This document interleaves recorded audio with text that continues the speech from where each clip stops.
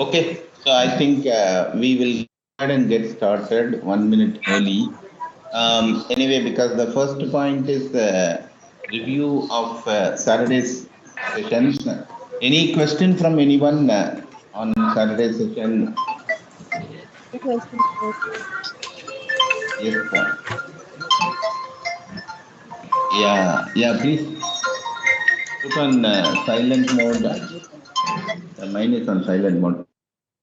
Please put the phones on silent mode and mute unless you want to ask any question or participate. You can always unmute whenever required so that others will not get disturbed. Okay, so Saturday we saw first introduction to ISO and then ISO 27001, ISMS, and then stakeholder analysis, and from stakeholder analysis, how to do the scope statement. Just good important point note here is that scope is not just inclusions and exclusions alone. Generally, we assume that scope means inclusions and exclusions alone. But in 27001 or for that matter in any management system, states that the scope has to be derived. It's not declared. Okay, that is what is the important point. It's not just declared. It has to be derived from. What are the points to derive? We have seen that the points to derive the scope is stakeholder analysis, because you can determine the scope only based on what the stakeholder needs, requirements from your company. That's how scope is derived, and your internal systems, technologies, your facilities. Based on all these things, the scope and business context. What services you are giving? What are the regulatory requirements for giving this service? So based on all these things, scope has to be derived. That is what we have seen. And then we have seen root cause analysis. You also done an exercise, but I got some feedback that the root cause analysis exercise wasn't that effective because that was the first exercise. Some people could not understand the case study, or some people were not aware of the case study. Some people, because the breakout rooms were a little bit complex, so couldn't get the required participation. So we will do the same root cause analysis study right now after this briefing session, review session of yesterday, not yesterday, sorry, Saturday's topics. After that, we will do the root cause analysis again. Doesn't matter. We have enough time. Don't worry. And then we also looked into, after the root cause analysis, corrective action, difference between corrective action, preventive action, understanding the need for root cause analysis. Then we have looked into primary two topics, risk management and auditing. Very important, very important actions in any management system. Okay, so risk analysis, what is risk, why the risk assessment is done. After risk assessment is done, you have to treat the risk. That is, the risk response has to be done. There are four risk response we have seen. I've also added another risk response, 5 risk response. You have to treat the risk response. It has to be periodically reviewed, and the risk register, risk assessment itself has to be periodically. It's not a one-time exercise. Then we have seen the auditing, very important audit consideration. We have seen that it's very common in any auditing methodology that audit is a fact-finding exercise, is not a fault-finding. Don't go with the mindset audit means you have to question and you have to find faults. Finding fault is not the objective. We have to do the fact-finding and see how to improve the system. That is what is the objective of any audit. A good, effective audit report has to have certain things, minimum. One is, first, the audit criteria has to be established very clearly. Criteria in the sense, what is the objective of that audit? What are the boundaries of that audit? You can't do audit. That's why we say that you can't go and do audit and ask any kind of questions and evidence. You have to be very specific to what is the objective of the audit. If it is for ISO 27000, it has to be restricted within ISO 27. Nothing should be outside the ISO 27001 requirement. You cannot say, no, this will also be good for you. Organization, that is not the objective of audit. Okay, that is a consulting exercise.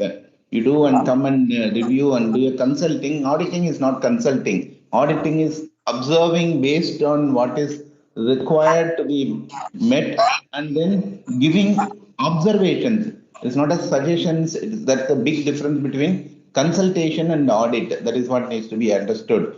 Audit objective is not to give a consulting advice, opinion. Audit objective is only to note down the observation. This is what has been seen, and this is what should have been there as per 27001, and this is what is the deviation, and for this deviation, what needs to be done. That's the whole objective of audit. So, any audit, good audit exercise report should have the audit criteria, and then audit objective, audit scope. Scope is basically like what functions that audit covers, what are the boundaries that audit covers, and what are the boundaries that audit doesn't cover that need to be stated specifically. And then audit methodology, how the samples are taken, how the findings are, on what basis, how it is classified as conformance, OFI, minor NC, what is the definition of that?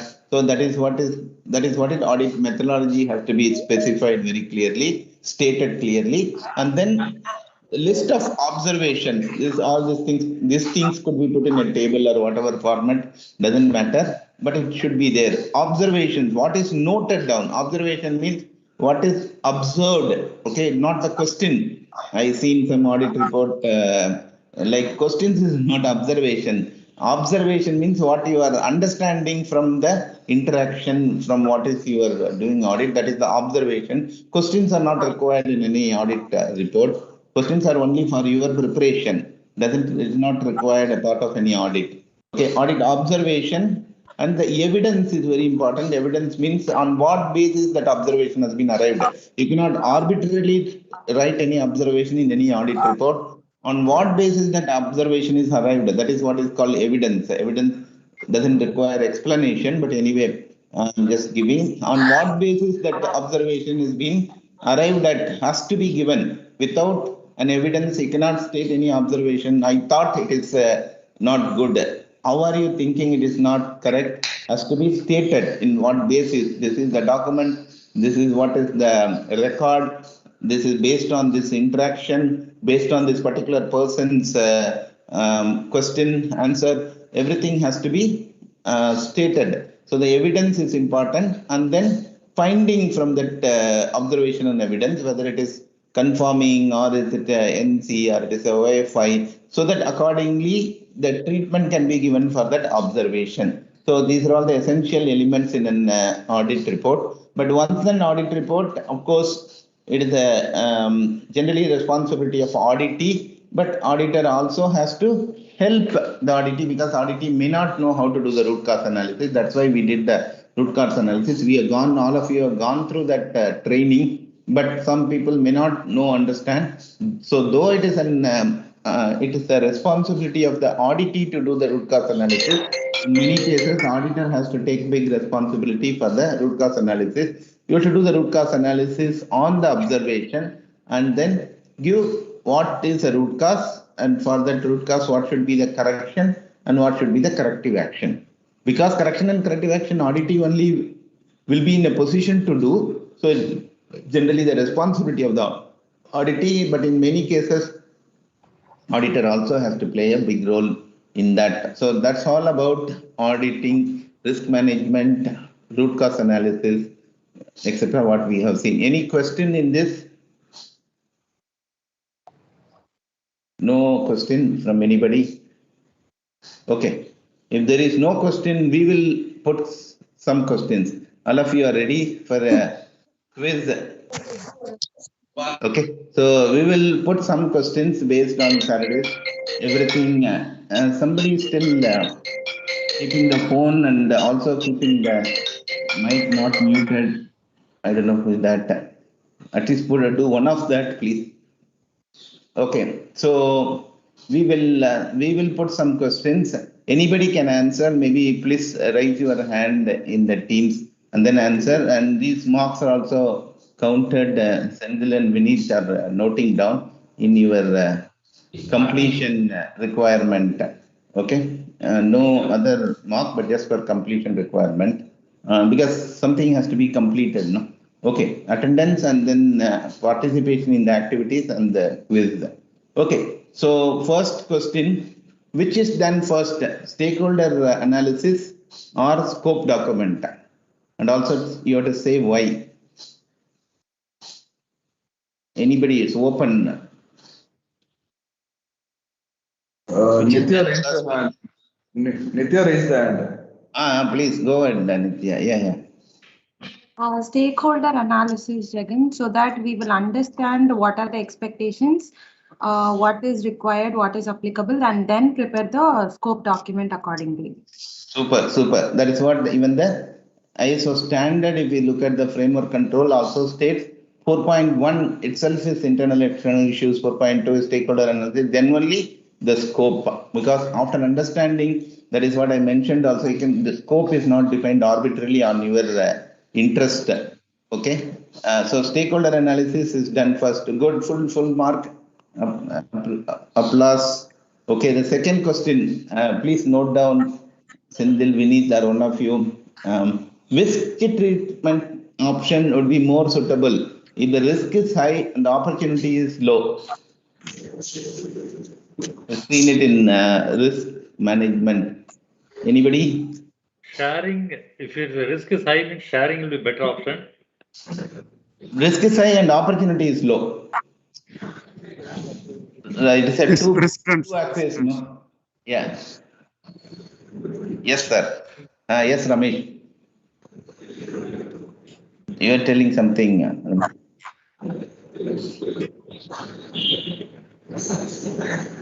Risk is high, opportunity is low. Venkatesh, you want to fine tune that? Both. Risk transfer is. Transfer it can't come actually. Risk is very high, but whereas the benefit is very low. There's a risk transfer. Risk transfer option is. Which one? We can withdraw actually. Better avoid. Withdraw. Why we have to even get that business? Suppose we are considering a business is risk high, but the benefit from that business is not, then better to avoid it. It's just better only. Of course, if we can decide depending on the business context, better to avoid it. Meaning not even get into that. Suppose in your ISMS you are getting into some risk and then you are finding that the risk is very high, but benefit of doing that, say for example, implementing a new server, new application, or a new process which you are implementing, risk is very high, but the benefit is very low, then we will not even implement it. That is what is avoided. Vignesh, you wanted to tell anything? Yes, sir. In this condition, uncertainty condition, we can. Yes, sir. We can able to avoid, optimize or retaining risk, sir. That is avoid. That is what I said. Okay, so this question goes to nobody. Okay, is additional controls required for the risk treatment option accept? You would also have to tell why. Additional actions, steps required if we have taken the accept as the risk treatment. Is that additional control or compensating controls, Jagan? Okay, good question. We have not discussed about compensating controls. So it is out of syllabus. Okay. I have not told about compensating. So additional controls, additional actions, a risk treatment plan, is it required if the response is accept? Response is accept only if the risk is low. Not required, sir. Not required. Why? Because we are accepting risk. You're accepting the risk. Okay, good. Full mark to Ramesh, no? Yeah. Okay, so not required because we're already accepting the risk. So Nitya mentioned some compensating control. Compensating control is some control which are not directly related to the treatment of the risk. If it is directly related to the treatment of the risk, it is risk response. But if it is not directly related to the treatment of the risk, we are not able to implement anything directly related to the treatment of the risk. But some other controls we are mentioning by which it is improving, the risk is improving, then it is called compensating control. Okay. Now, fourth, what are the check processes in a management system practice? QMS, ISMS, anything. We said PDCA, no? Remember PDCA, plan, do, check, and act. What are the things, essential components of check in a management system?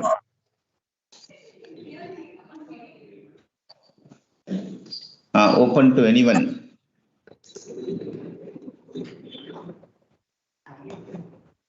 Open to anyone. Yeah. Somebody has to answer, no? Then only you can go to the next one. So many people are there. So plan, check and planning, execution, reporting and closure. Planning, execution, reporting, closure covers entire PDCA. I'm saying only for the check.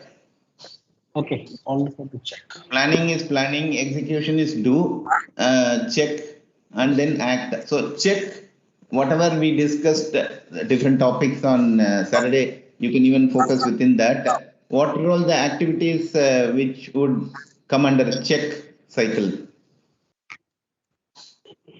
Check like audit, Good. stakeholders Audit. requirement.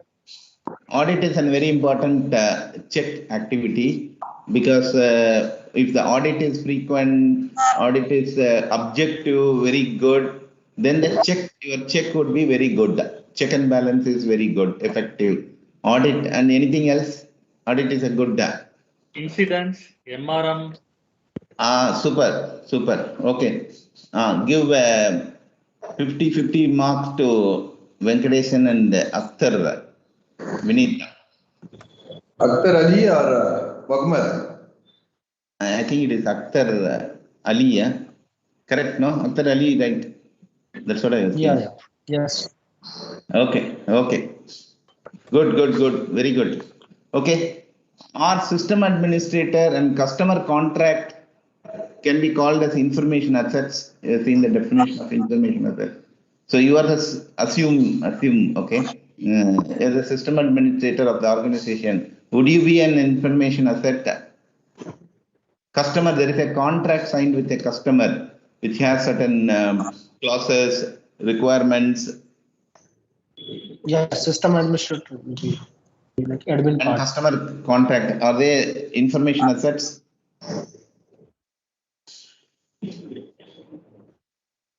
Anybody who is why? Yeah, it is a asset actually because Okay, it has a details of completely about complete asset of the organization. Super. Okay, so information asset, because we said the definition of information asset in ISMS, in ISO 27001 is anything which has an information value to the organization, not necessarily financial value to the organization.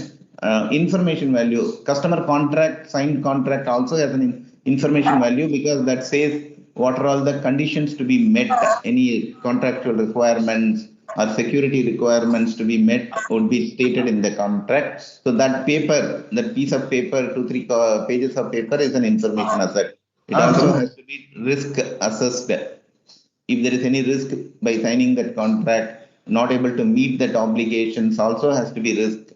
That is why system administrator is also an information asset because that also has an information value to the organization. Anything which has an information value to the organization is an information asset. It's not necessarily a physical form and then has a purchase order and financial. That is the finance job.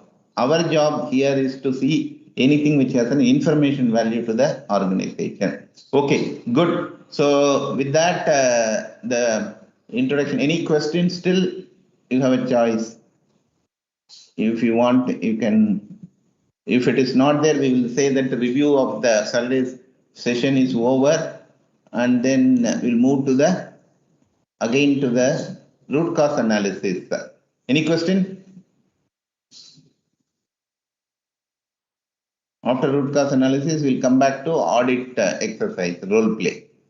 There is also another feedback that maybe the breakout rooms have too little presence power number. So some breakout rooms were not very effective because not many people were there participating fully. So we will not have breakout room for this audit. We'll see as a single session only, no breakout rooms. Okay. And there is also another feedback, like for some people, especially for some beginners to management system, as such, this speed is fast, little faster. So we'll make it slow. I will make it slow today. Okay, slow pace. Okay, sure. So this again, considering some people have already done it, some people couldn't do it. So we will repeat it quickly. Same exercise. I don't know whether now we have gone through the case, but this is the case. If you want, you can go through the case, and again anybody can participate. So I am assuming that we will do like this. Whoever has already more or less participated, they will be the IT team.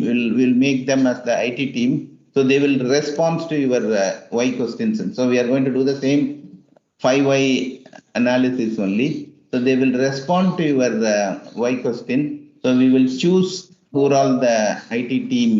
Yeah, Sirish is just joining. So Sirish is the IT team. Okay.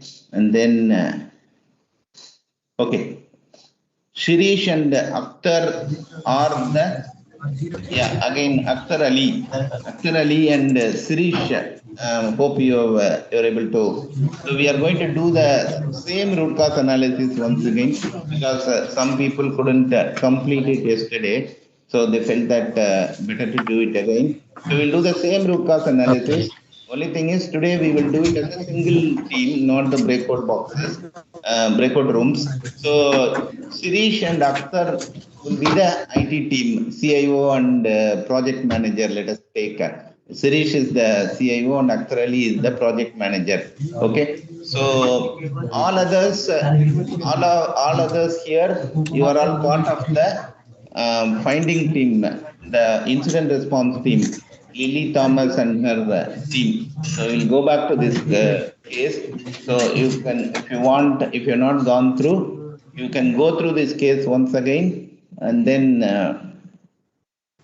the material also there with you. You can see it in the screen, or you can open your system and see the material. So understand the situation, understand the case, then you can ask the questions. Because as I said, it need not be restricted to 5 questions. Ask any question, but question ask in the 5 why technique basis. Don't ask random questions. Sirish and Akhtar will answer, or one of them will answer your questions based on the response and what you see. Of course, that you can't see today, but just only based on the response and based on the empirical data and the response, you have to arrive at the root cause finally. Whether that response sounds the thing, you have to find out based on the evidence. That is the incident response. This is an exercise for incident response also. Okay, can we start? I think anybody can ask except Sirish and Akhtar Ali. They have gone through, they were in my planned room was good room. Completed the exercise also. Okay. Yes, sir. Can we start? Who would go first? Why? Somebody has to go first. Why? So Sirish, there is Venkateshan here. Go ahead. Shoot your question. Well, first question, that is, why this has been not identified this issue during the UAT? Yes. Sirish, Akhtar, any one of you there? The discussion. Yeah. UAT was not done because there was some pressure from the VP of the this. What was the pressure? So that's why, because of pressure, we have not done the UAT. That's why it's. Yeah, what type of pressure you got it actually? It is you need to complete it in within a time or time bound, or it is what type of pressure?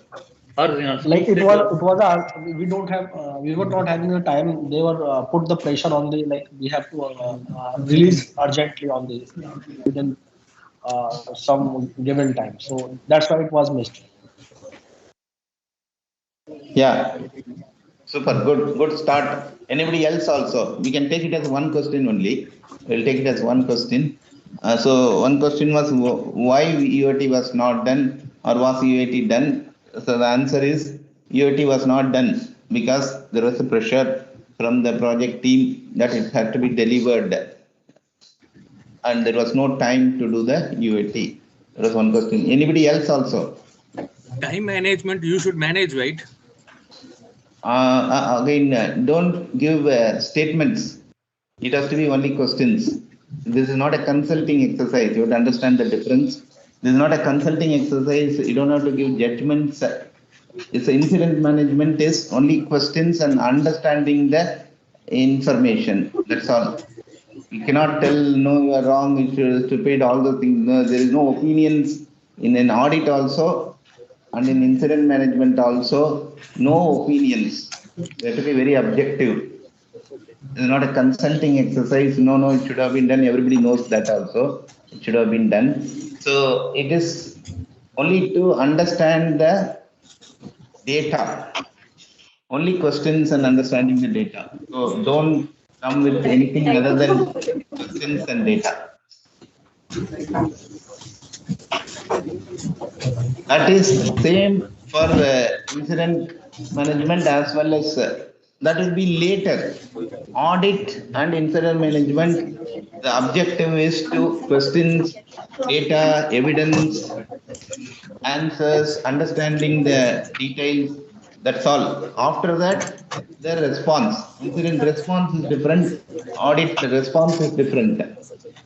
Right now, it is only the incident management or incident details have to be, root cause has to be found out. That's all the objective. No consulting, no opinions.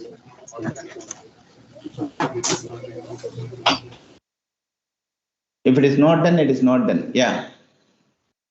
Nitya, yes, you wanted to ask something.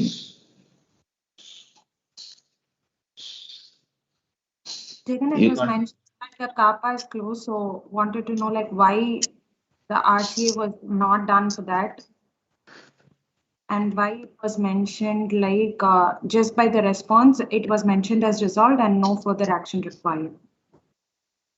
Okay, so you are going back to not the original incident. After the incident was raised, the CIO has reported back saying that it is closed, but he has not done a root cause. That is what you are asking. Yeah. Okay, good. Good. Any good question. Any response? Okay, I will do the rest. Okay, I will respond on behalf of Suresh and Akhtar that no, we were asked to fix the issue, so we fixed the issue. We didn't. We were not told that root cause has to be done. The email from the CEO, Mr. Janaki Raman, said that the issue has to be fixed. We are in big trouble, so we just focused on fixing the issue. That's all. Simple. Any other question? Yeah. And So, Yeah. so first priority was the fix the issue. Then later we'll do the RCA and we'll share the complete RCA with the all the Oh, members. super. Yeah, my person is more. He thought that there is answer. Yeah, he thought that the focus attention is to fix the issue first, not to keep doing this cause and all those things. yeah, That's that's all true. later. Corrective action. That's all later, not now. Priority is to fix the issue. That's what we thought. Okay, whatever, right or not, that is what we thought. Again, right or wrong is not the decision right now. For your objective is to collect it. Okay, it is like this. That's all. Move forward. Any other question? And the question should be based on the previous answer also. Then only the chain will go up to the root cause. No, this is a good question, but it is completely unrelated to the previous question. Previous question was on the original incident of bugged software. This question Nitya asked is on the fixing process involved in fixing the issue once it reported. Two are unrelated, not related. Questions have to be based on the answer to the previous sin so that you can arrive at the root cause. Any other question?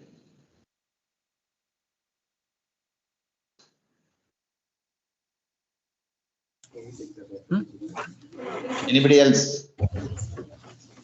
Anybody, even no problem, don't worry. Even if it is a stupid question, also no issues. Go ahead. That's how we can understand, no? Even if it is wrong also. Any other question? Somebody is talking or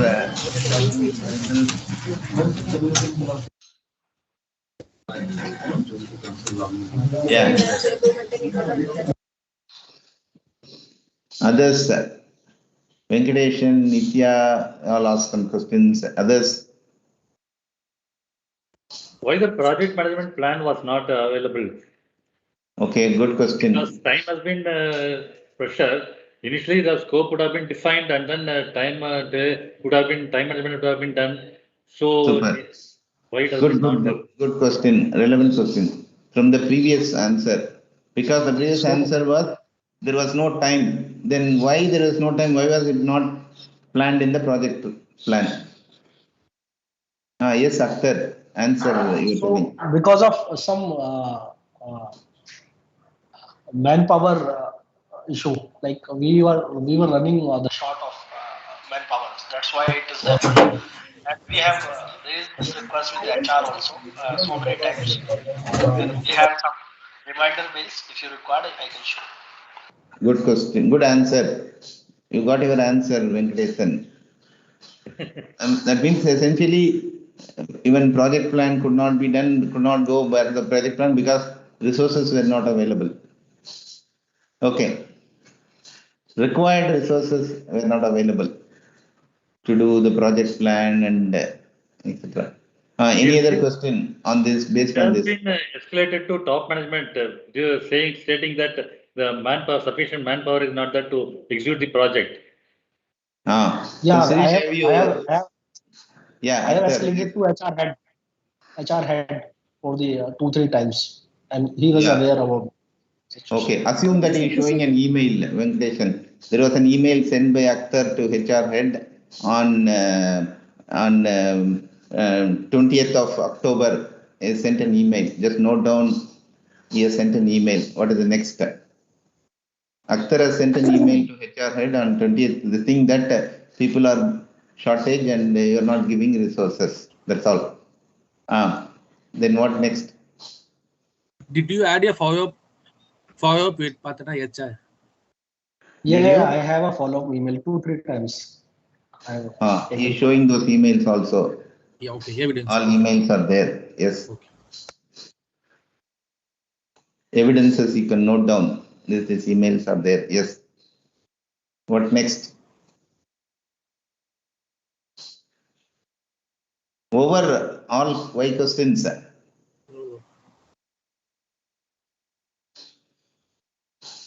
Any other Y question from anybody? So what is the root cause? If it is over, it is stopped.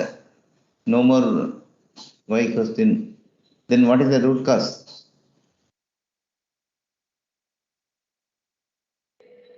Okay, I will tell it is not over yet.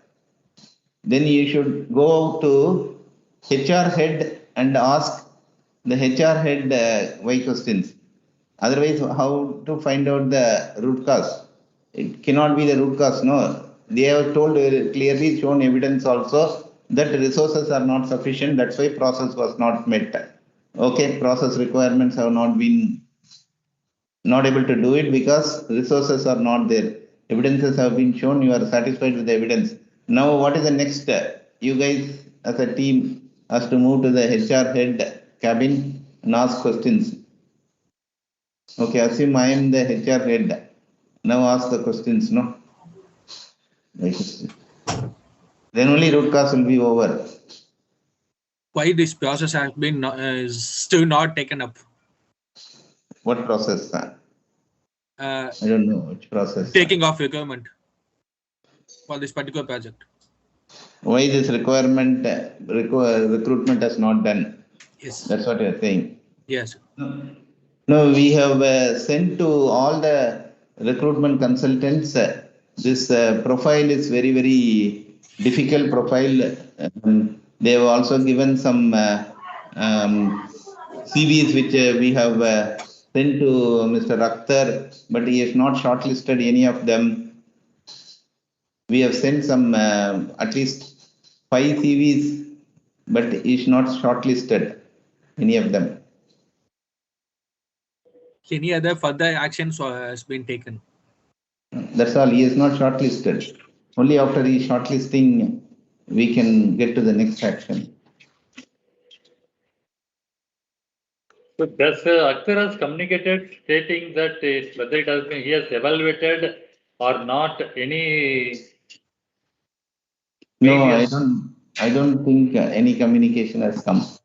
Okay, it keeps on going. Okay, let us this thing that he has communicated stating that they are not suitable to his requirement.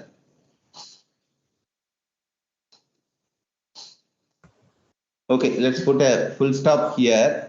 So he has communicated stating that this is not suitable to the requirement. We have gone back to the recruitment consultant, but they are not able to give any further resumes.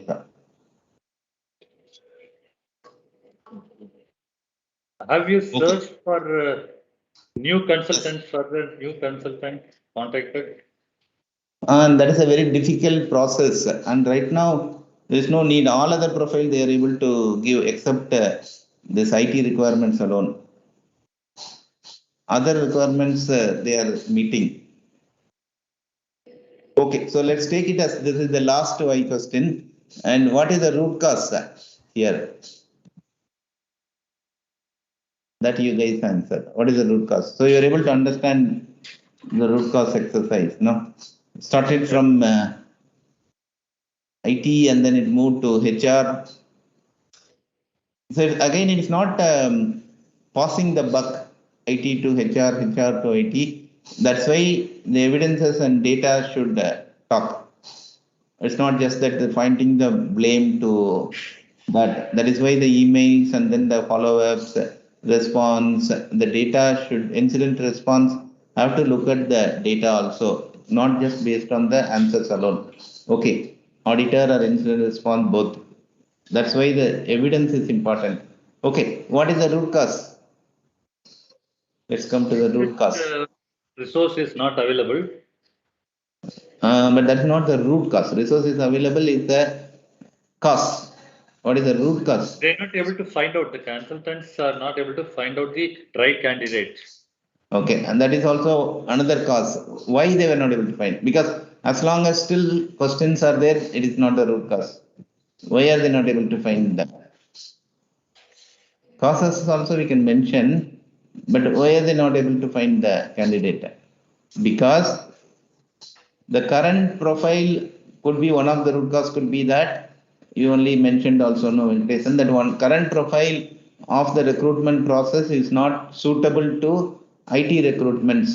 The list of recruitment consultants, they are not sufficiently experienced in IT recruitment. They may be doing the other recruitments good, but not good in IT recruitment. They don't have enough expertise in shortlisting the IT profiles.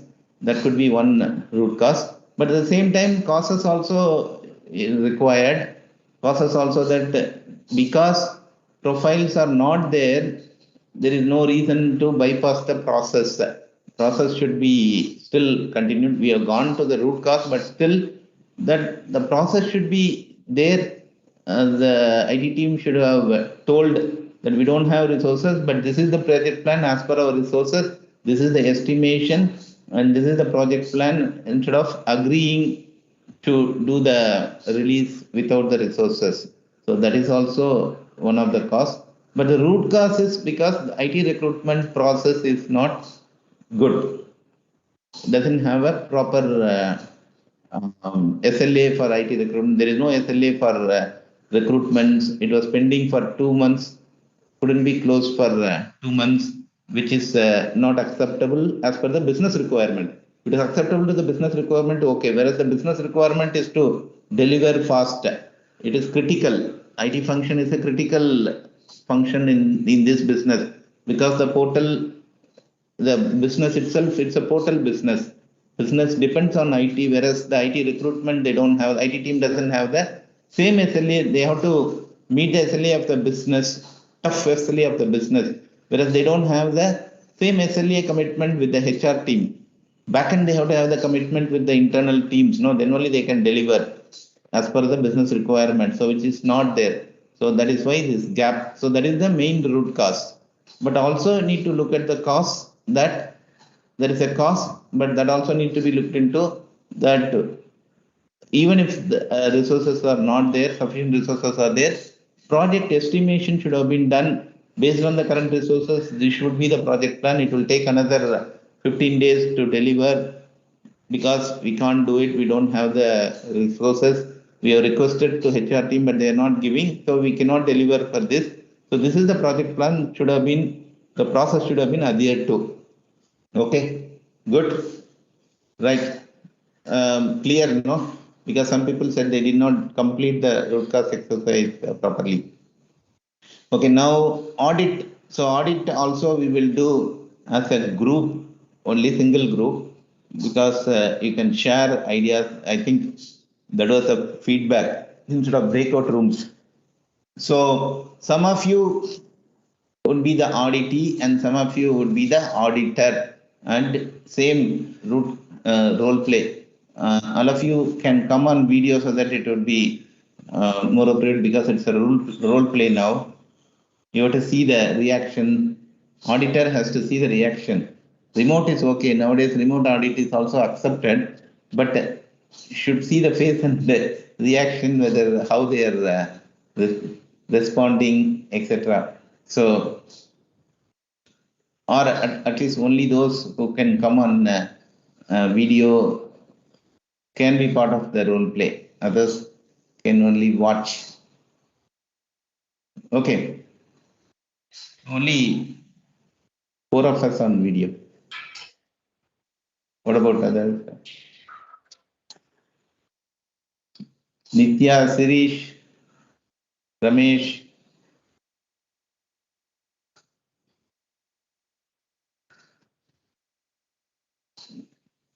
Come on video, no? Sirish.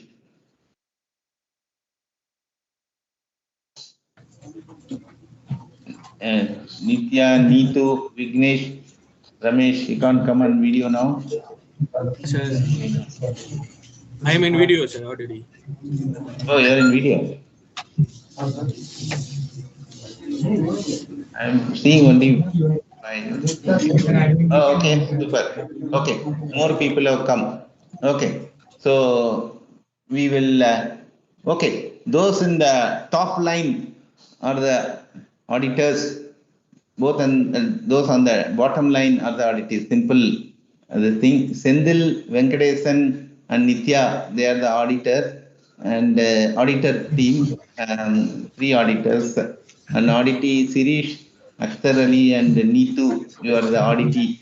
So we will take which function. Yeah, auditee. You have to tell which function you are more comfortable. We are okay. They are also okay. Auditor will quickly get them prepared for that function. Which function you want to take the audit?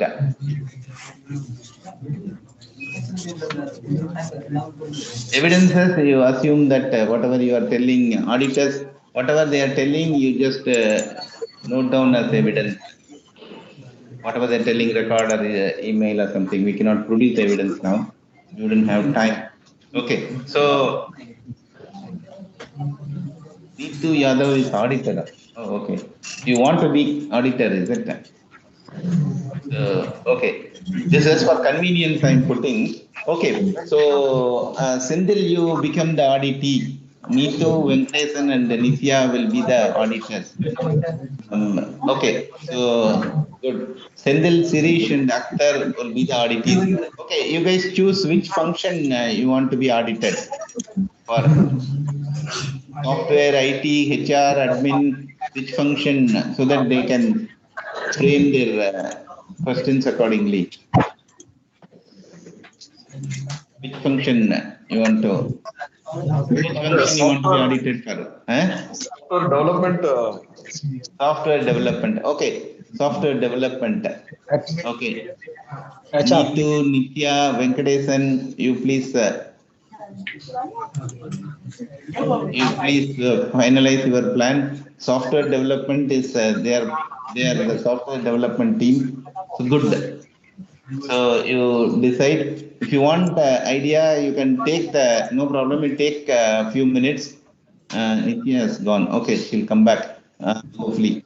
So you can take few minutes. You see the ISO 27001 control reference. Just for easy thing, you can first focus on A14. If you want, you take that Excel sheet also. No problem. You'll wait for a couple of minutes. A14 you can take. Suresh wrote IT. You guys decide. I have no problem. IT or yes, anything is fine with me. Eh? IT or software development is fine with me. Okay, so software development they will take software development. Okay. A14 you can look at Venkatesan, Neetu and Nitya. Okay. 14.1.1, 14.1.2, you ask questions, then they will show evidence. They will keep showing evidence. You just note down that as evidence. You don't have to see the evidence. Yeah. Okay. Nitya, are you ready? Mute. I guess Lucas can start. I will be unmuting. I will ask. Okay. Sure. Okay. So you guys start. Yeah, I will just start it. Sir, what exactly the product has been developed? So basically,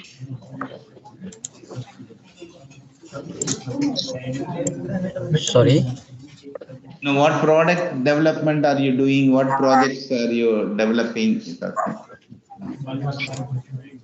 Yeah, it's a software that we develop is for online portals for shopping carts and all, just like Amazon or Flipkart or something like that. okay, great. Since it is a online shopping, what type of security measures you are taken into consideration for this product development? Security reasons is the First one, all the traffic from the customer and customer payment details and all should go through a secure channel to the banks. This is the first requirement as far as financial transactions are done. So auditors, are you noting down that? Take a piece of paper and start noting down the observations. Auditor's job is a little tougher than audit generally. We think auditing only is tough. You have to note down, no, then only you can prepare the report. Yeah, so payment transactions should go through 128-bit SSL channel itself. So this is the major security what we have to overlook onto that point. And further, all our web pages are built on 443 port, which itself runs on SSL. All the code that is developed is been deployed securely on the web servers through the cloud security, using cloud security and firewall on each of the web servers to block the unnecessary ports and everything. So completely, apart from servers, everything is on cloud, right? Right. Okay, okay.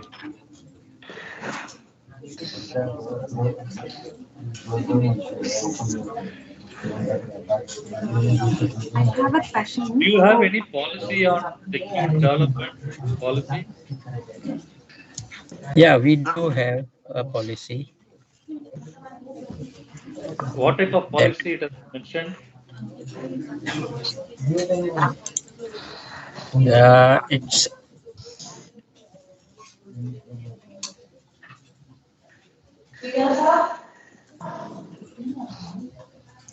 it's all the information involved, that is securing application services on the public networks. Okay, great, great. So you have mentioned there is a policy. So how frequent are we reviewing that policy? It's reviewed on quarterly basis. Okay. Once in 3 months. Okay. And if there are any changes to it, like for example, when you develop a product as such, would there be a testing phase or you do that in the live? No, every phase will have a testing phase for a limited time on which we do all type of testing from inside of the network as well as from the outside of the network. And all those points are measured in terms of security. And then once finalized by the internal team, then we deploy it on the production side.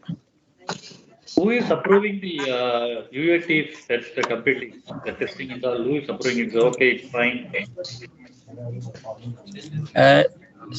UAT could be approved by CIO. Okay. And he is not in this audit, is it? Okay, he is not in the audit. Okay.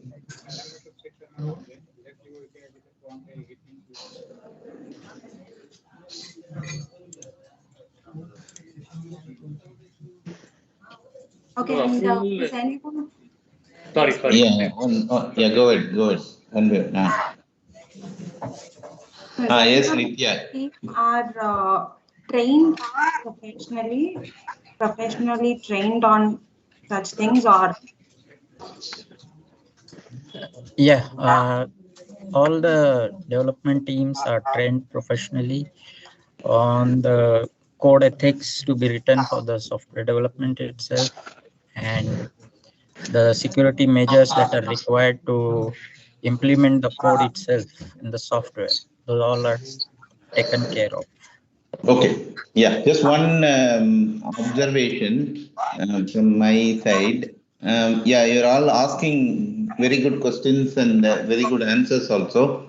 But as I said, one important thing is also to note down the evidences. Every observation has to be associated with the evidence. Otherwise, the observation is not valid in an audit.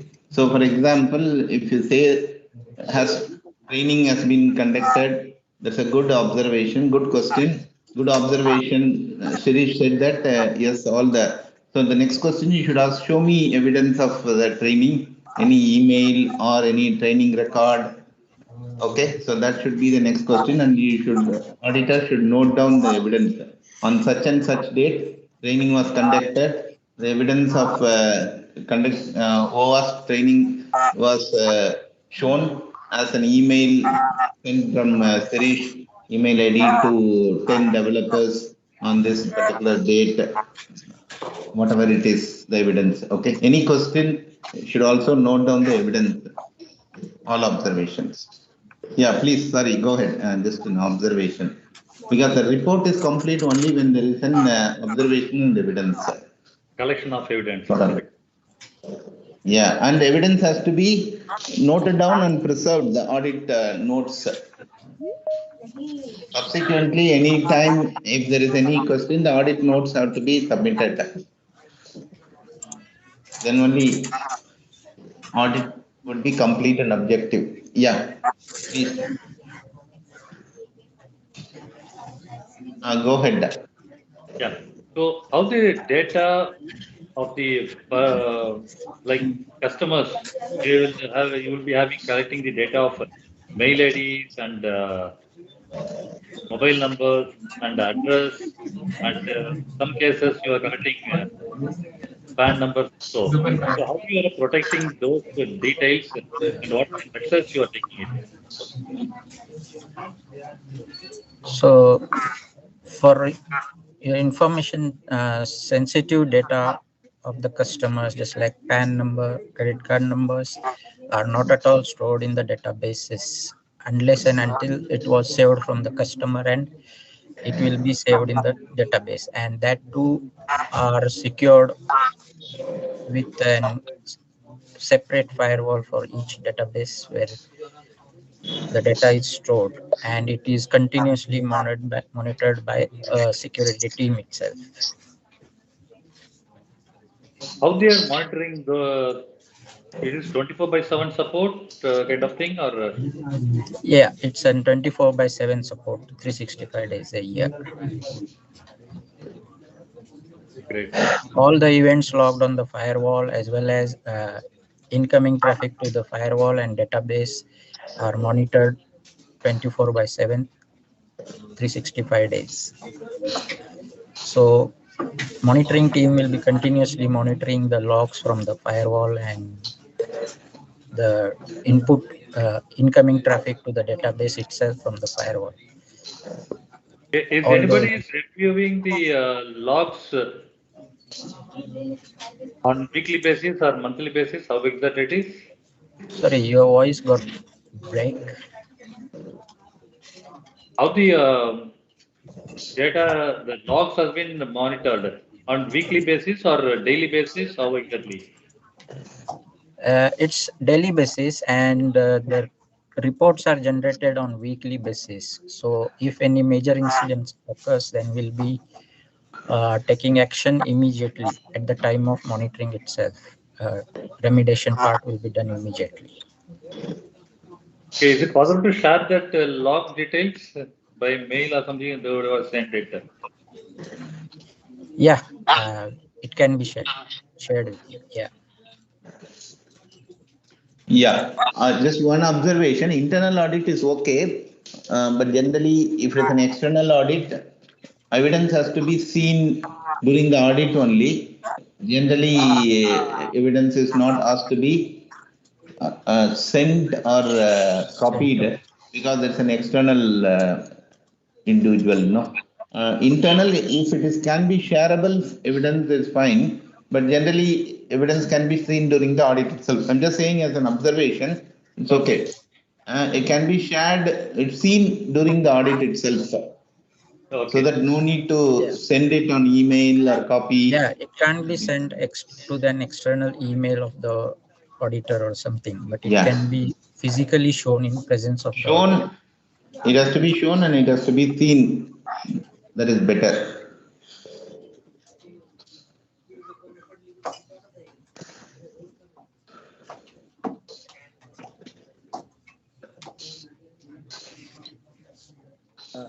Any other question? Right. As of now, I think that's it. Beyond that. Yeah, but it is only one. What happened to the other auditors? Neetu, Nitya, any question? From my end, just not a close-ended question as such. Can you explain in detail, like what exactly is the process all about? What you do? Who are your stakeholders? How do you handle everything? This is one whole question. Over to you to explain everything. Yeah, open-ended question also can be there in audit. Audit doesn't mean that has to be pointed questions only, because unlike incident audit, you have to understand the function.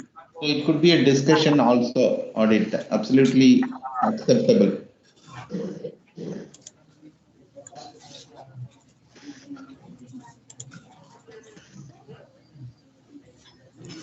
See, our stakeholders would be the customers on our platform who will be making transactions and all. Those are also the part of the stakeholder. We treat them as a stakeholder, and as a part of the process, we have our management as a stakeholder, like CFO, director bodies of the members. All those are our stakeholders, and the overall process is totally online, so it all goes on the process of DevOps, that is continuous integration and continuous deployment process. Super.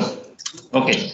Of course, we cannot complete the entire software development audit. Normally, the development audit means it can go for 1.5 hours minimum or 2 hours. So we can't complete it. It's just for a sampling basis, how an audit happens, how the notes are taken, how audit observation, etc. Anybody else also can ask questions, who were not in the 6 selected. Anybody else want to ask question quickly?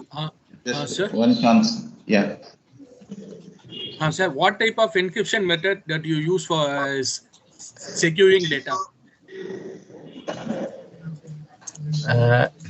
It's 128-bit SSL encryption, what we use for data encryption.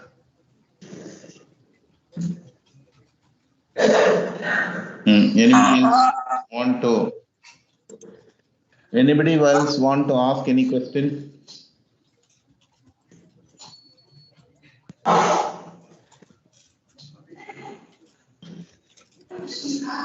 Any other question? What kind of testing methodology was used, sir? Testing is done on use case basis, as we do it internally as well as from the external parties as well.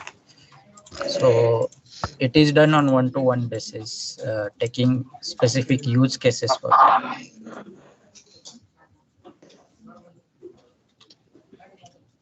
Any other questions? How do you know that the customer was satisfied with your project, sir?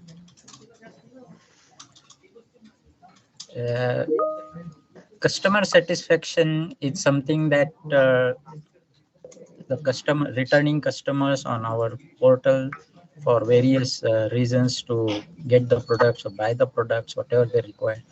The returning customers are just checked on the database, and we get to know how the customer satisfaction is going on. If the customer which comes for one time and doesn't come later, then it can be something related to their requirement as we are not providing them, or it may be something else. So it cannot be directly related to the customer satisfaction, we'll have to get the survey done on an yearly basis or 6 months basis.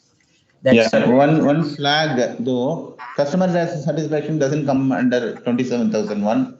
In 27,001, the only thing could come is customer requirements on security only can come. Customer satisfaction is not part of 27,001. Okay. It has to fit the class. It doesn't fit in any of the ISO 27,001 class. Okay, sure. Okay, we will probably stop with this if there is any other. Okay, one last. Anybody else wants to ask any question?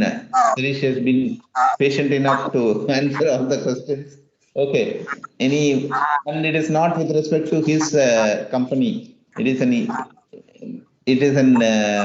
imaginary company. Don't XYZ worry. company. Imaginary process, imaginary company. Okay, right. So you can. That's why you can ask freely any question that way. Okay, one last question. Yeah, somebody has raised the hand. Please go ahead. Last question. Jagan sir, I Neetu, have one yeah. question here.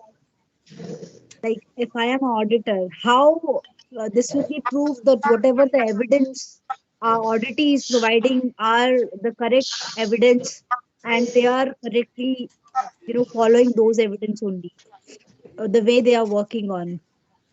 You have to Like, ask. I am an auditor. You have to ask for evidence. Say, for example, Sirish now said that no, we are following security practices during coding. So the auditor has to ask, how do you follow, or is there a procedure document? Show the procedure document. Auditor has to go through the procedure document, note down the reference of the procedure document of the evidence, and has to satisfy themselves, himself herself, whether the procedure document is correct. If the auditee says a training is conducted, so auditor cannot just like that take saying that training is conducted, then that observation is not valid.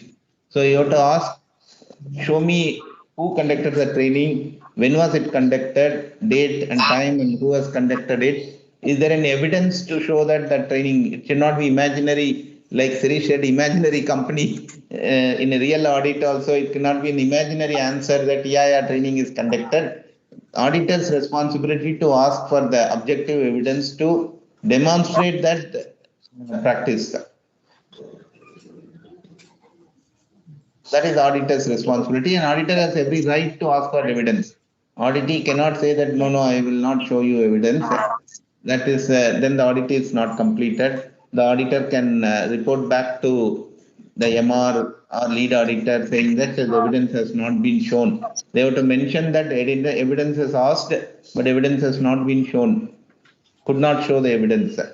If some time can be given, like Vineet mentioned, no, if evidence cannot be produced immediately during the audit, may be possible. I have to search now. I'm not having it in my hand. That is possible. Then you have to give auditor, as an auditor, has to note down that evidence has not been submitted during the audit. The auditee will submit it later. You can give a time, 1 day, 2 days, and auditee can come back and show the evidence. But unless and until the evidence is shown, that observation is not complete. Report cannot be produced and has to satisfy that the evidence is correct and the thing. Otherwise, you can also note down that also as an observation, evidence has been shown, so evidence has been shown, but the evidence doesn't meet the requirement because of whatever reason. That also has to be noted down. Okay, good. Okay, so we will close the audit role play. Now, I will just quickly take you to we'll see with respect to the auditor, this is a Bible. Okay, I'll share the screen. You all of you have that ISO 27001 reference. Because it is a software audit, mostly it is easy. If you see the mapping here, I have given also in the third sheet.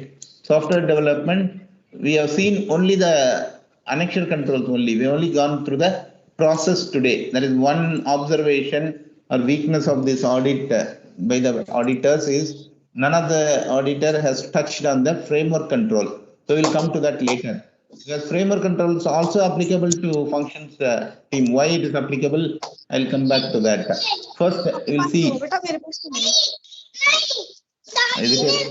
Oh, okay. Not a question, no. Okay. So we all covered A14, but there are also certain other domains applicable to software team also, like A6.1.5. I have mentioned. What is A6.1.5? Why is it applicable? Also, in C. So 14 is what for the software, but some other also has to be checked. Information security in project management is also applicable to software. As an auditor, you have to do a prior preparation. What are the controls could be applicable for that function?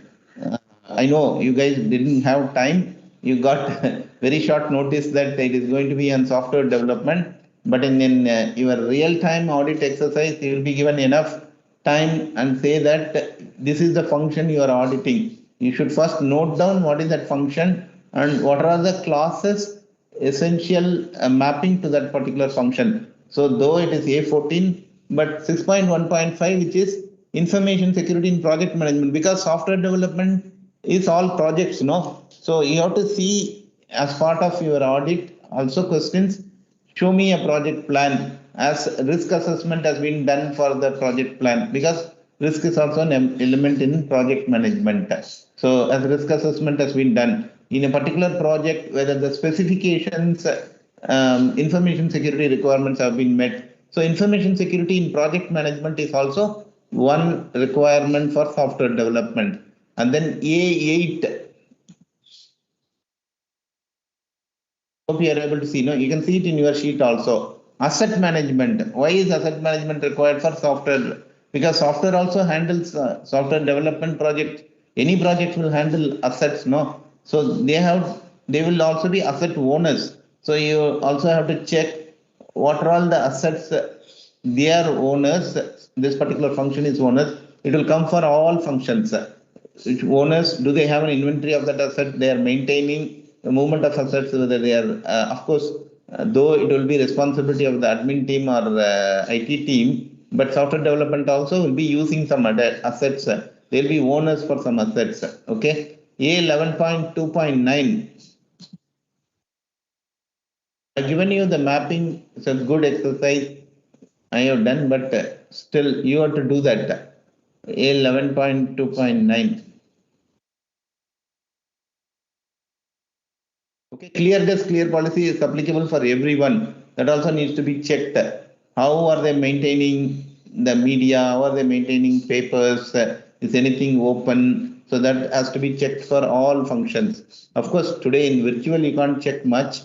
That's okay. Then 12.2, that will be, I think, anti-malware. Every function you have to check that anti-malware. Okay, that will be, because even though IT is responsible, they have to be individually responsible also. That's our philosophy always. 13.2.4.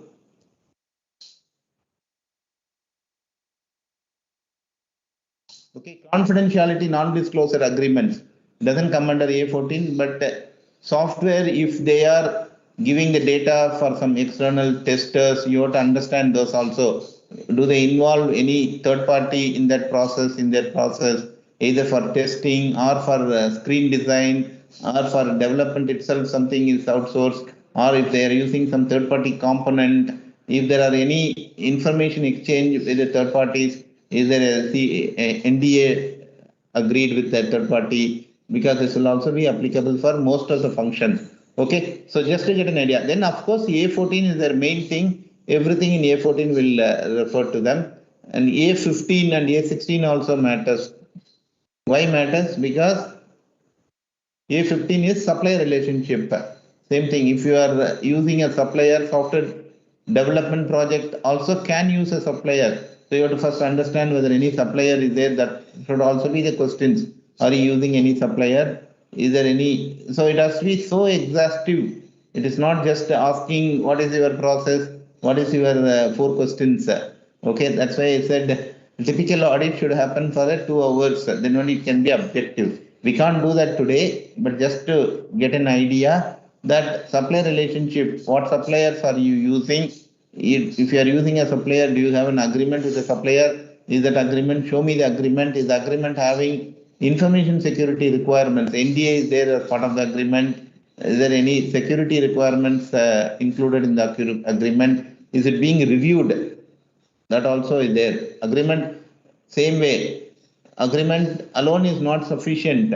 Agreement, performance of the agreement has to be reviewed. Whether the suppliers are meeting the agreement requirements has to be, that is 15.2.1 and 2.2.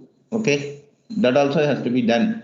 And 16 also, it got incident management will be applicable to every function. Okay, of course, it can be checked with whomsoever is responsible for incident management, but generally it's applicable to all functions.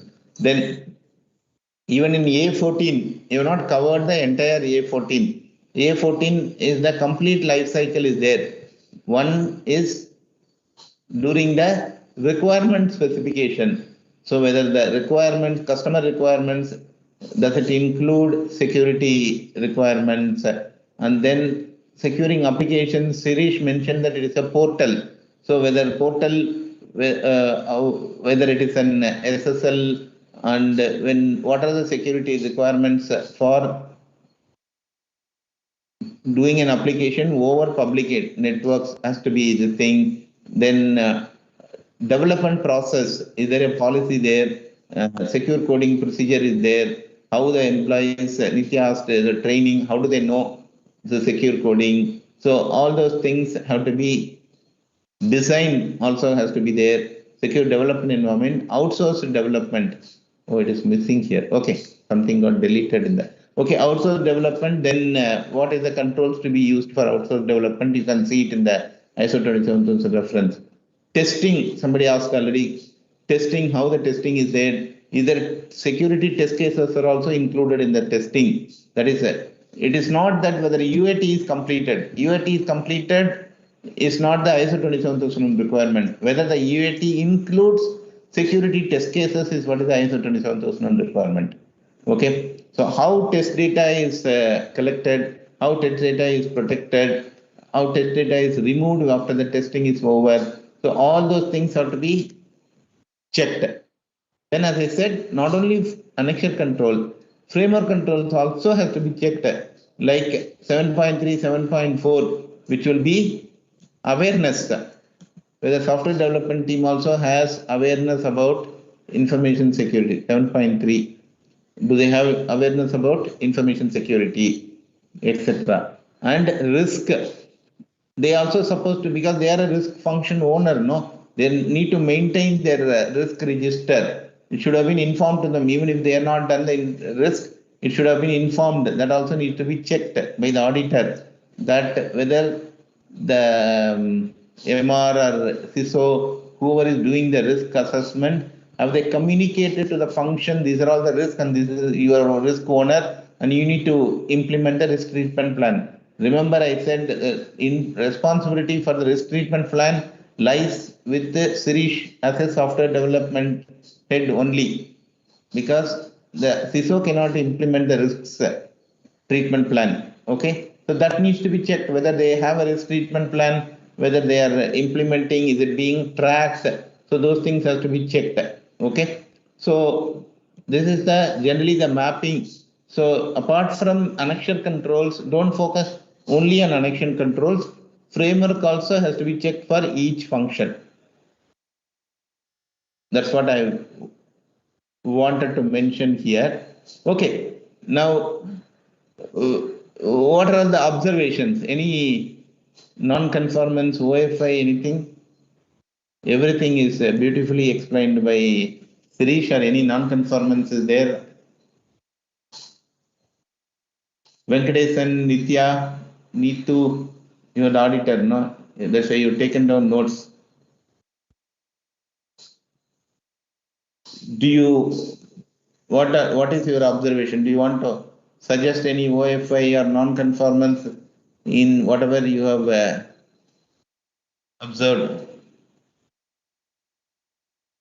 With the collected data, we were not able to get in. It was all minimal.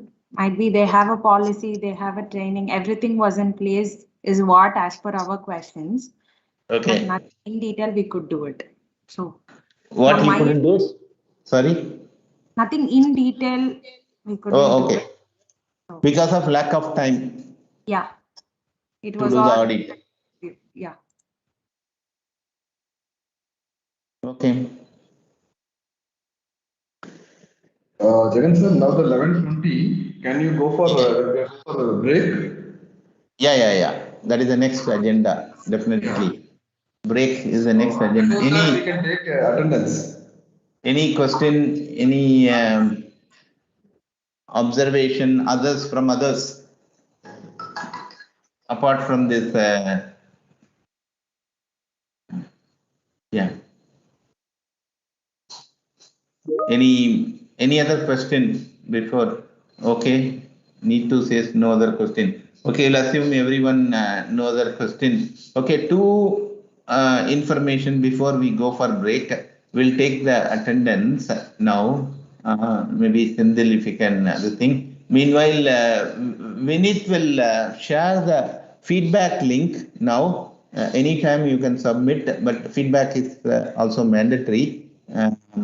Generally, we would like to keep it anonymous, but because it's a training program, we would like to know the feedback.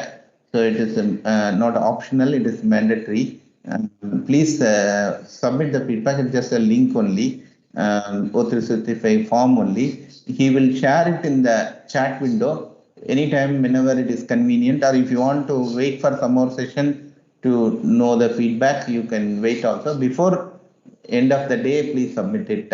Okay. So he's already submitted it. I will share the screen also. So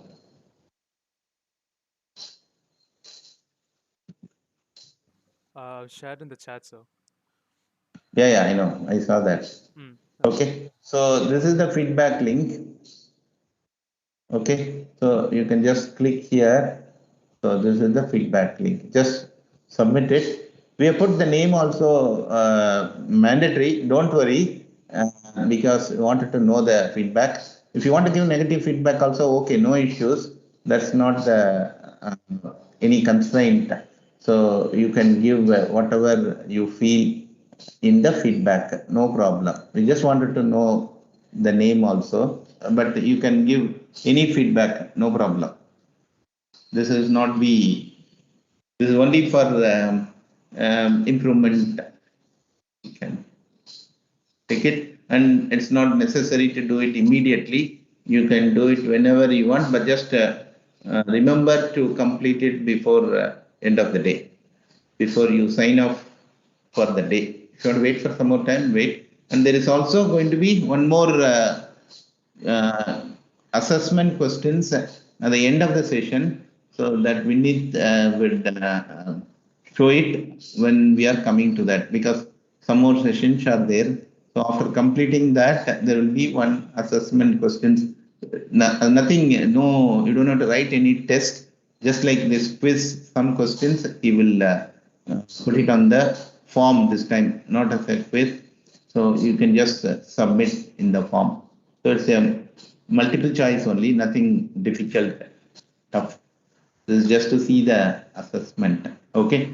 So just please note down both the assessment question and the feedback form is mandatory for completion of the training program, training assessment. Okay. So we can take break. So we can come back by 11:35. Any other question, doubt in this? So before that, we can take attendance now. Yes. Before that. Can you all come on videos? Jagan sir, you can stop sharing the screen. Yes. Yes, done. Okay. Thank you. So, participants, can you all come on video because the attendance is mandatory.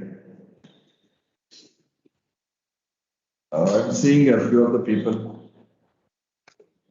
What about others? Just a few seconds, if all comments can finish up that. Yes, one by one, they're all shy. Attendance mandatory. They're all shy to show their face.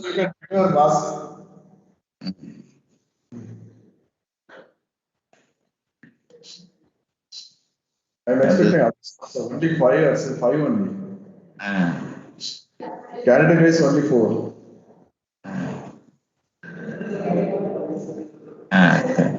So others, Okay. Can you able to see me, sir?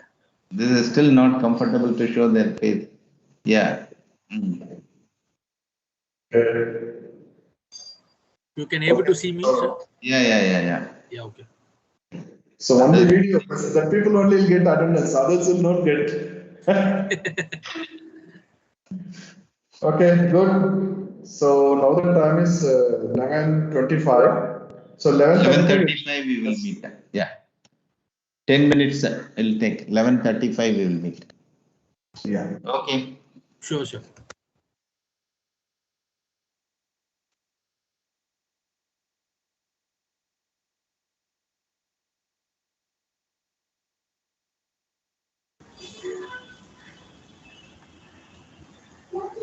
Vineet. Hello. Yes. Are you there? I'm here, Sule. Okay. Just a minute. I have a doubt. Okay.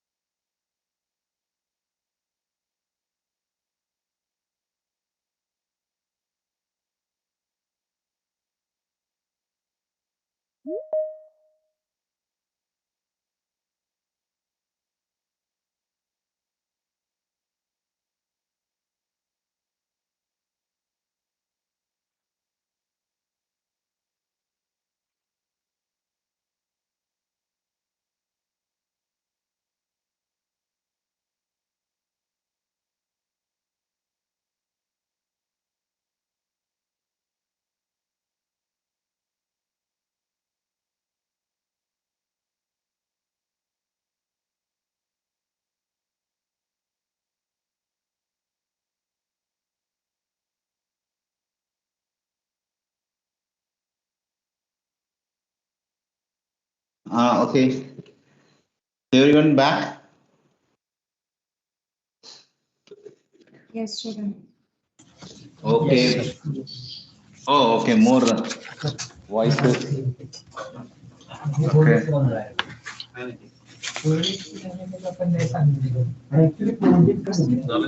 Good, good, good. Yeah, now probably you can mute.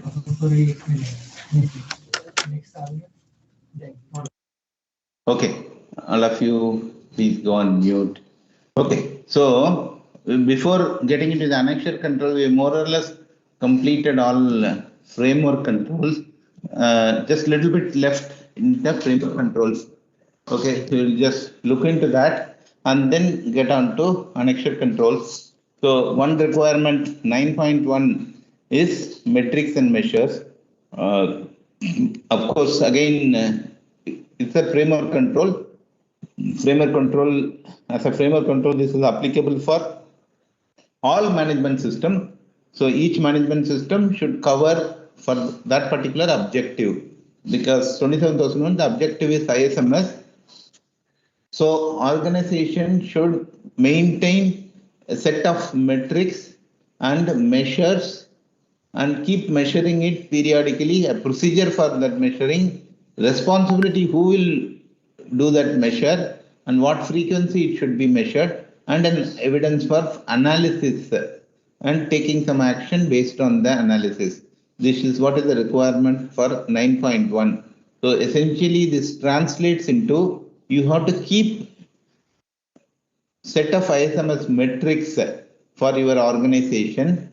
It should cover various functions. It cannot be just one metric that is sufficient. It should cover various functions. There should be some metric on IT, some metric on software development, some metric about the framework control itself, how well the audits are being done, or how well the risk treatment process is happening. So that also can be a metric. And IT, software, HR, admin, every function, there should be some metric available. Okay, so that is what is the framework requirement states. And this metric should be measured, it should be measurable metric. You cannot say audit should be done well as a metric.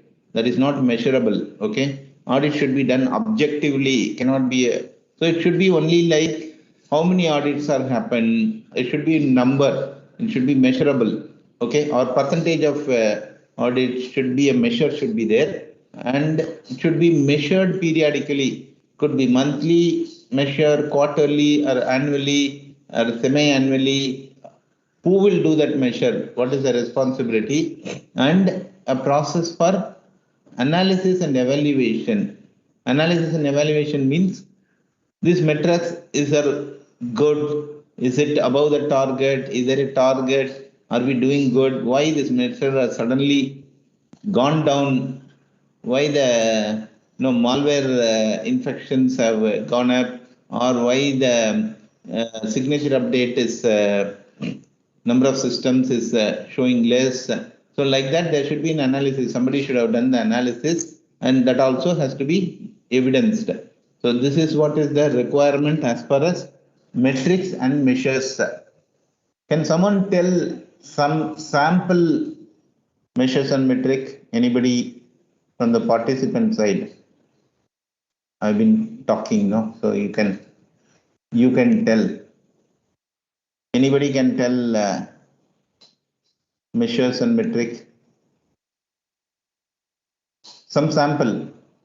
One sample. Metric would be like, for example, if we are checking the anti-malware review or something, what will be the compliant percentage? What will be the non-compliant percentage? How much do we comply and not? Super. So out of a sample of so many systems, how many systems are on an assessment done on a particular day? That's what you are saying, no? How many systems are complying to the requirement and how many systems are not? And just remember, only thing remember, this is not audit. Audit is done once in a year or once in 6 months. So this should be a periodic, this is a measure. You have to take this measure periodically. Okay, there is a difference between audit and this. Good. Any other? Measure the value and effectiveness of a process. Of which process? That it has to be measurable, clearly defined. It should be measurable, and somebody should be able to tell a number. That's how it should be. Tell us a value to that. Effectiveness, that's what I said. No, how will you measure the effectiveness? It has to be defined clearly. You have to fill up some value to that. You should be in a position to fill up. That is what is called metric and measures. Effectiveness means how to tell effectiveness. It should be defined. Okay. How many audits conducted? Correct. Okay. Just a sample. Again, don't take it like any particular thing. Just a sample, just for your idea. This is how the metric. Again, format, there is nothing like one standard format. It could be any format for any organization. You can define the format whatever you want. But sample, basically what class it refers to, everything has to have a class reference. Annexure class A7. Okay. So it is under domain human resource security. So the metric is background screening latency. Okay, how is the description of the metric? It should be very clearly defined. Number of employees where personnel being given logical access to the systems, email ID or your HRMS ID, email ID has been assigned before completion of background screening. So that is the description of this metric. It should be so clearly defined. What frequency it has to be measured? Once in 6 months it has to be. So the past 6 months data has to be seen. Whoever is doing that measure, whoever is responsible, they have to see for the last 6 months what all the employees, how many employees have joined, and out of so many employees joined, how many employees have been given logical access, meaning could not be completed. Background could not be completed in time. Okay. What should be the target? There should be a target also, no? So should not be more than 1 in 1 quarter. Okay, whether it's a number or percentage, who is responsible? What is the source of data and what is the data for various periods? And what is the analysis? If some is going down or above the target, or this metric is in the declining thing phase, then there has to be an analysis done why and what should be the action item to bring it back to normal. So there is a sample, the thing. Only thing is all the classes have to be, here it can be very higher level also acceptable. You don't have to go A7.1.1 like that. A7 is fine, A9 one metric, A12. So it covers various functions, A16, A18. Some framework control also should be included in this, like Nithya said, no audits or some risk also has to be included in this. So this is a mandatory requirement for compliance. If this is not there, it is a minor NC. Understood? The sample also I have shown. Yeah, what is that question? Yeah, what is the question? How many conformance, how many audits? Okay, it could be anything. No, but something should be there on the framework controls also. Something should be there on each functions also. Each domain also something should be covered. Okay, that should be the metrics and measures. Anything question on this? Not to this context, but then one other doubt related to the conformance opportunity for improvement. For example, we tell them like if we give an opportunity for improvement, we define a certain period of time for them to revert back with the action plan, like do the corrective action.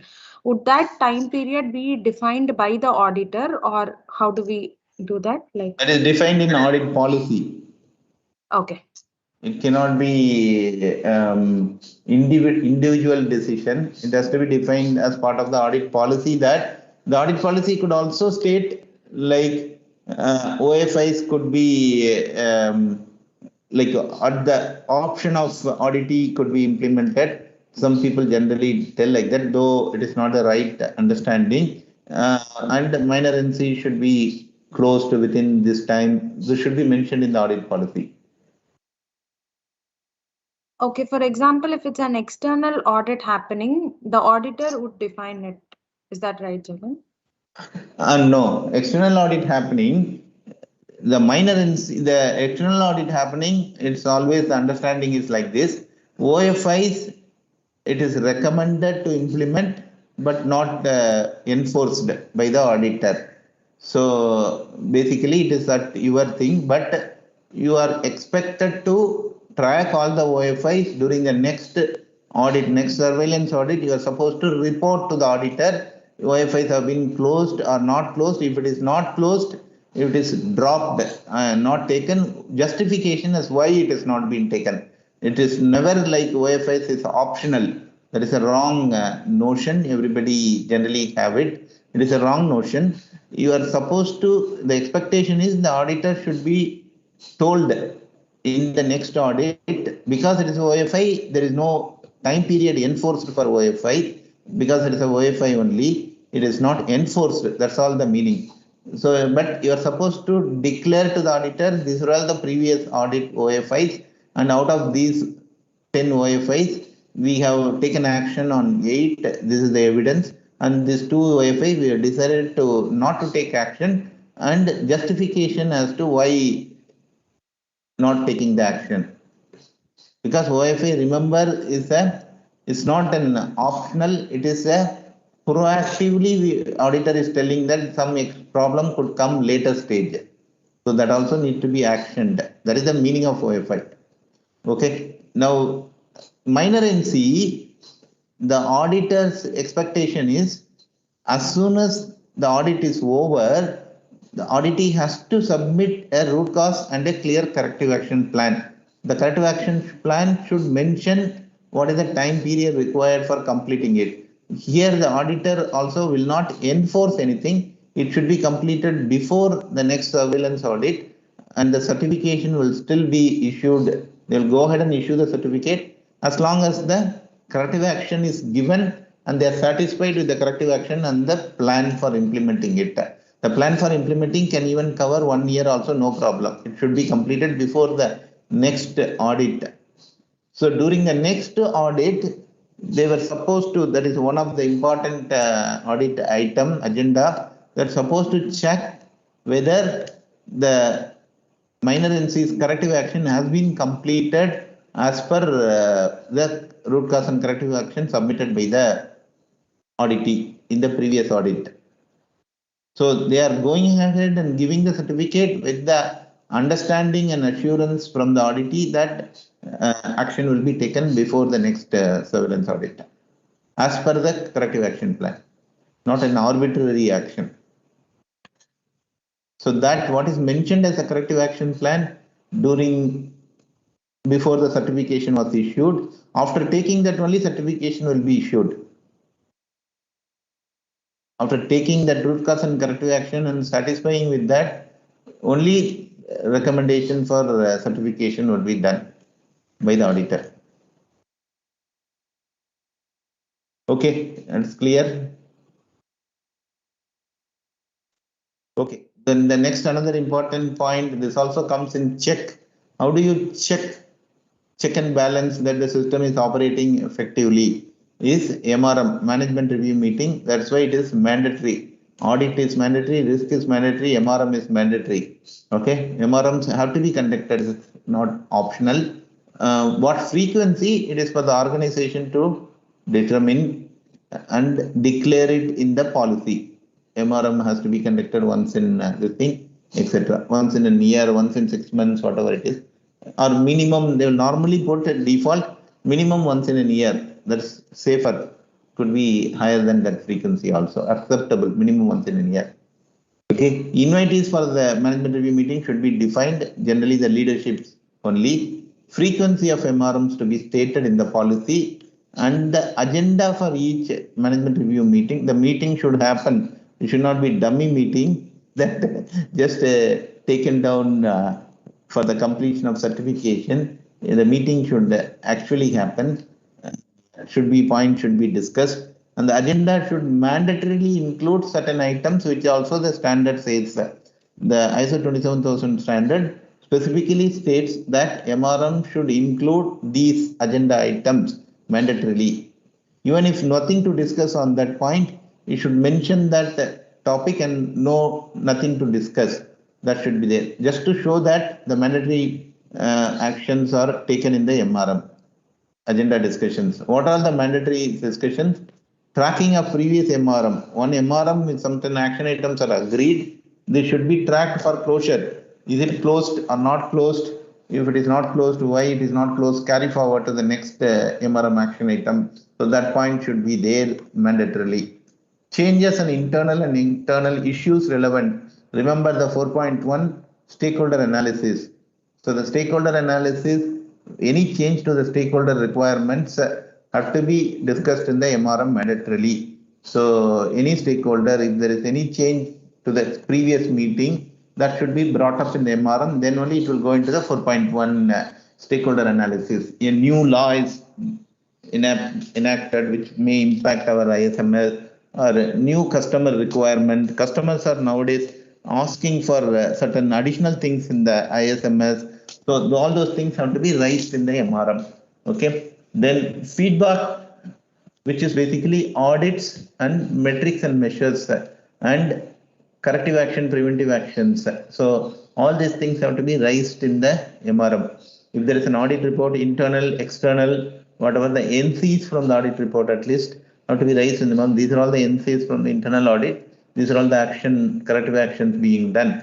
Metrics, just now I discussed that metrics has to be projected to the MRM mandatorily as an annexure. If the MRM wants, they have to go through the metrics and see and satisfy themselves that the metrics are good. Okay. Risk assessment has to be discussed in the MRM.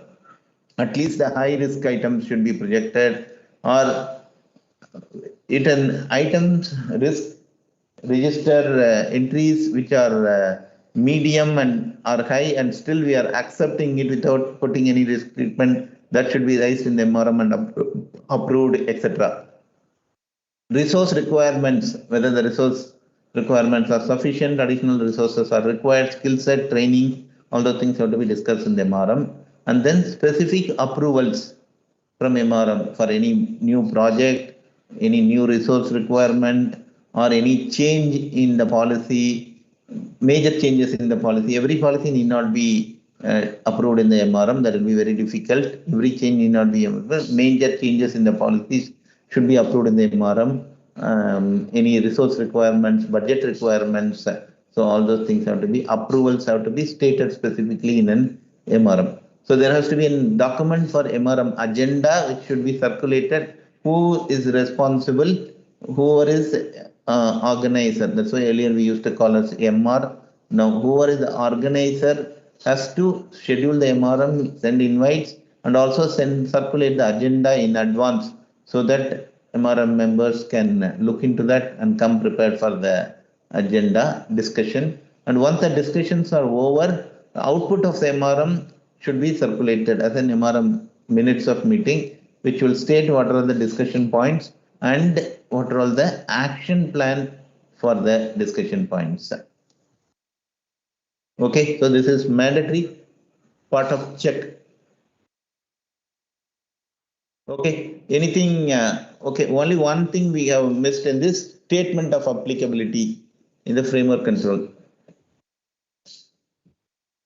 Any question? Other than that, we have covered everything as per the framework control.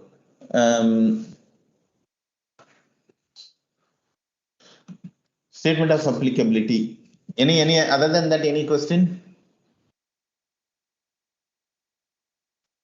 And of course, there is a need for a continual improvement. Continual improvement is basically like what are all the improvements you are doing over the previous audit.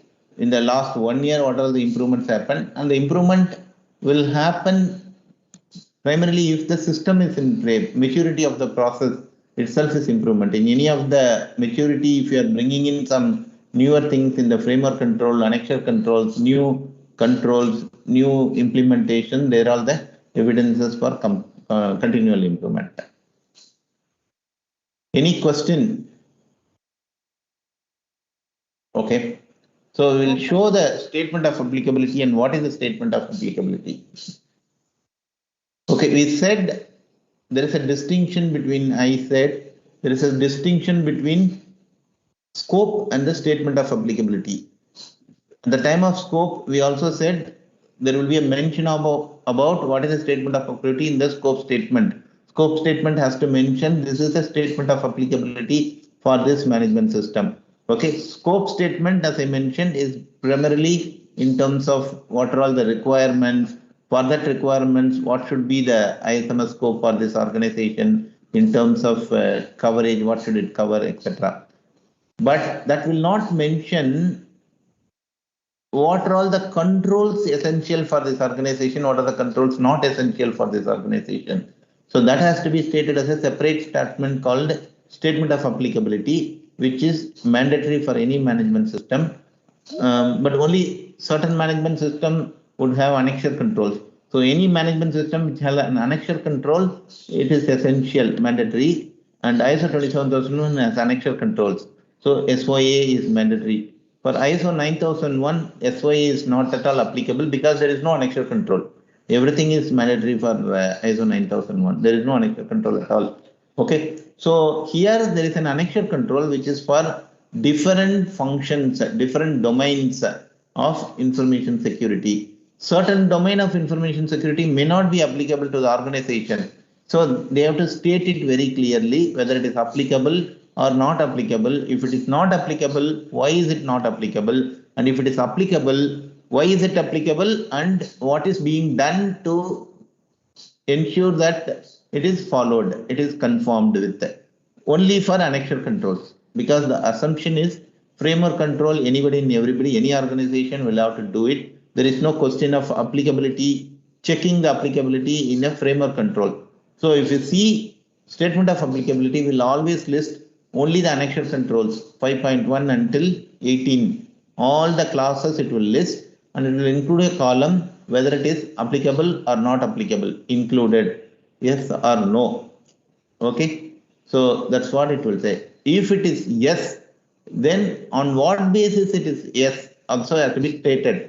It could be generally based on this is what is the framework also says that it would be based on 4 different requirements. It has to be stated. Why is it applicable?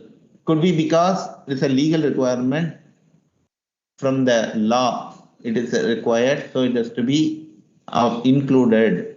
or it could be contractual requirement with your customers. Customers expect certain clauses. A 6.1.2 is mandatory for this particular customer contract.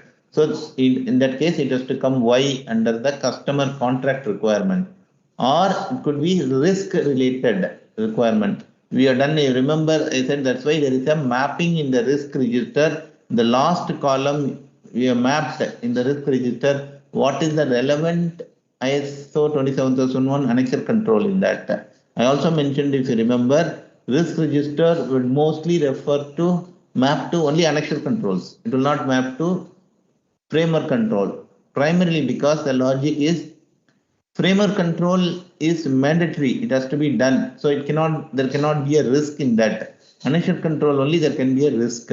Okay. And what that annexure control where you identified a risk has to come here in SOA as a risk register requirement. Okay. So risk requirement, RRA, whatever the heading is, doesn't matter. So segregation of duties, we foresee a risk in the organization. So that has to be included as Y and it should be included in the SOA. So that is the logic. Okay, understood, no? If it is not included, then we have to see why is it justified status, why is not included. Okay, an example, what would get not included in any organization? Anybody can think of? Which control may be not applicable to many organizations?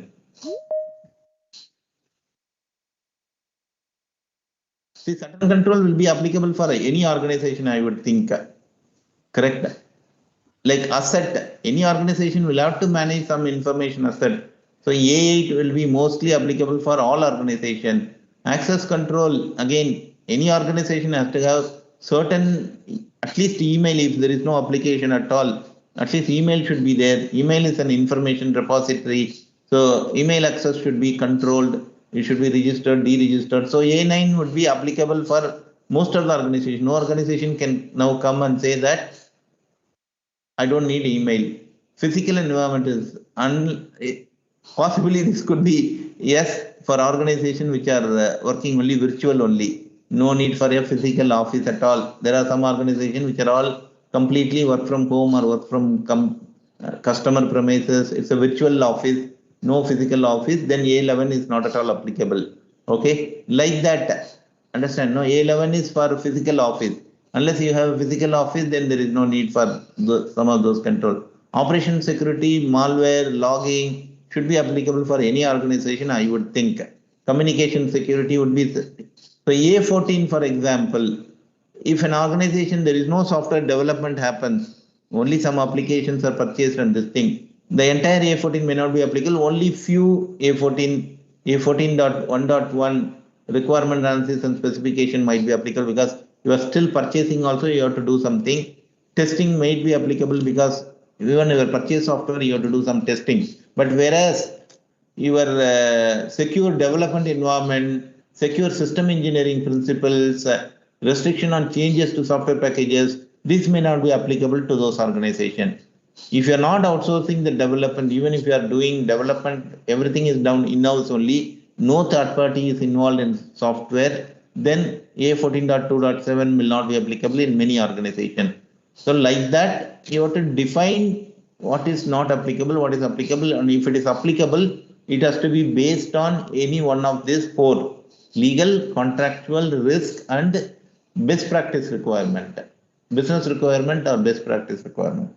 If any of these four are not there, but still it is required for the business, then it comes under business requirement or best practices requirement. Everything cannot come under business requirement, best practice requirement. That is what is the expectation. Okay, very clear. SYA. Any question on SYA?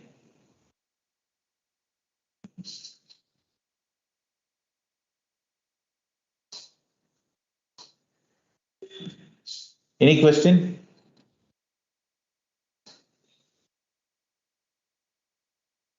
Shall we move? Because then we are going to the next module, which is annexure control. Because with this, everything in framework control is completed. Stakeholder analysis, scope, awareness, SOA, risk audit, continual improvement, corrective action, preventive action, metric measures, everything is completed in framework controls. That's all framework control. Other than that, awareness, leadership commitment, which are generally practice more. Annexure controls. So these are all the annexure controls. We already seen a sample of annexure control for various requirements. Starts with A5. A5 is to do with the policies first. Everything, there has to be a policy should be available and policy should be approved, policy should be reviewed, etc. That is A5.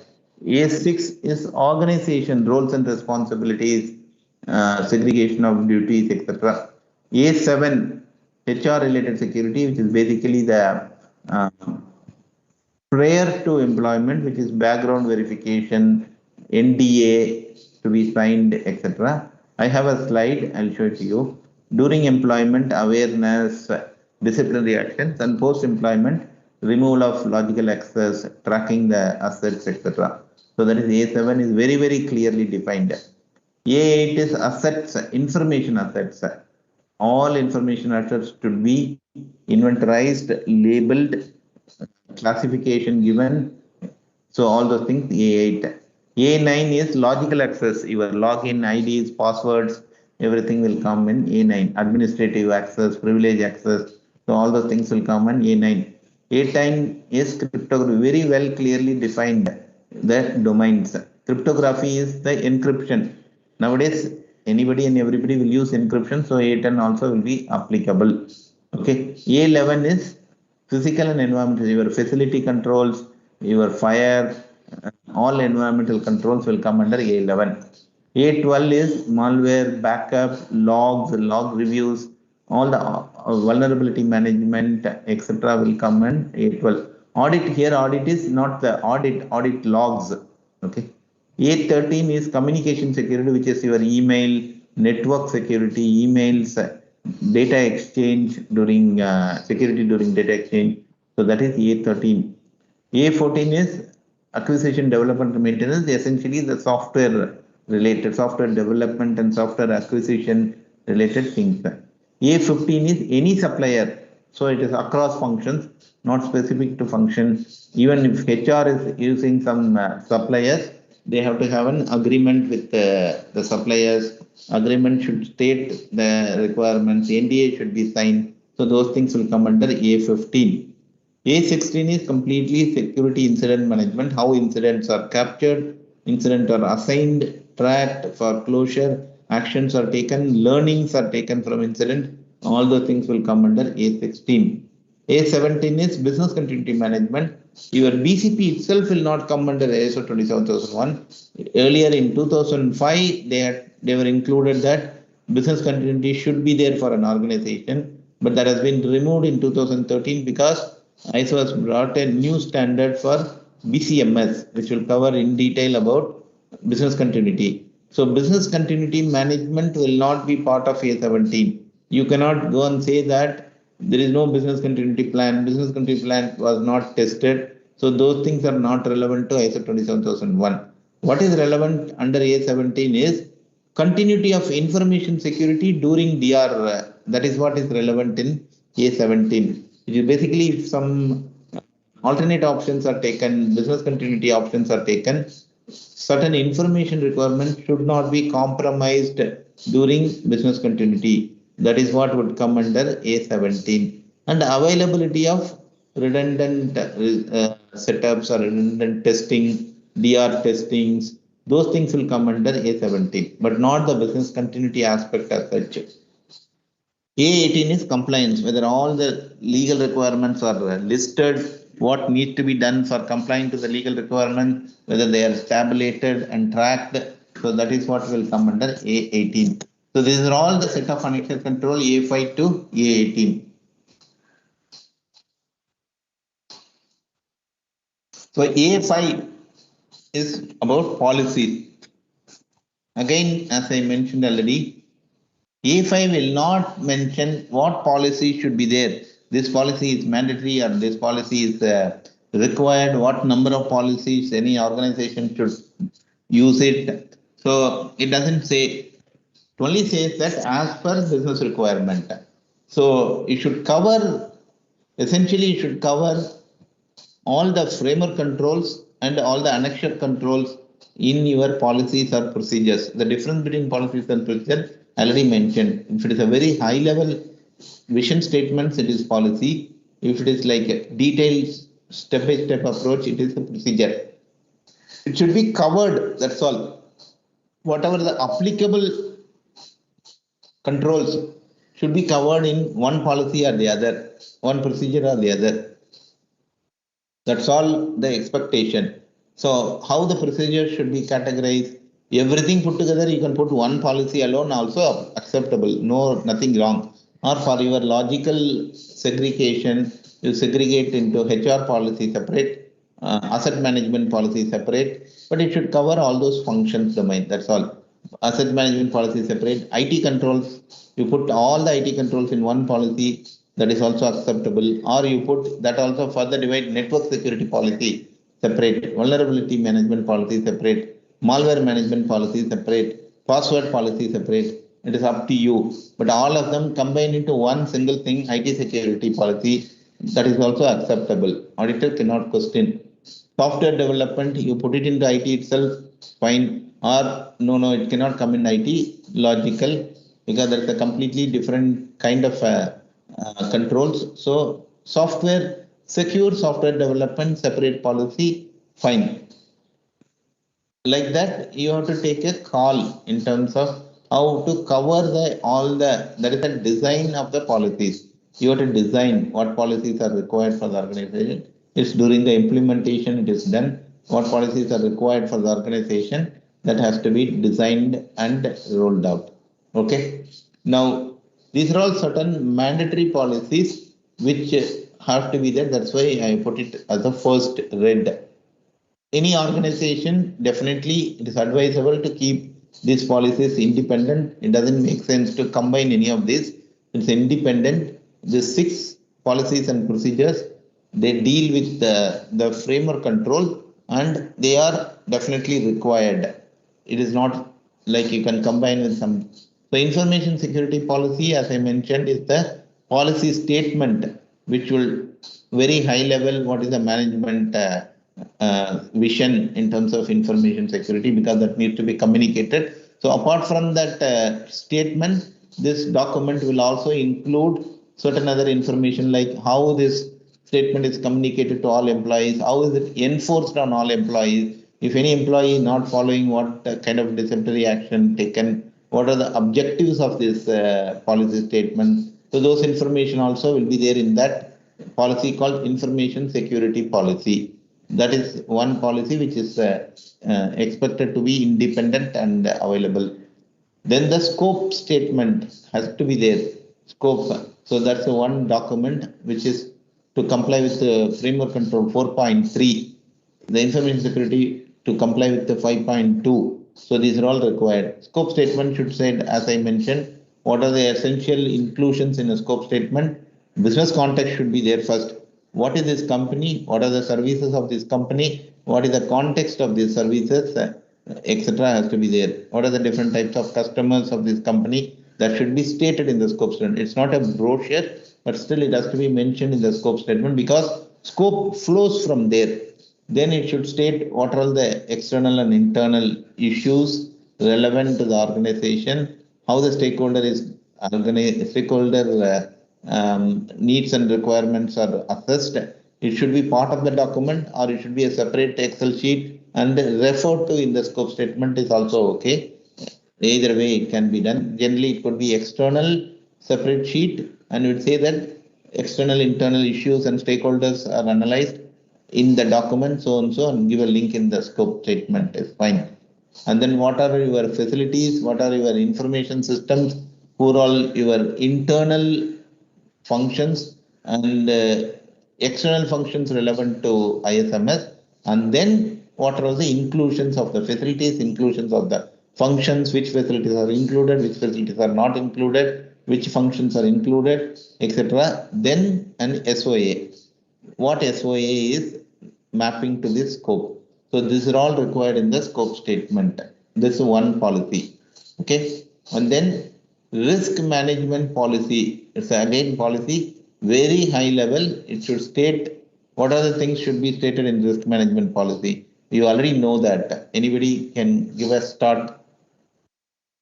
I would have told also that these are all to be stated in the policy because it's a management intention. Like for example, anything you can talk about in terms of to be stated in the risk management policy.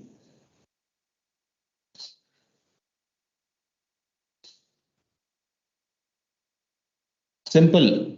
What frequency the risk assessment should be reassessed? What should be the risk tolerance?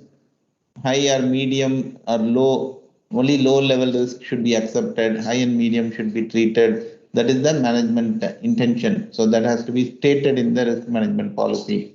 Only low risk can be accepted. High and risk should be reduced or mitigated. High and medium, etc. And residual risk, everything should be low. So this is the intention of the management. So that has to be stated in the risk management policy. Who is responsible for doing the risk assessment and what frequency, etc. has to be stated in the risk management policy. Then risk management procedure.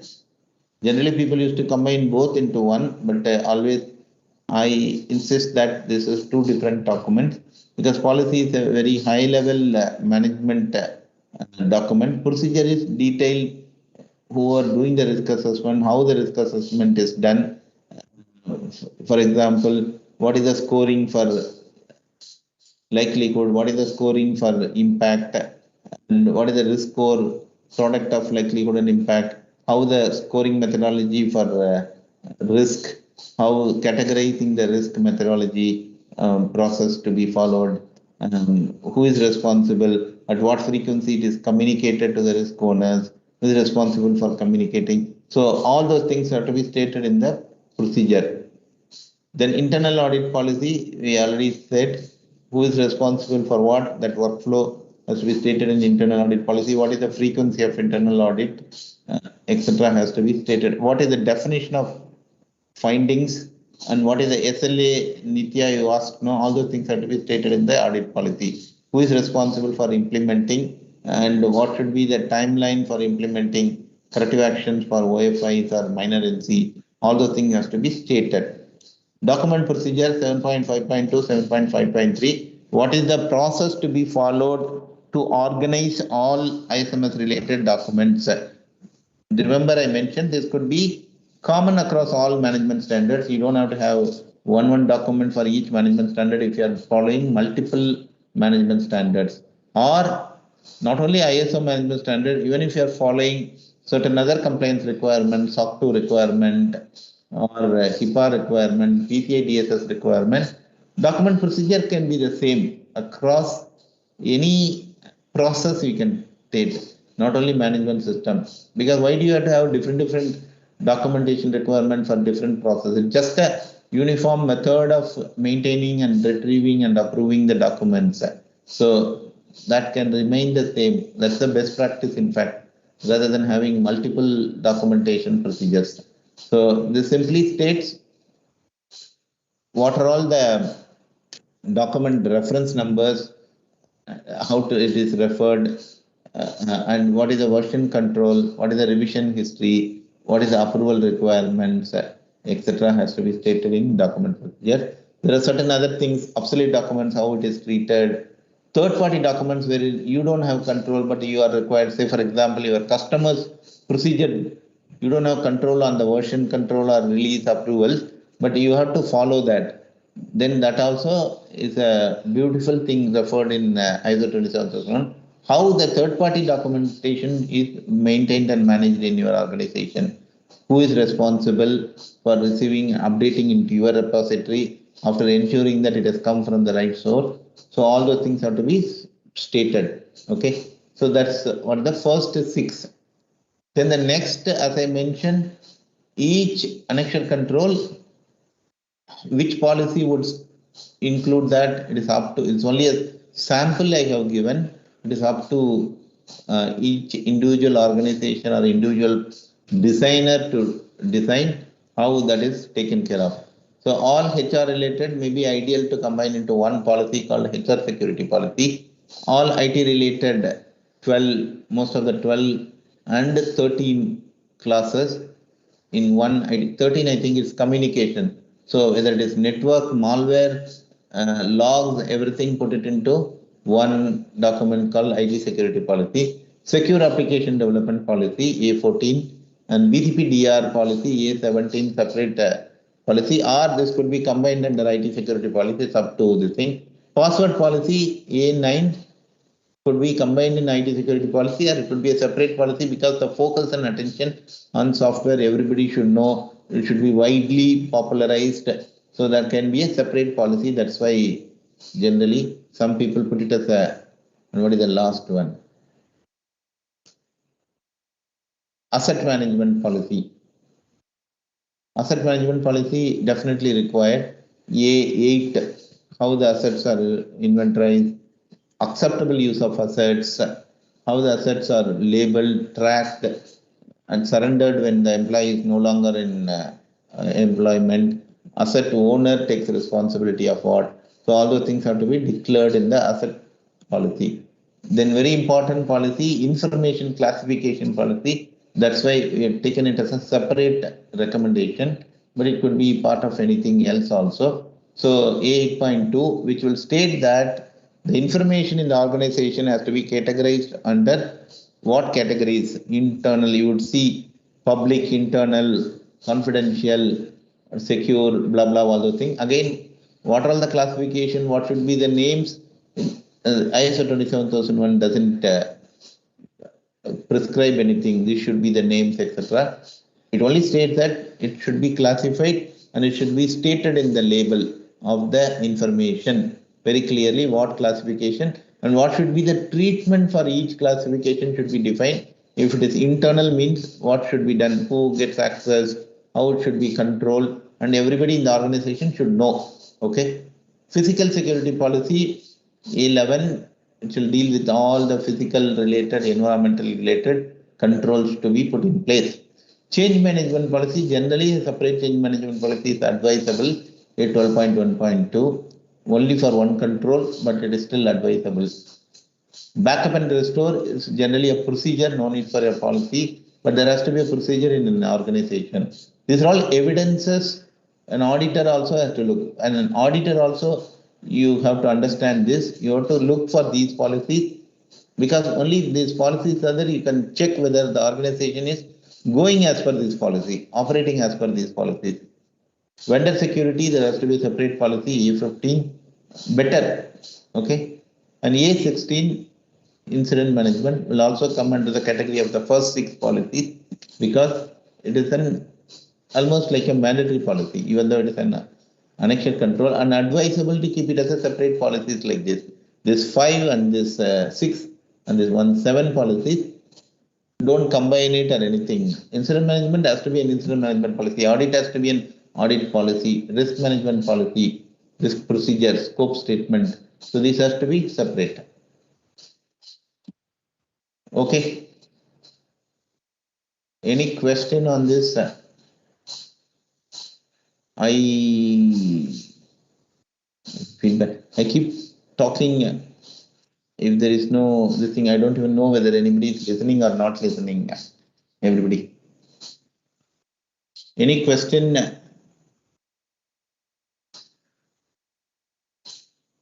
Is everybody away connected? Yes, no question, sir. Oh, Perfect, sir. Perfect. oh, there is an evidence now that everybody is awake and connected. Okay, good, good. That's why you should look for evidence. Otherwise, don't know no, whether everybody is okay. Sure, then we will move forward. So it's again just a quick checklist. Again, don't ask me later something auditor had asked, but you're not included in this. Auditor can ask anything as long as it is within that scope of that particular annexure control. Just a quick reference, after taking all the annexure controls, I put it into multiple functions based on how essentially each function handles it and what are all the essential requirements in terms of process. If these processes are not in place, these processes have to be put in place.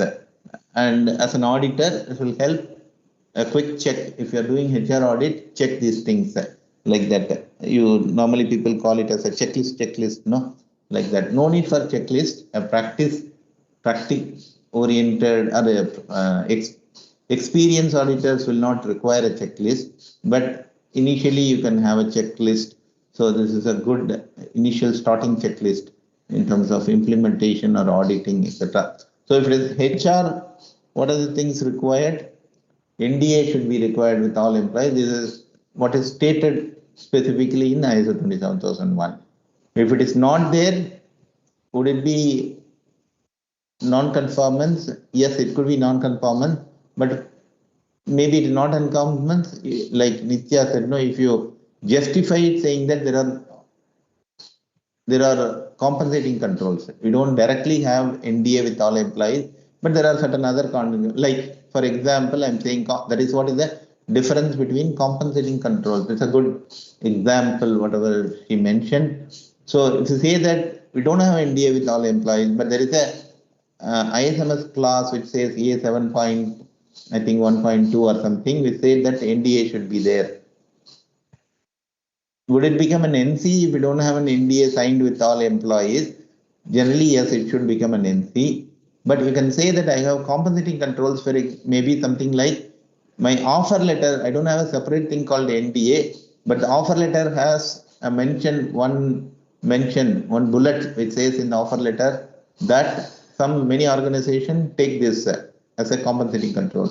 That is what is the meaning of compensating control. It says that my offer letter, everybody has an offer letter, every employee is issued an offer letter, and it has a bullet that sensitive information of employee not supposed to be discussed or disclosed outside.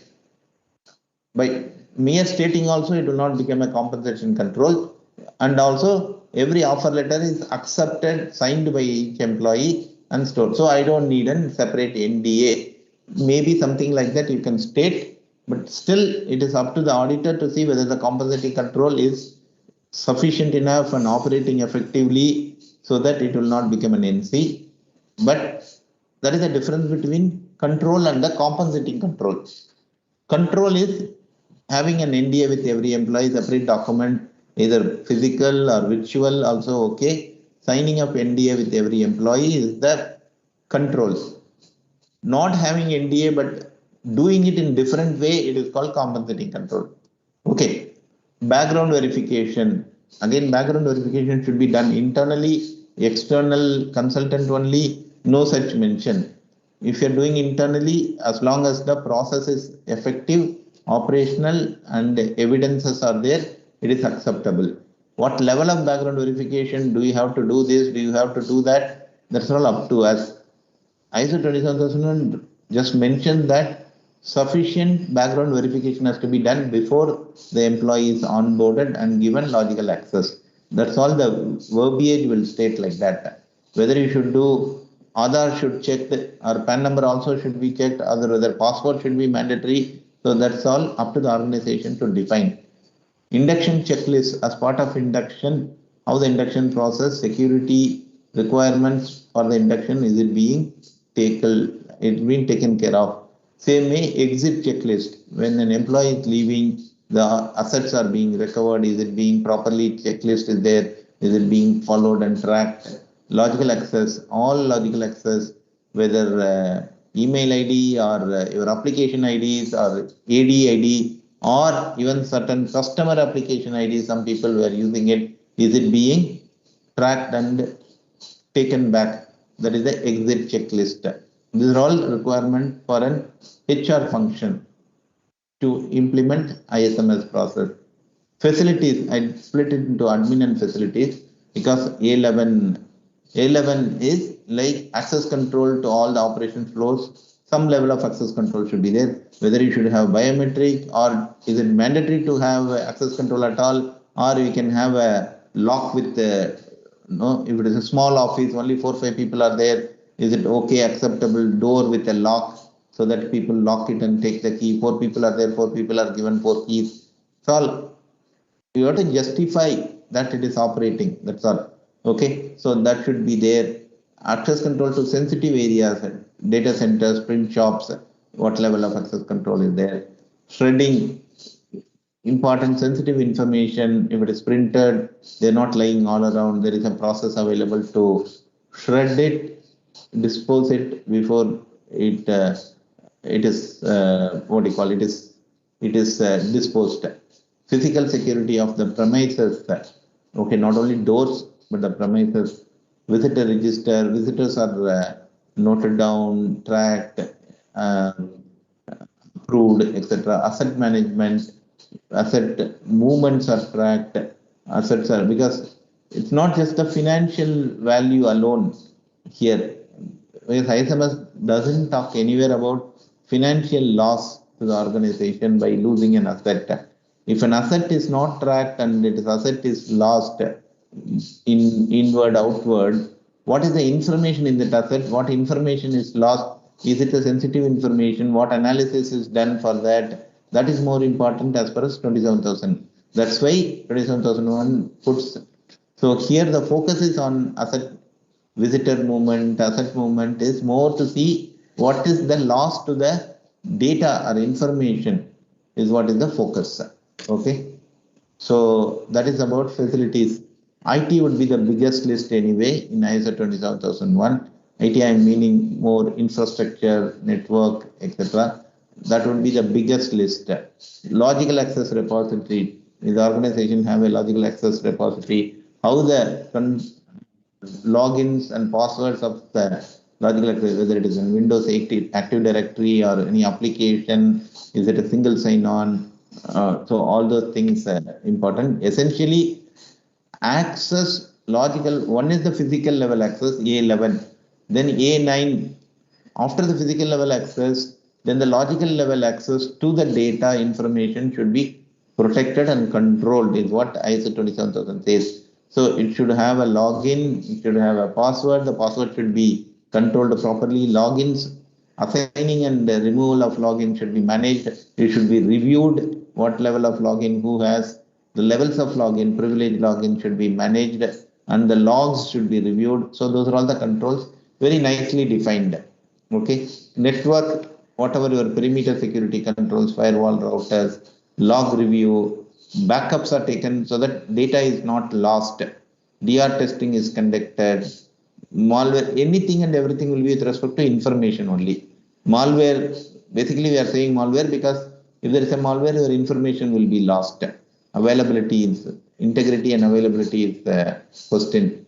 Patch management, data leak prevention as required for the organization. Nothing specifically states in 27001.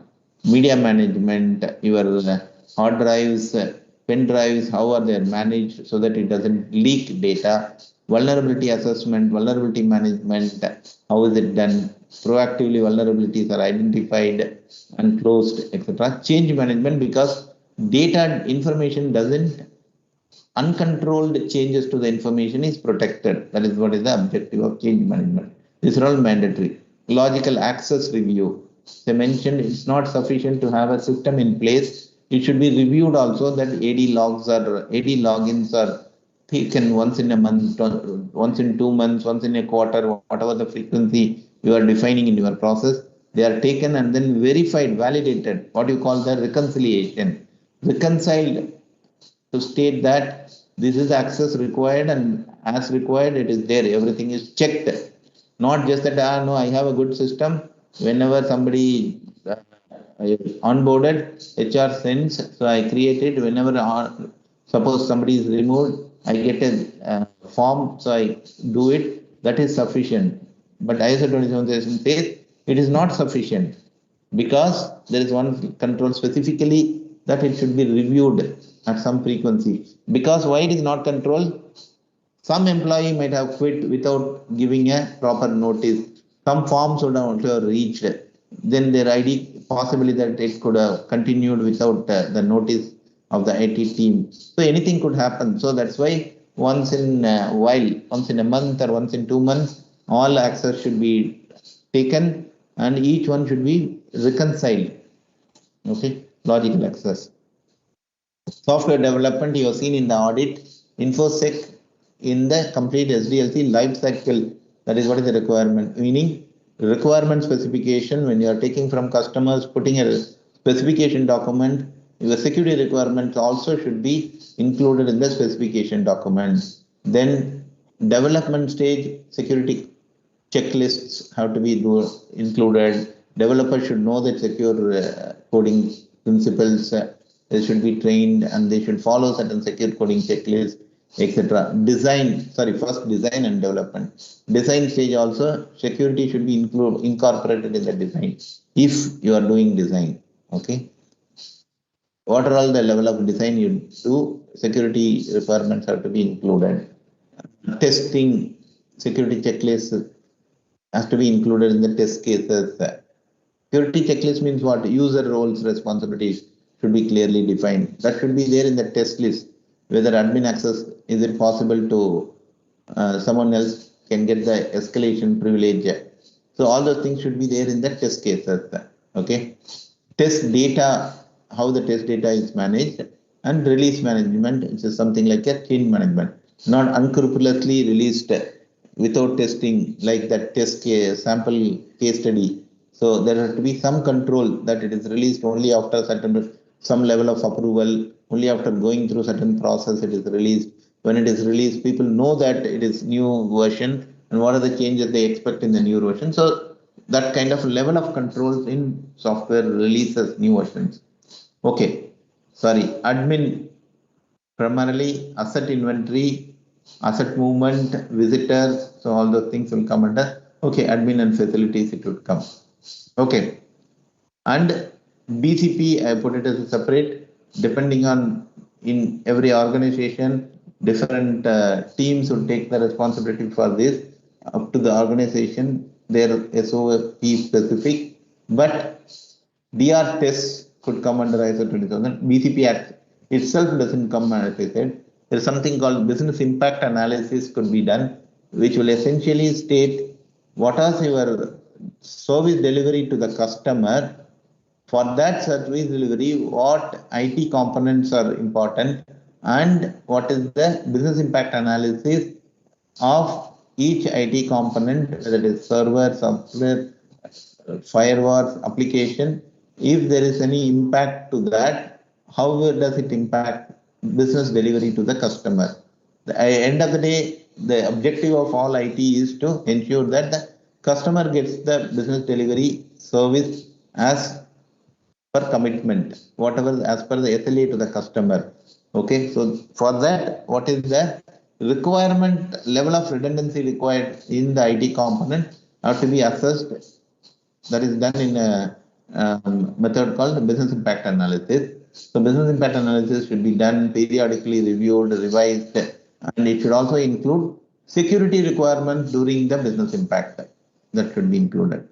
Legal applicable regulations, and there should be a compliance tracker.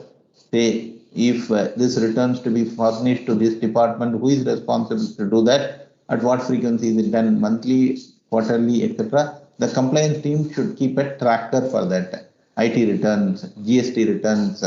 So all those things will come under compliance, though it is not directly related to data, but it's an information security. Compliance also comes under part of information security in 27001.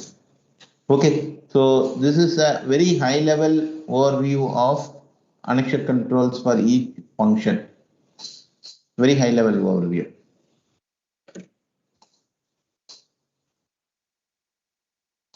Any question? Very fast dump, but any question?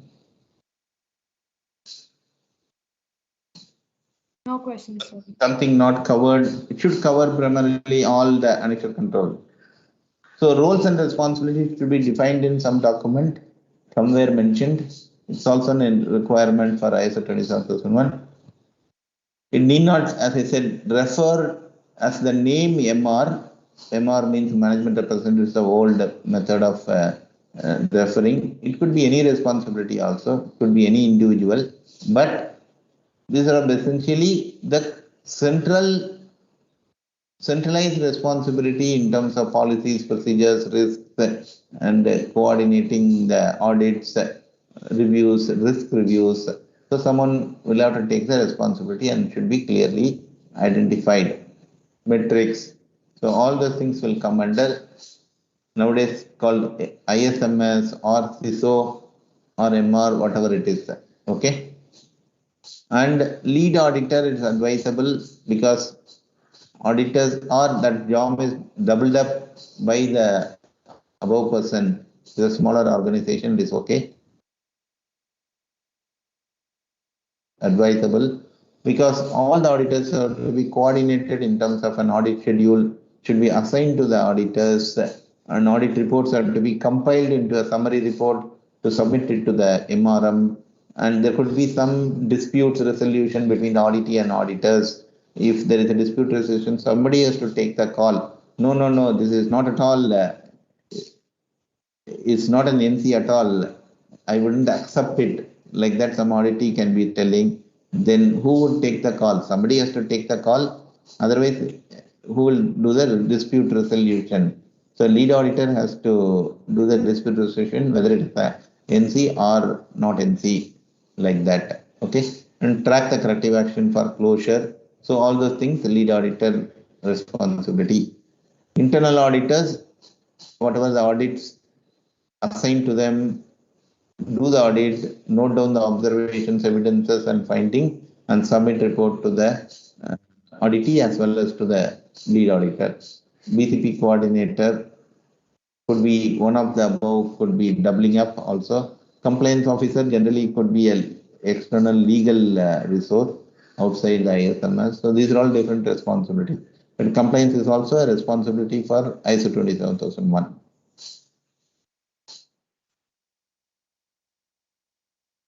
So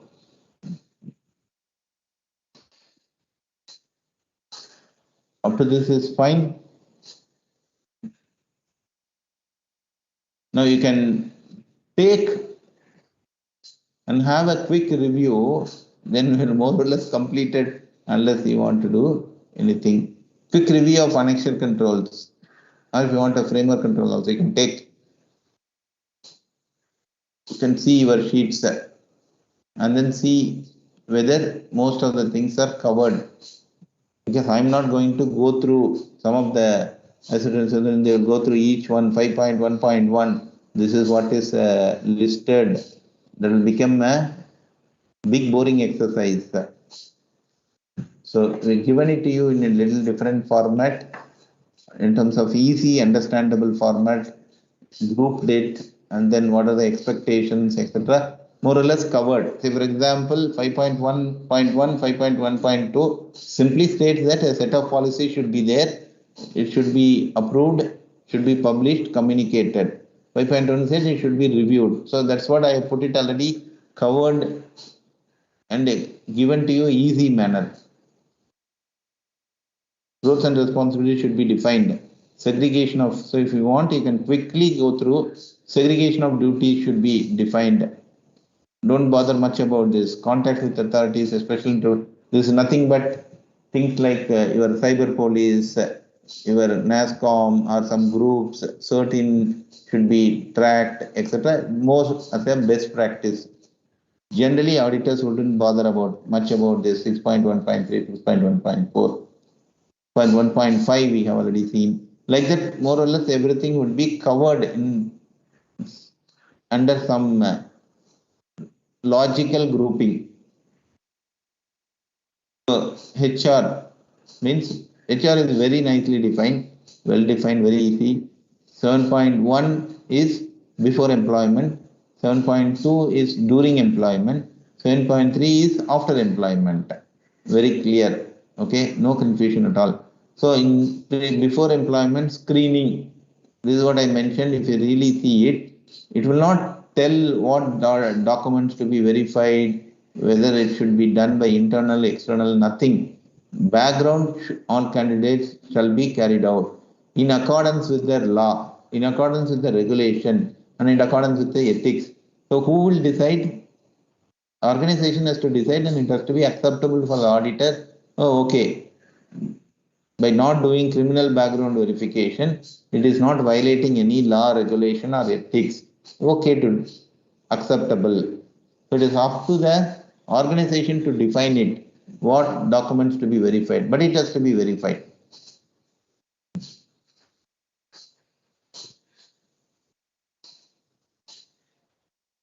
Okay, 1.2, this is what is that NDA should be there. For information security, there has to be a contractual understanding, signed understanding with the employees. In what form, what method? 7.2, generic statements. I don't like generic statements. Okay, 7.2.2, awareness training should be done for not only the organization, even wherever relevant, contractors also should have there should be evidence of awareness training, and regular updates should be communicated. So those are all the requirements in 7.2.2. 7.2.3, formal procedure should be there, it should be communicated. What will happen if there is a disciplinary, what steps are followed, and there should be evidence to do that. 7.3.1, only one. Information security responsibility duties that remain valid after termination stage shall be defined, communicated to the employees, contractors, and enforced. Which is basically your logical IDs should be surrendered, removed, etc. Okay, so like that is very simple. Access control is very, very simple. As long as you understand the perspective, it is very simple. Only those that you put here, if it is done properly, it will satisfy any organization and access control. The policies and then this checklist, if it is satisfied, any organization access controls will be done. All you need to know is only this FA to 18, what are the policies should cover and what are for each function. Okay, any question on this? Quick check on the timeline.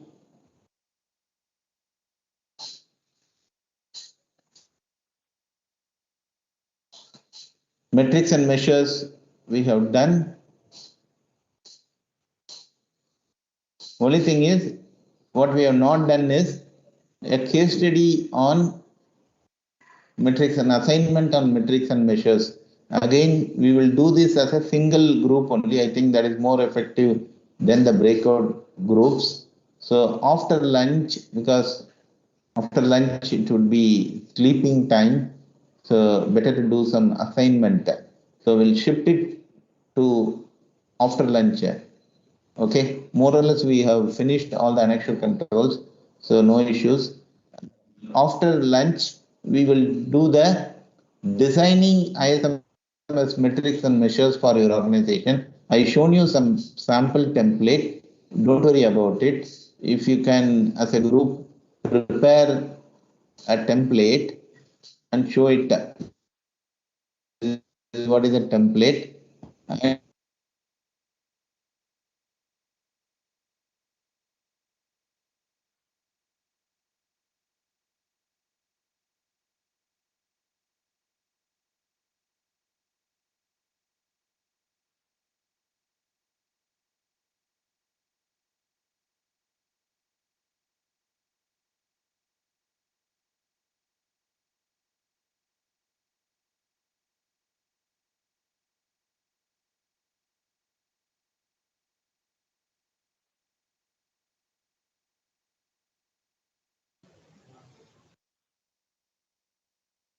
risk or awareness training or awareness assessment, risk, they're all for the framework control. Okay, So that is what would be the exercise after lunch break. Okay. So any question now on the topic discussion or on the assignment now, post-lunch assignment? Post-lunch assessment, we are shifting this session, designing ISMS metrics and measures for your organization, that we are shifting to post-lunch. Okay.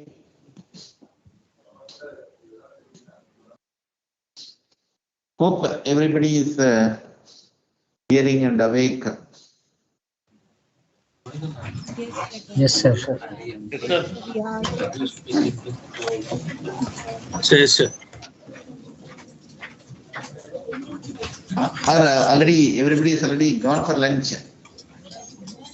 Only Sendil and me are there left, I think. No, sir.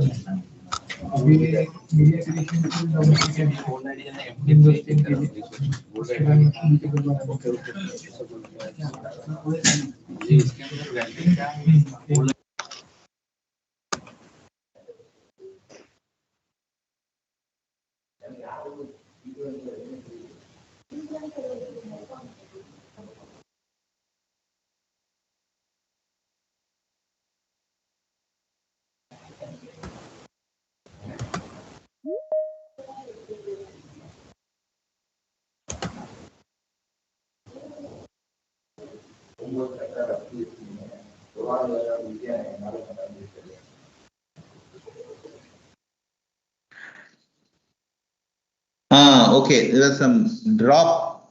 I don't know when I got dropped. Okay, you are able to hear, no, until I finished about the post-lunch session instruction. Yes, sir. Okay. Post-lunch, we will do an assignment. That is also heard, no? Yes, Somewhere sir. in the Yes. which assignment?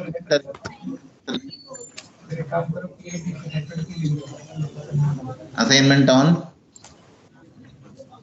Which assignment are we doing after lunch? Designing of ISMS metric. SMS? Designing of ISMS metric and Oh, measures super. to Okay, organization. good. Okay. Some people are awake. Okay. So we will meet by 1:55. We'll settle down for 5 minutes and then start the assignment by 2 o'clock. We can straight away go ahead and start discussing the assignment. So, only thing is in terms of roles, who will, everybody will not be, we said one group only we will do it. So, who will take the lead in terms of noting down discussions? Okay. Who will take the lead in terms of preparing that Word document or Excel sheet, the metric? Someone can take the lead, because otherwise nobody will get it done. Who can take the lead of noting down the and preparing the final, because I want at the end of that exercise one metrics template. Who will take the lead? No volunteers. We have to enforce. Any volunteer?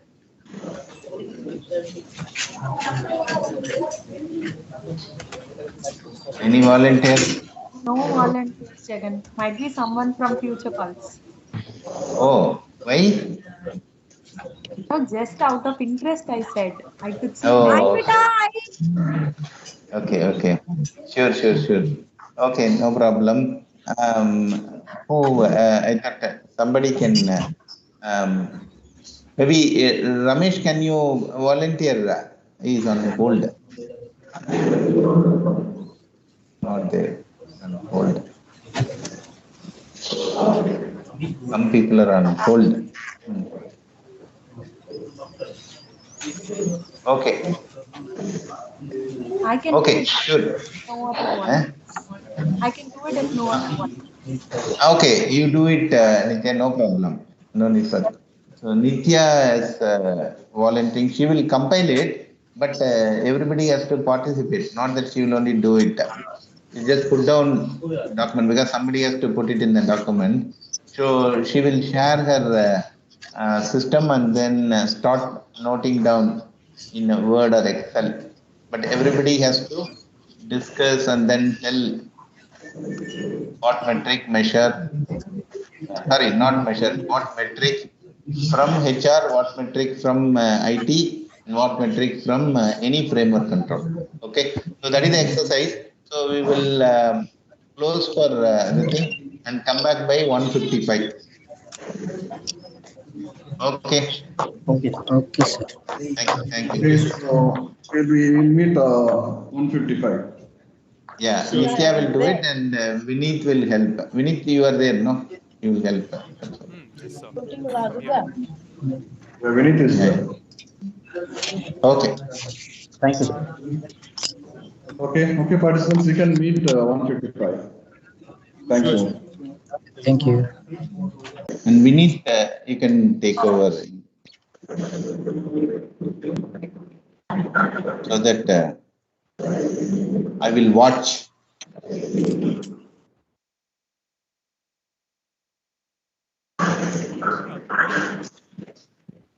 Okay. Um, so, so this is for designing metrics, right? If I'm not wrong.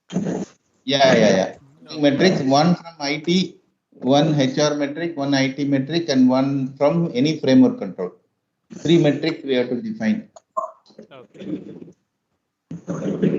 Am I supposed to phrase it for them, or like they will like discuss it and then I have to tell No, them? you coordinate, they will raise it, and Ramesh will share his screen and he will put the document. Okay. Yeah.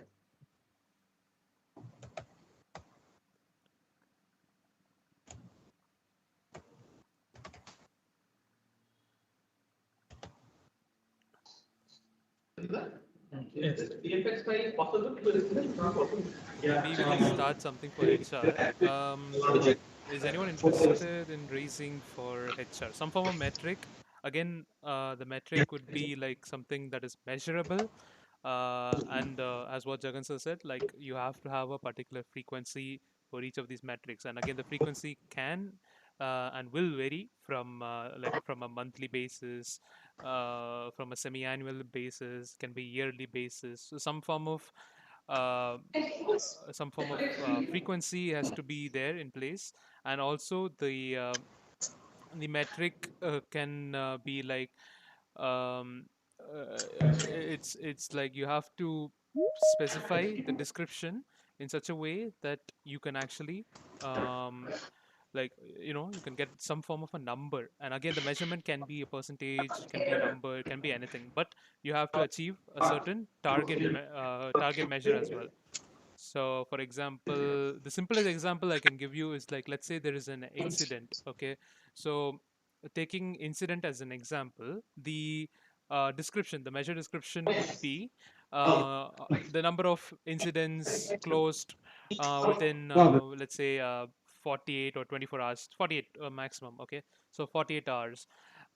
If such a case is there, you have to measure how many incidents have occurred and how many incidents have been closed within 48 hours. And then the frequency for measuring this can be like, on a like if you're very serious about tracking all this, you can put it under monthly basis. If you want to um, track on like an intermediate level, you can put it on a semi-annual basis, something like that. That kind of frequency would work out. um, and then like let's say again, since I gave like the number of incidents closed within 48 hours, incident is again a very serious aspect which we all have to consider. And it also has to be closed within 48 hours. If it is not, it is a violation. um, and then you have to give an analysis and an action as to why the target was not achieved. So again, the target here can be less than one. you can set your target as less than 1. So number of incidents closed within 48 hours can be like, actually, well, what I'm trying to say is number of incidents that have not been closed within 48 hours. That would be the right term here. So which means you can put it as less than 1 or less than 2, whichever is like less than 1 would be more preferable. So that would mean you have managed to close all incidents, but you would have like closed one incident after 48 hours, which is a more acceptable form of you know you have to give an explanation for as to why that took that long. So something like that is what I'm trying to like bring about. This is just an example of what I gave you, like in terms of incidents. Similarly, there is one for like as what Jagan sir said. So this for HR, this for Okay, IT. so let's start capturing, no? Yeah. Let's start capturing. Somebody can, Ramesh, can you just start putting it, one person, whoever is able to put it. Is Jagan, sir? Share the screen and start putting the metrics, some Word file or Excel file, something, and prepare the metrics.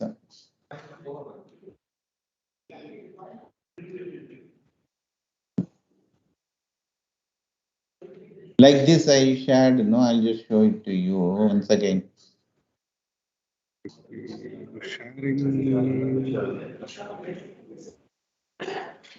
Yeah, like this.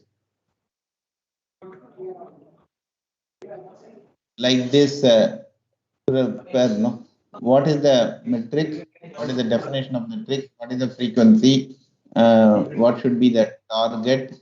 And what is the ISO class? ISO reference. Just as an exercise. I'll stop my screen.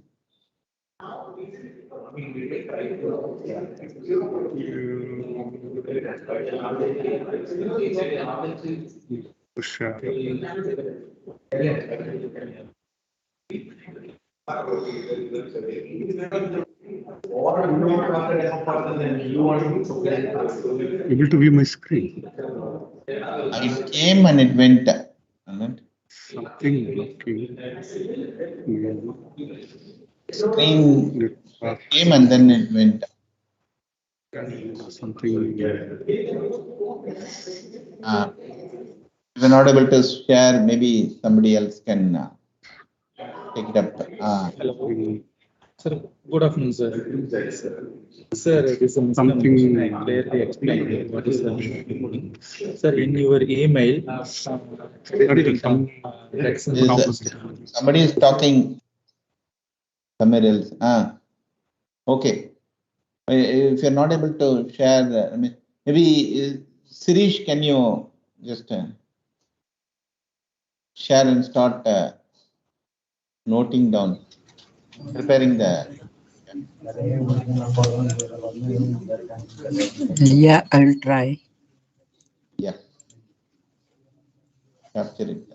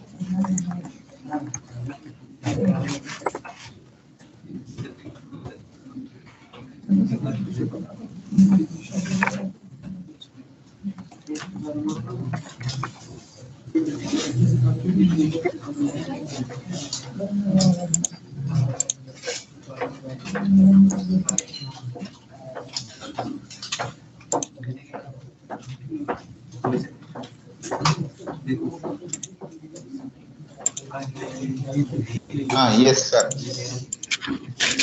Yeah, this is what we are looking at, right? Function, Yes. task. Target metric description. Okay, I Target, can okay. make What it. is the metric and what is the description of that?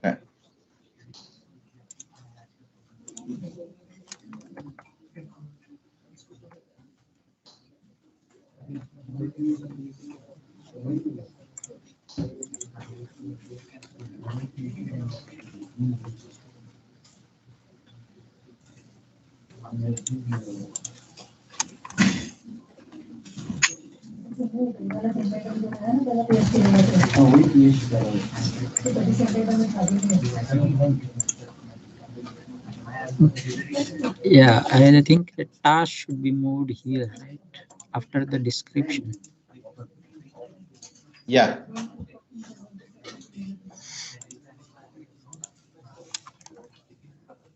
Sure. Yeah. Metric description. Yeah, good enough. And the ISMS class. Always an ISMS class. Do Which we need ISMS a mapping of the controls? mapping of that? Which control it? I think.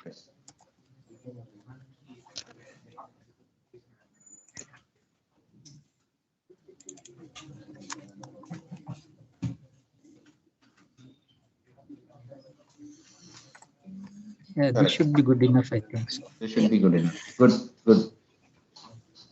Yes, sir. Yeah. Now, one metric from IT, any one metric from IT, you can define IT controls. IT controls are A9, which is the good. You are saying A9 is on the all the logical access, creating login IDs, deleting login IDs, reviewing the login IDs, log review. So those things will come under A9. Could be any metric. Or A12 could be on the malware patch updates. For Could be on this A9 or could be on exercise, A12. we can take A9 itself. For example, access Okay, control. super. Yes, sir.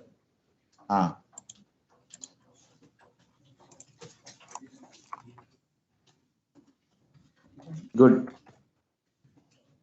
Everybody, please participate. Not silent spectator. We just ask one person to lead. So Sirish will lead in terms of taking down. But you also give your participation, your comments, observations. If you want to discuss anything with him, I am only just watching. You guys have to discuss.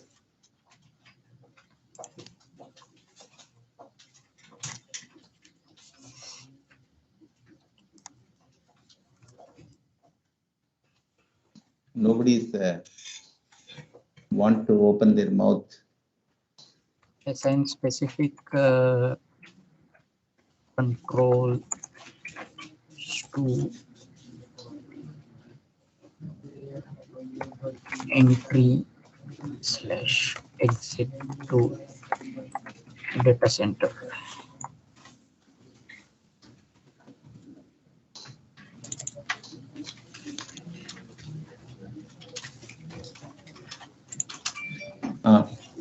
But this should be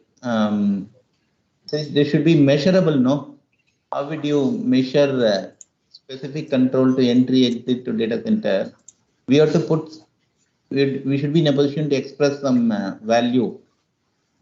How would you? You can put the biometric biometric and card punching with the So this you will time, say number of people who have entered a data center. That is a metric.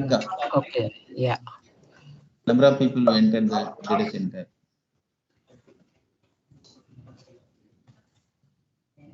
For the month. Yeah.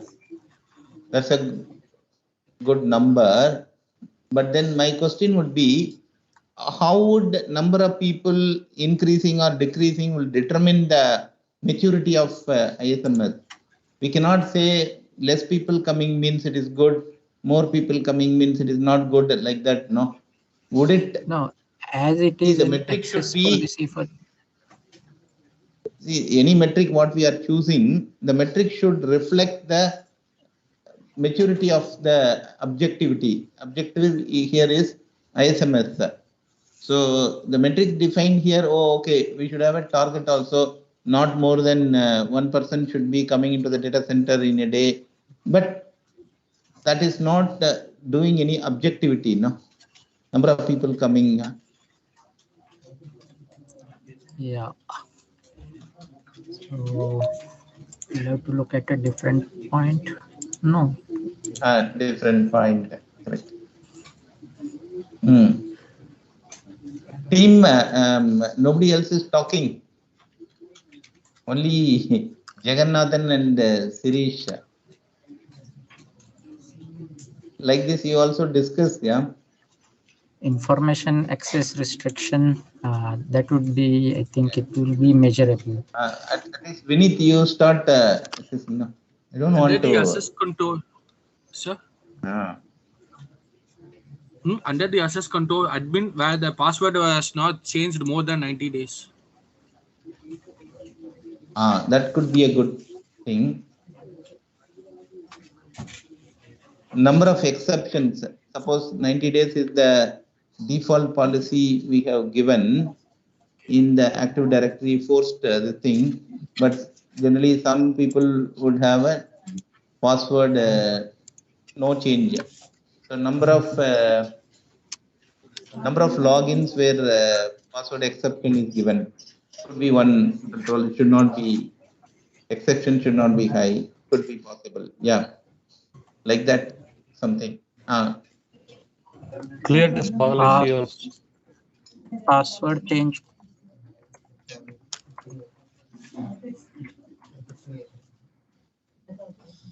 Password change. Vinith, are you there? Procedure. Vinith is not there, I think. Not really. Yes, sir. No I'm here. What is it, sir? No. I just saying you start the coordinate the discussion. No? Only me and Siri, we are left to.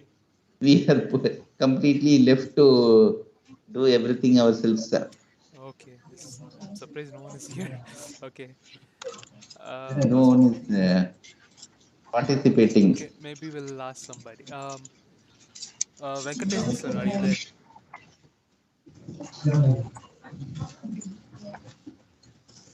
I hope he's there. He's not there. Yeah. Okay, Venkatesh, sir, like I'll ask you something. Like, which would you like to measure in terms of ISMS? Like, give any measurable, and I'll tell you if it is possible to be included.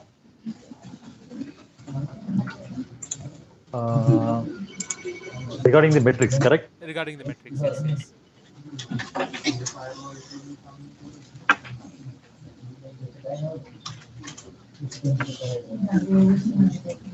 I can say clear test policy should be because that is the physical security. There should not be any document should not be open kept actually. So that should be my. Sorry, tell again. Sorry, I wasn't following. Clear test policy. Latest policy. Okay. Policy review. Maybe we can put it like this. How about we put it like, the number of employees who are given awareness to, company policies, procedures, awareness on ISMS training. That would be better, right? Yeah, that That also will come under framework control. There That is, would be, uh, yeah, But framework. annexure control we have to come now. Actually, annexure also it may annexure control, apply. IT. So like I think annexure control would be the better if we can take one of the example from annexure I control. think it may be applicable on annexure also. Just check up with 7.1.2. I think I roughly remember seeing that. Just check up with 7.1.2. Or sorry, 7.2.2. 7.2.2. Yeah, information security awareness, education Inform and training. training. Okay. Okay. So we can Good. have this as a measure. Yeah. Good. Correct. Yeah, but that will be HR metric. Okay. Overtaken the responsibility overall. But now he's putting the IT. So let's finish the IT first. Okay. That is also a metric. Let's Okay, start so with this one now, as it is taken over. okay, okay. Information. Okay, future. No problem. I have no issues. Yeah. Was that information security awareness?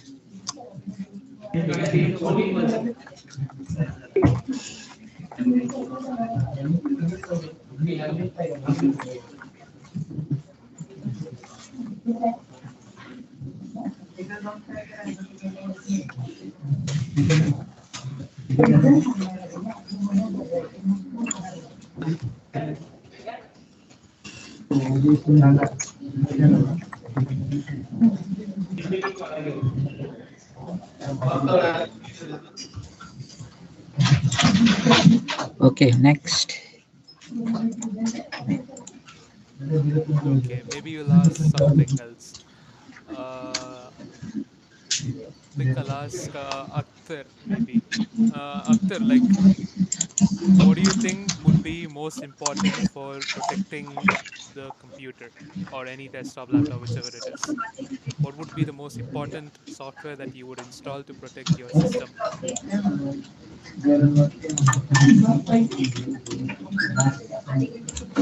If Akhtar is here with us, are you here? Don't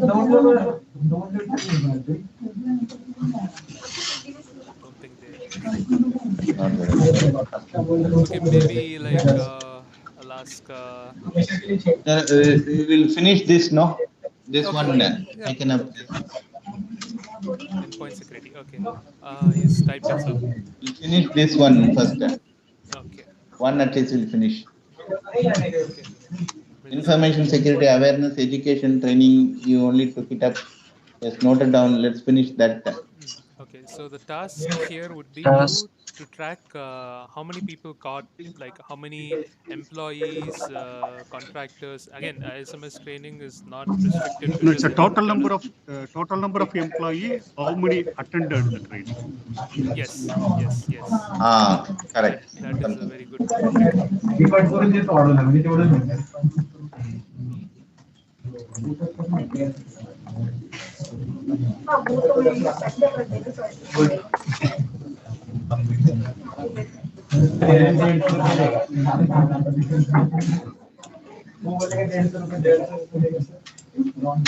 So let's give the target in a percentage level because like you won't be able to track something in numbers. So you can give percentage like greater than 98%. You can give the target as greater than 98%, which is a more favorable outcome. This is the target you want. You want everyone to be aware of ISMS and or information security in general.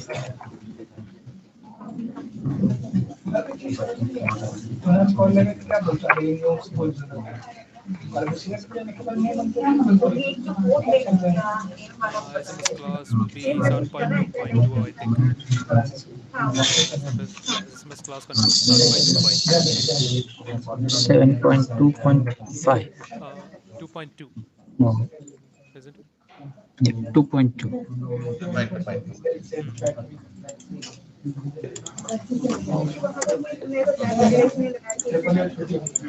Good. Control. This is more than enough actually.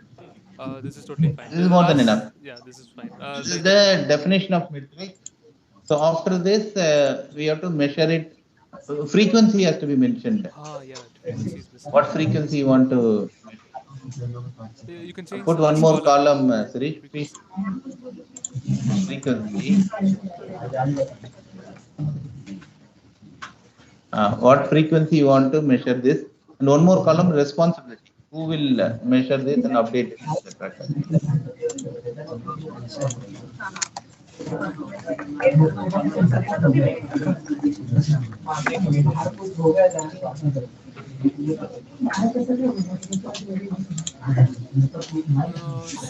Responsibility is HR. HR, of course, yeah. You can give the person's name, or you can always give the department's responsibility. Then frequency would be roughly semi-annually would be a better approach. It's Overall annual. Overall is annual, but yeah, it could be anything. There Can is be no anything. hard and fast rule. We'll go semi. Whatever convenient to the people who are measuring it, whatever convenient to them, and also reflecting. Okay. The main purpose here is to make sure you have some kind of tracking going on, and then you're able to evaluate it. Only thing is, in the task, it says little bit of fine tuning because target says percentage. So instead of saying total number, that task could be percentage of people who have attended compared to the new joinees or total number of employees. So the number who attended divided by total number, that is percentage. So that's the percentage.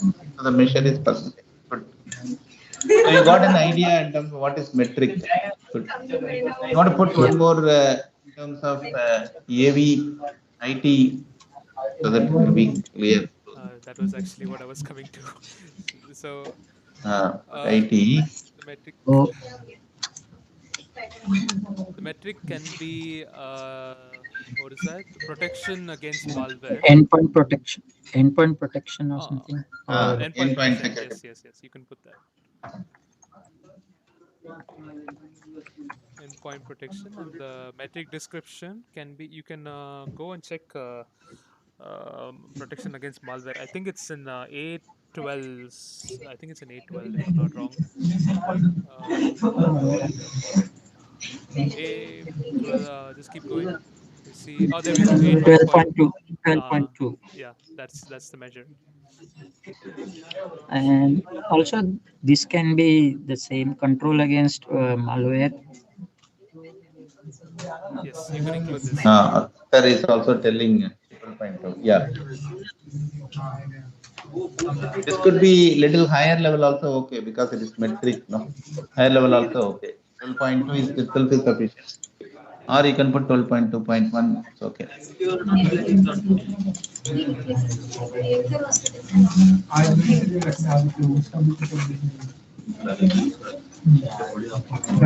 So description would be something installation of endpoint softwares on all the computers. Installation of file protection software.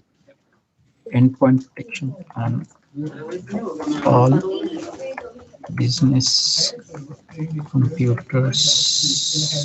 Installation and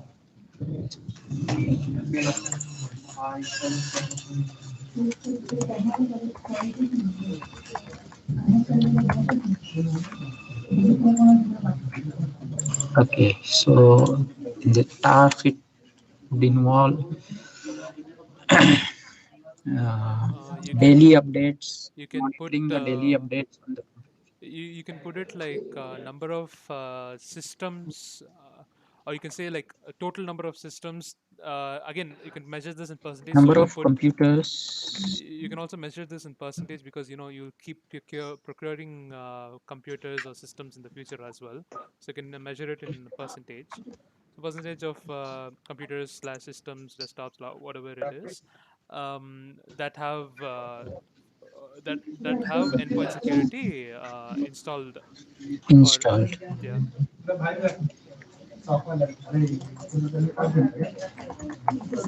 Of course, that has to be 100% target. Target, yes.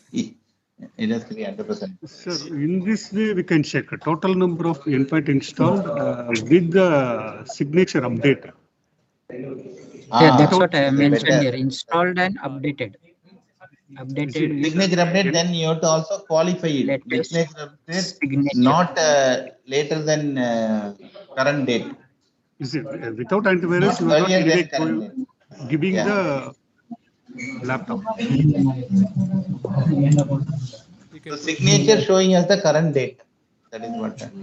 Latest signature or Total Yeah. number of endpoints installed and updated with latest signature versus computers which are lagging behind of the latest signatures, or the computers which don't have EP solution at all. No, EP Both. solution at all is not possible because at the Not time possible. of giving It laptop, will be 100%. It has to be target. 100%. If there is no EP solution, so both together, EP no endpoint or endpoint with the older signature. Then older signature means we have to define signature not of current date, same date. Yeah, we can. It's usually treated if the signatures are not the latest. Having of endpoint doesn't make any sense, right? Correct. Yes, that is true. Correct. So responsibility would be IT. you can measure And this monthly, or you can put this semi-annually also, whichever weekly. feels Weekly. This is because a serious issue, so we can assign it weekly. You can do weekly also. Monitoring on monthly or quarterly, it would be too late for anyone to detect any malicious code running on any of the computers. Absolutely. Wiki also.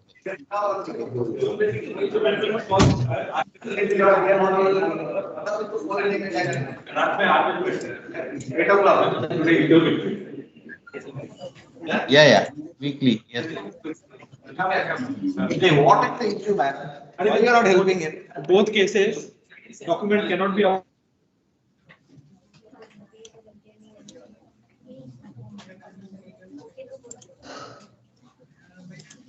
Okay. Yes. So 2 over, no? So this should be enough to understand, no? Yeah. Okay, good. So I'll stop sharing my screen now. Yes, sir.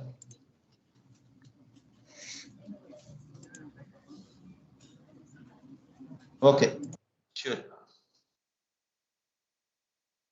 Okay, I will take over. Okay, so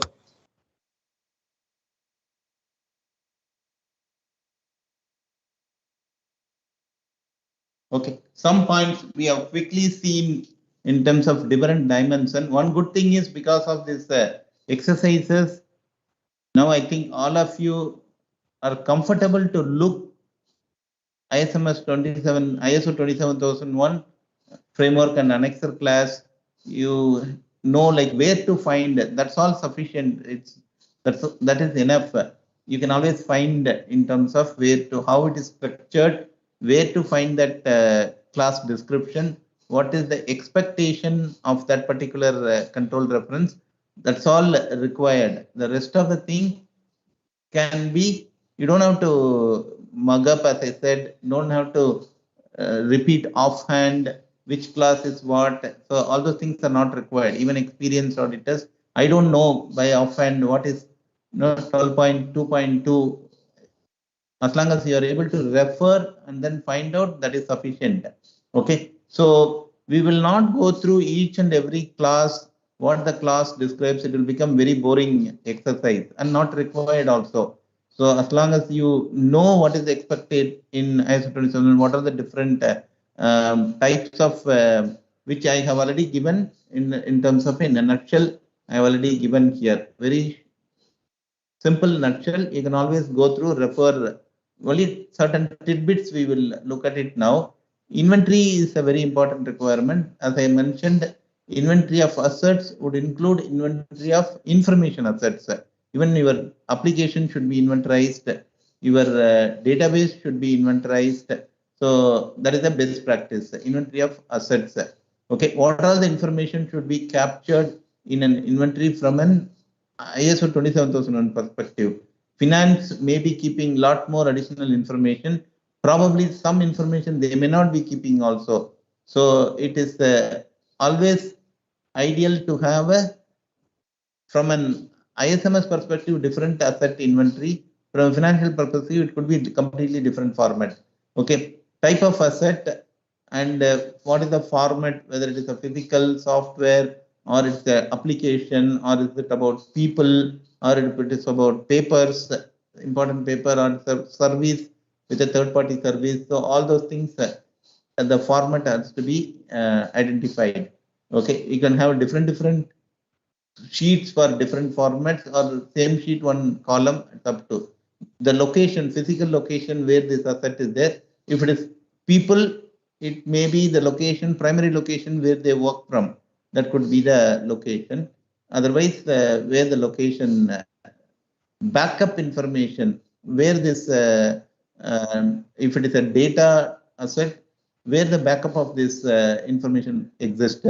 License information, if it's a software kind of asset, then what is the license information? Okay, and a business value, some sort of an enumeration. Is the asset is from with respect to CIA, anything is with respect to CIA, confidentiality, integrity, and availability. What critical importance is this asset for the organization? That also has to be mentioned. Okay, these are some of the information which is required in an asset. What is one thing missing here is asset owner also has to be identified, and it has to be uniquely identified. Again, it is not acceptable for some auditors if the asset inventory says HR, IT, software. It has to be uniquely identified. If it is a desktop, it has to be identified to which, if it is a laptop, who is currently managing that laptop. So it has to be unique. You can't put it like a IT team, HR team like that, because it has to be uniquely identified. And some asset labeling has to be there. So for that, asset number and the label has to be fixed in the asset. Okay, so that is as far as the asset inventory is concerned. And another one is in terms of A18 compliance. 18 is completely related to A18 domain is completely related to compliance. This is the only one which may be outside information security. Some of the compliance requirement could be related to IT and information security, but in ISMS, when 27,000 was framed, it related to both information security as well as compliance also. So even legal requirements have to be tracked. Regulatory requirements have to be tracked. So that is what is the perspective of including this A18. So what needs to be done first and foremost, it could be outside IT and InfoSec team, or it could be part of the InfoSec team, whatever it is. You have to first list the applicable regulations. What are all the applicable regulations has to be listed in the scope document or in some other document also. It has to be listed. GST is applicable, income tax is applicable, generally labor law is applicable. This is just to ensure that the organization doesn't miss compliance to any applicable regulation. So from that perspective, even if it is not related to information security, you have to include it. Some of the things which probably generally get missed is like e-waste. Nowadays, there is a regulatory requirement for e-waste also. IT Act, there are certain obligations for IT Act also. Now the Data Protection Act, if there is any specific data protection as applicable to the company like GDPR or HIPAA or any the organization has outside India data. So what are all the other applicable? So that is what is the perspective. We may be processing some data outside India. We may be processing as part of our testing or backup, etc. So in that case, the GDPR also has to be included as an applicable regulation. If it is included as an applicable regulation, then there has to be a tracker for that. How we are ensuring that we are complying to GDPR has to be evidenced. That is what is the compliance tracker. So these two things are essential as part of complying to A18 requirements. Some of these may not be related to information security, but still it has to be included.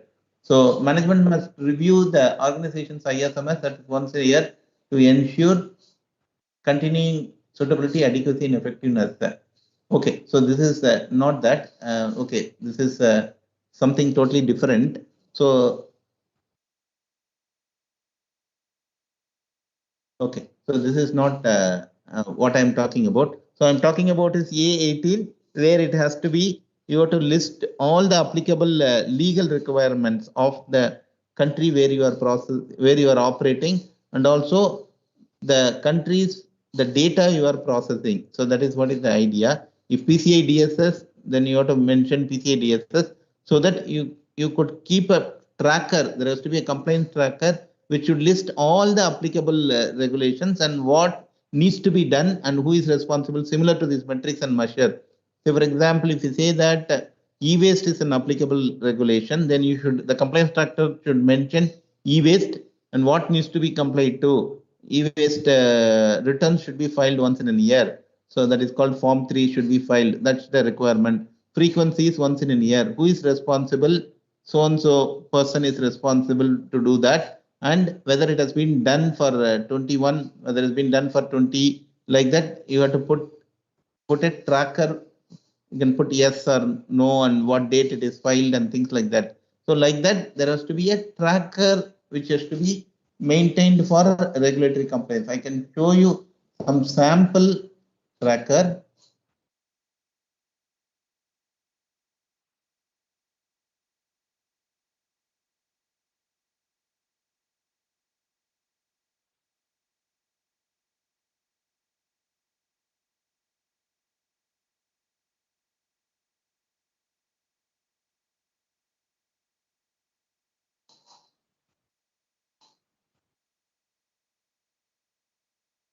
A minute, I just take out some sample tracker.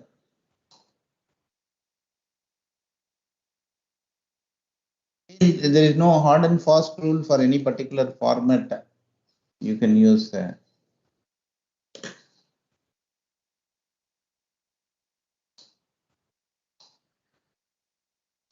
just trying to take. Maybe we need will be able to pull out some sample compliance tracker. I'll just Vinit. Sure, sir. I'll quickly find one. If you can just check for some sample compliance tracker. Meanwhile, I will just look at other. So this is just for complying to A18. That is the requirement for A18. Okay. Now, as a sample, we have already seen. I'll just share with you the annexure controls again.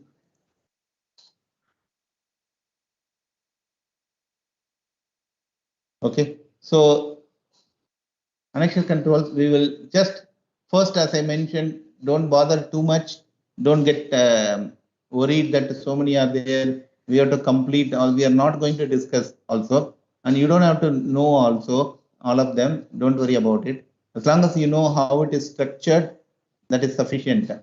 So mention A5 is on the policies. You have the policies. You have a review mechanism. Their policies. That's enough for A5. A6 is in terms of your roles, responsibilities, segregation of responsibilities. That is what is A5. Okay, sorry, A6.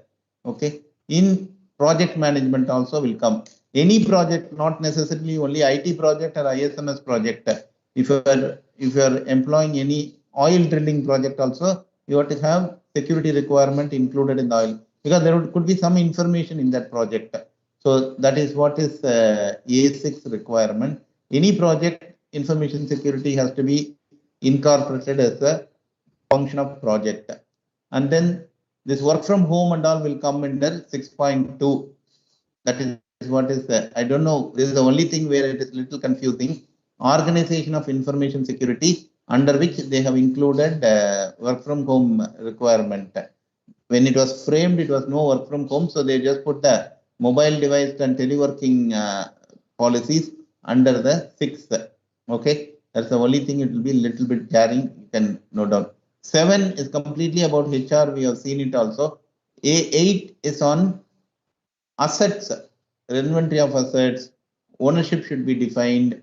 Acceptable use of assets should be defined. How assets to be handled, returned, preserved, etc. Return of assets. Classification. This is what I mentioned. Information classification policy should be defined based on sensitivity of that information should be defined. Labeling has to be there. Handling of the assets. Okay. Okay. And media, where whichever storing hard disk and pen drives, removable media management should be, it should be blocked unless it is required. If there is a removable media, how the media is controlled and not like anybody and everybody just copies information on removable media and puts the removable media on the table and goes away. So how that is controlled is what is 8.3. Okay. 9 is completely about login IDs and password. There has to be an access control policy. Everybody and anybody cannot be given logins in an organization. There has to be a method in the madness. Who gets access, how the access is given, how the access is removed, how the access is reviewed, all those things. There has to be a policy. User access management and registration and deregistration. 9.2, whenever a company employee is onboarded, how validated, after validation only access is created, not like even before employee joins, somebody says to create an access, access gets created. So all those things have to be part of the registration and deregistration. Privilege access is for all your administrative accounts have to be restricted. Only few people, assigned people, administrative account cannot be given to everybody and everybody. And what they are doing in administration should be logged and then reviewed. So review, that is what review of user access rights mentioned. Whatever user access rights are there, procedure is being followed, but apart that there has to be a reconciliation also. That is what 9.2.5. Okay, this could be a one good metric also. 9.2.5, nobody normally bothers much. Could be a metric also. Whenever you do review access rights, how many IDs are identified to be adjusted or removed? So that could be one metric also. If the process is very pakka, the user access review should only say that taken and everything is fine, no change done.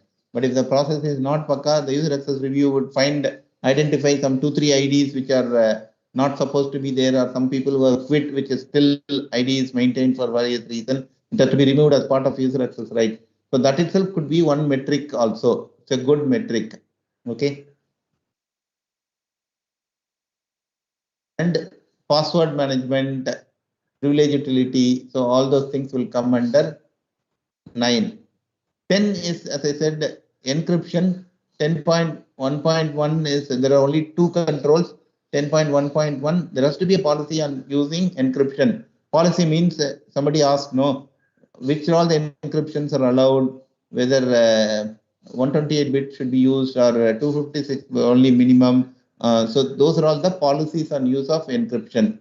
And key management is if there is an encryption key, private key, public key, who controls, how it is maintained, who has the authority over the keys. So all those things are the key management. 10.1.2. 11 is on the physical security. Your entry controls, your offices, secure places like data center or print shop where sensitive information gets printed.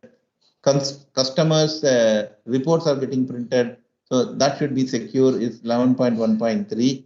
Environmental threats, this is where fire, water, all those things will come, flood, fire, etc. All those things come. Delivery is your delivery areas, whether something unauthorized person should not get access, it's very secure, etc. Equipment installation, so equipment should be installed properly, should not have threats, etc. Cabling, this is one area where it generally gets missed out. So because your power and telecom cable, both power as well as telecom, should not be exposed so that somebody comes and cuts the wires and creates disruption to the business. or disruption to the data processing, that should not be there. So, there should be properly laid and locked, etc. So, those things will come in 11. Clear desk, clear policy is one thing which generally 11.2.9 everybody will check that, which is more like locking your screens. Is there an automatic lock is enabled, because so that whatever the sensitive information on your desk in your laptop is not somebody is noting down. Your screen should be locked, inactive. Paper should not be lying on your desk, etc. A little bit of discipline and enforcement both involved in this. Okay. 12.1.1, it is often gets confused. Documented operating procedure, it is not the SOPs.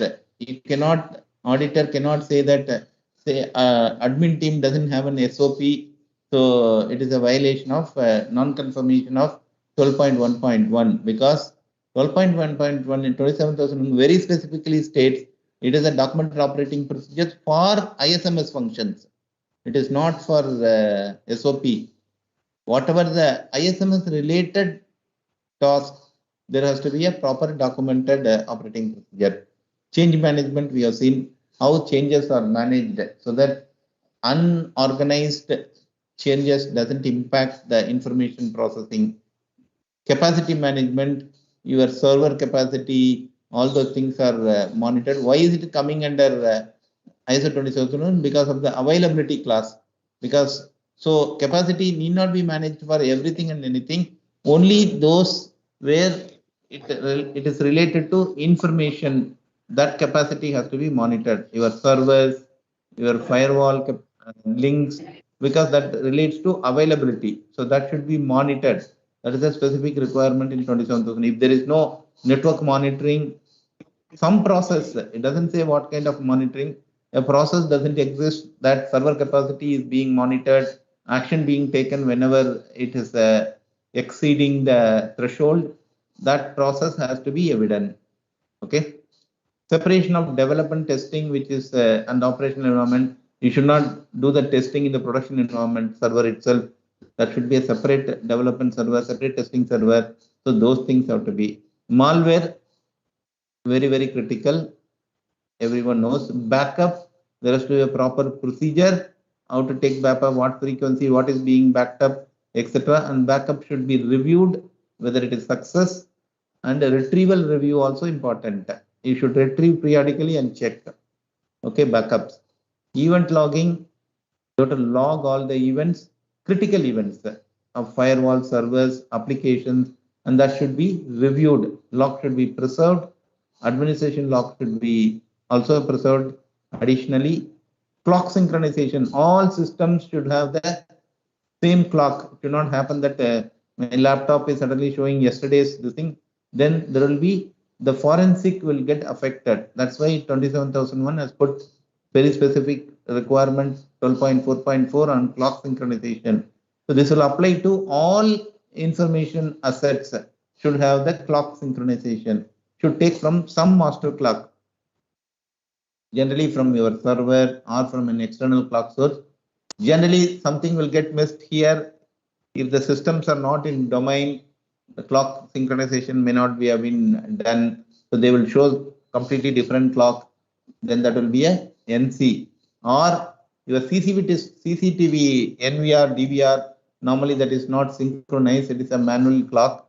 So many places, if you go and end up looking at the CCTV recording, then you have to make adjustment. It will be behind 2 hours than the current time because that clock has not been reviewed at all. So there has to be some process for synchronizing clock on every information asset, okay, including your CCTV. Access control. Your access control report you are taking, but if it says 1.5 hours ahead, the report will give a wrong information. No, so all the information assets, clock synchronization should be there. Event log, etc. Vulnerability management. 12.5.1 procedure should be implemented to control the installation of software and operating systems, meaning your desktops, laptops administrator access has to be controlled. Specifically, it states 27,001. Anybody and everybody, every employee should not be able to install whatever application they want. Then it is a both from a compliance perspective and also information security risk is there. No? So administrator access has to be controlled. Otherwise, ISO 27001 certification cannot be obtained. 12.5.1. Many organizations you may ask that you can't control administrator for senior laptops. They need it. Otherwise, they trouble the IT team. They fight. It's not just a question of senior or junior. If there is a business requirement that administrative access is required, even if it is a CEO, there is no requirement, then the administrative access has to be controlled. If there is a business requirement that such and such person requires administrative access for any business reason, then there has to be an exception maintained for all having administrative access, and who is approving that. There has to be a control on that. Who is approving that has to be maintained, and what for reason has to be maintained. Maybe as a record or something, it has to be maintained. Okay. The technical vulnerability. Vulnerability, you have to have some systems on vulnerability. Either a vulnerability assessments have to be conducted, whether it is in-house or external, doesn't matter. Somebody external consultant has to do or in-house has to do, doesn't matter, but there has to be a process for identifying the vulnerabilities and fixing the vulnerabilities. It should be tracked and closed also, identified vulnerabilities. Many organizations, I see that they have a beautiful process for running all vulnerability scanning. They keep all the reports, but no action taken on that. What is the use of running a vulnerability scan until and unless the vulnerabilities are fixed, closed within the SLA? So that SLA also should be defined. What should be the SLA for fixing the vulnerability? And there should be a tracker to close the vulnerabilities. So that should be evident. Okay, on the vulnerability 12.6. So that's how generally A12 is concerned. And A13 is security management, network security management, your firewall rules, security of network services, your email, whether they are secure, how the controls are there in the email, information transfer. If there is an FTP or email, information is sent to outsider, what controls are taken before the information is given, either through electronic or through in paper form, whether the agreements are signed. Electronic messaging has the necessary encryption, everything. Email is sent, sensitive information is sent through email, whether it is encrypted. If FTP is used, whether it is a secure FTP. So all those things. Confidentiality, whenever sharing security information with an outsider, whether NDA is signed, will come under 13.2.4. So this is 13. 14 is, as I mentioned, completely about software. Your secure software policy should cover everything under 14. It's a complete life cycle of a software development, starting from requirement phase, which is 14.1. Okay, and then development, design. So every stage it should be a secure. Outsourced development, if it is outsourced, then that also has to be controlled. Data testing, test data has to be controlled. So that is 14. 15 is supplier, any organization, any department, HR, admin, IT, software, or even legal. If legal has outsourced their compliance to a third party, then that will also come under A15. Whether any information which has been processed by an external entity, then these controls are essential. Security policy for supplier relationship, policy should be there. That is what is your vendor security policy or supplier security policy should list before giving the information to a third party for processing. What controls are to be taken should be stated in the policy. That's what 15.1.1 states.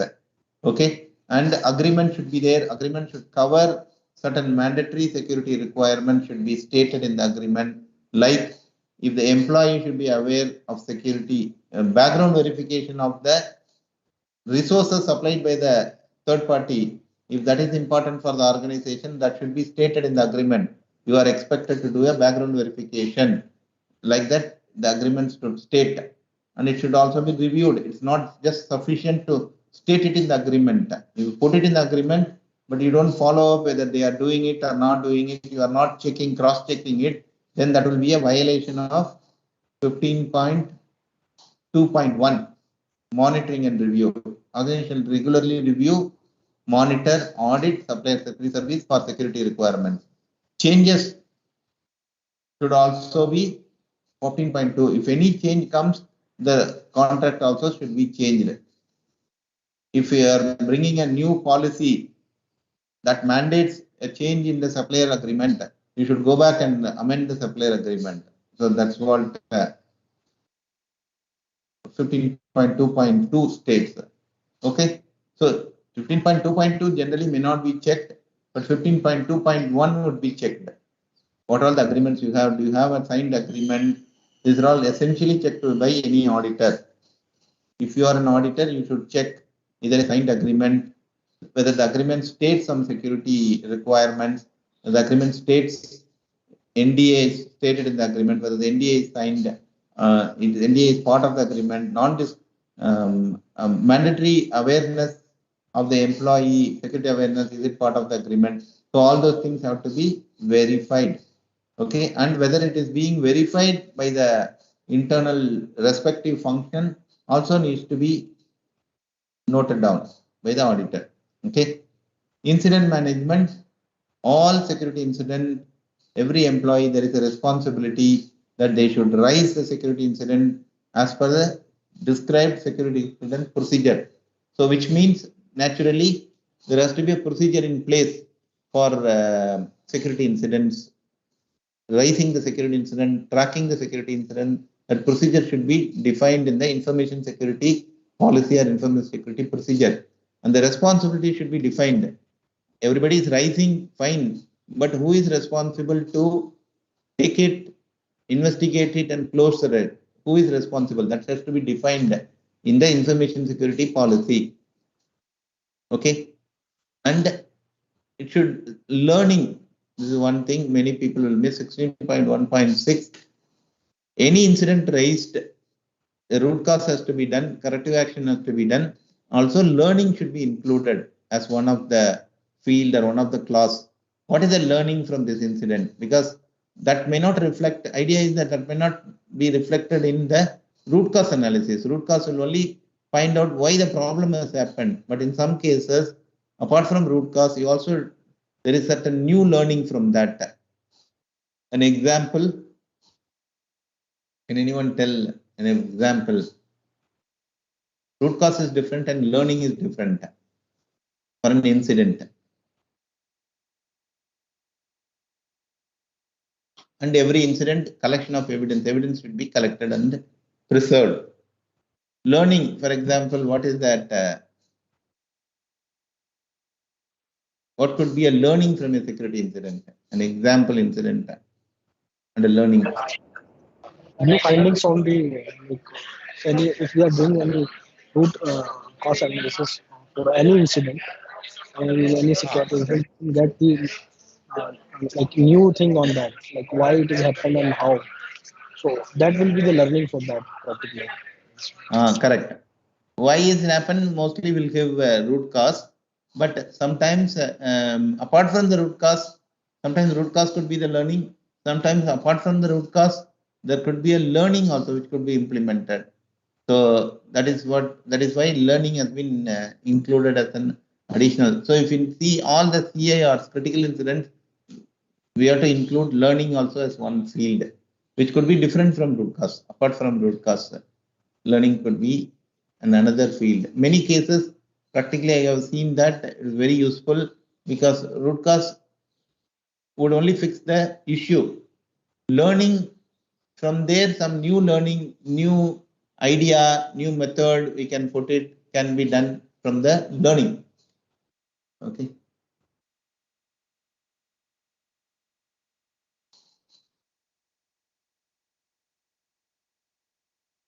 Say, for example, in the case what we have studied in the root cause analysis exercise itself.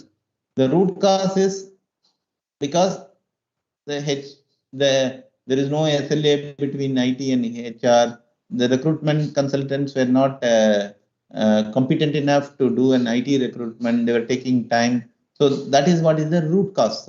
That is fine. But this exercise could also be giving some learning. The learning could be like, even though people were less, that is the reason for this, that is the root cause, but still there is the process doesn't follow, the department is not following strict process. There is some process violation also. So that is the learning. So that could be taken as a learning also.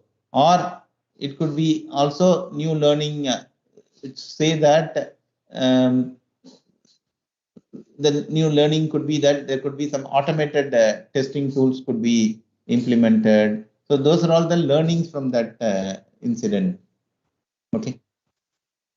As I mentioned, information security continuity, it is only 17.1.1, which states that organization shall determine its requirement for information security and the continuity of information security in adverse situation. Okay, it doesn't state that organization should have a continuity policy or continuity procedure. It only says that continuity of information security in adverse situation. Suppose a disaster happens, your information security should not be, it doesn't bother like the application should be available, etc. But it says that if a disaster happens, your data should not be lost, your data should not be leaked, your data should not be accessible without proper access control in case of a disaster. Suppose you have a DR setup and the DR setup doesn't have a firewall, then that is a violation in non-conformation in 17.1.1. You have a DR setup, but information security is not protected with that DR setup. The DR setup doesn't have, some organizations will have complete DR setup, everything is there, fine, no problem. But the DR doesn't have your web application firewall, whereas the live system has a web application firewall. So that is the lacuna in the information security of the DR setup. So that is what would be 17.1.1. Okay. 1.2, implementing information security continuity. One is planning, 1 and 2 is implementing it. Same point only. Okay.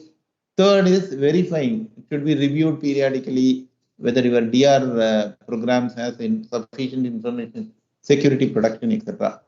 Only one clause, 17.2.1, which says that this is the only thing with respect to business continuity. All your information facility, processing facility should be implemented with redundancy sufficient to meet availability requirements, which means your servers should be redundant, your firewall, critical information processing facility should be implemented with the redundancy.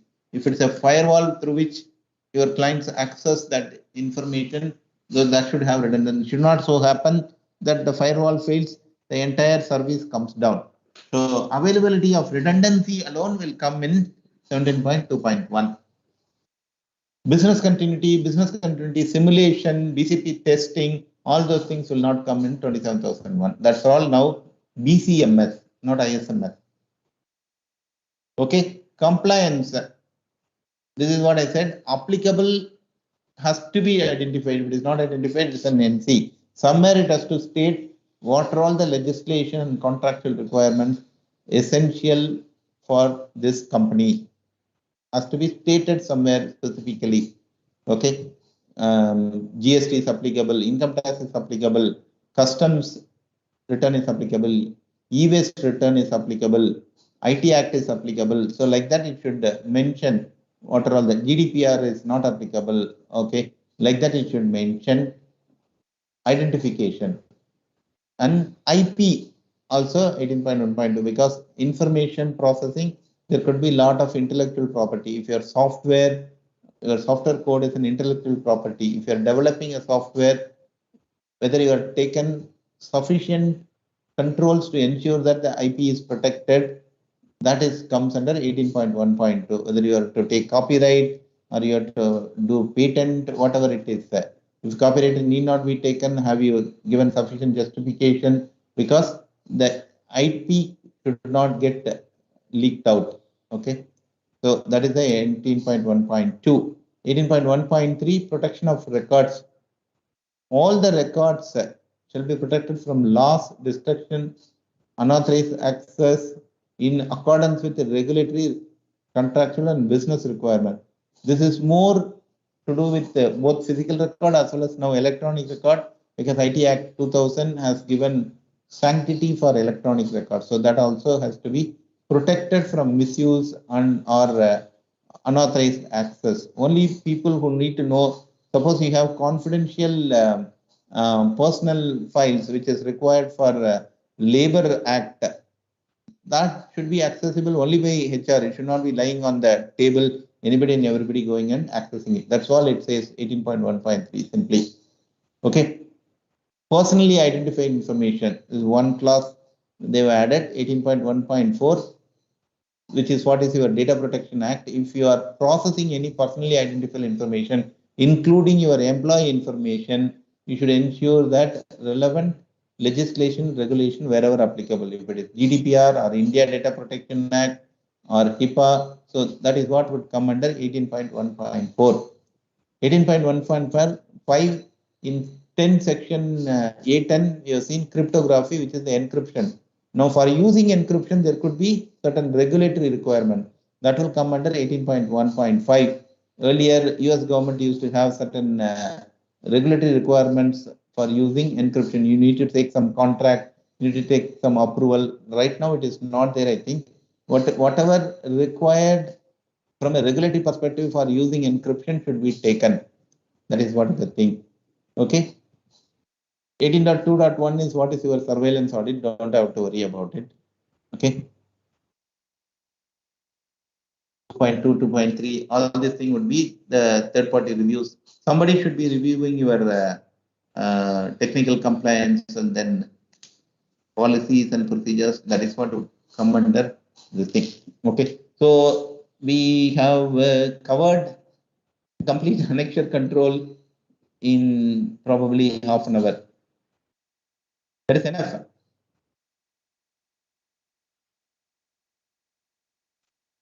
Now we'll give about 5-10 minutes. If you have any I found that question on this. Sir, I found that compliance tracker you were asking. Yes. Just show it now. Yes. Yeah. Sample compliance tracker.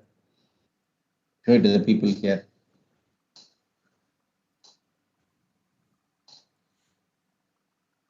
I think it's this one only. Yeah. Okay. So you're able to see.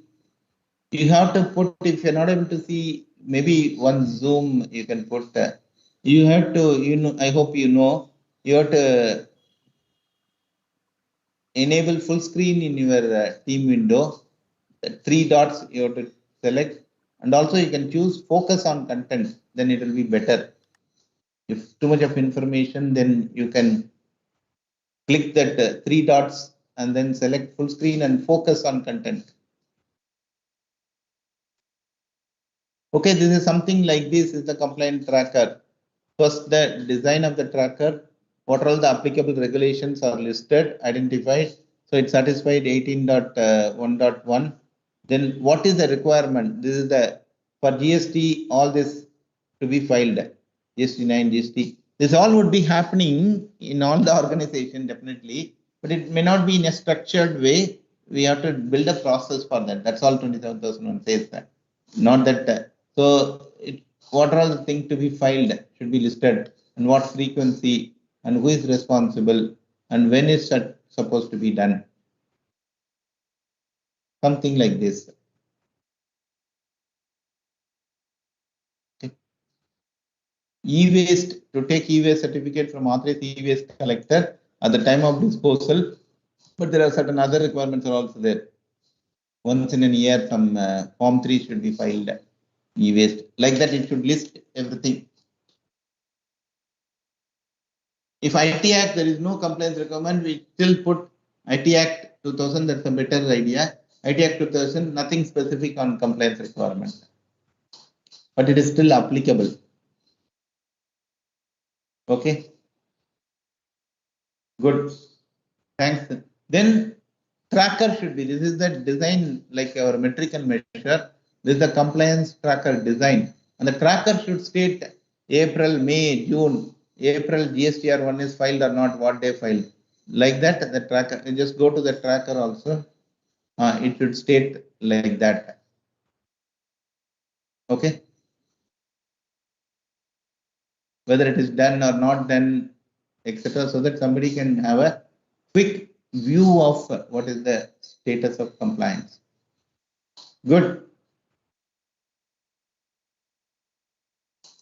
Any question at this stage?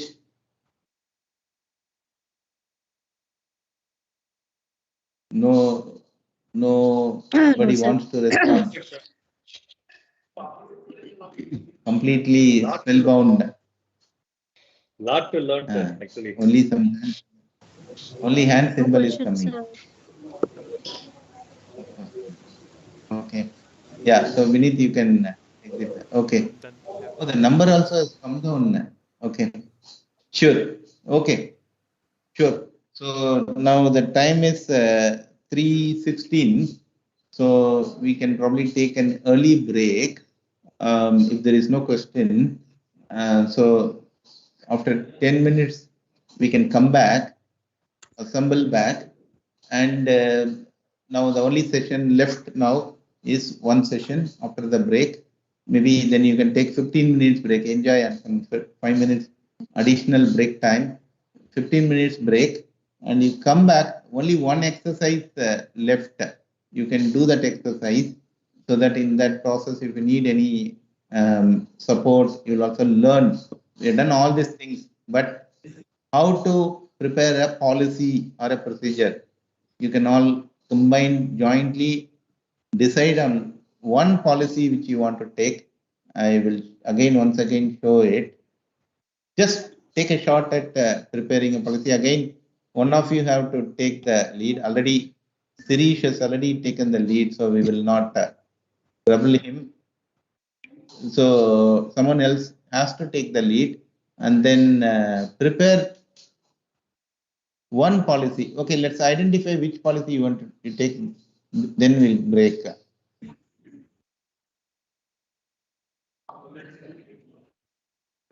Okay, so you are able to see the screen, no? My screen. As a group. Yes, sir. Which policy you want to? Yes.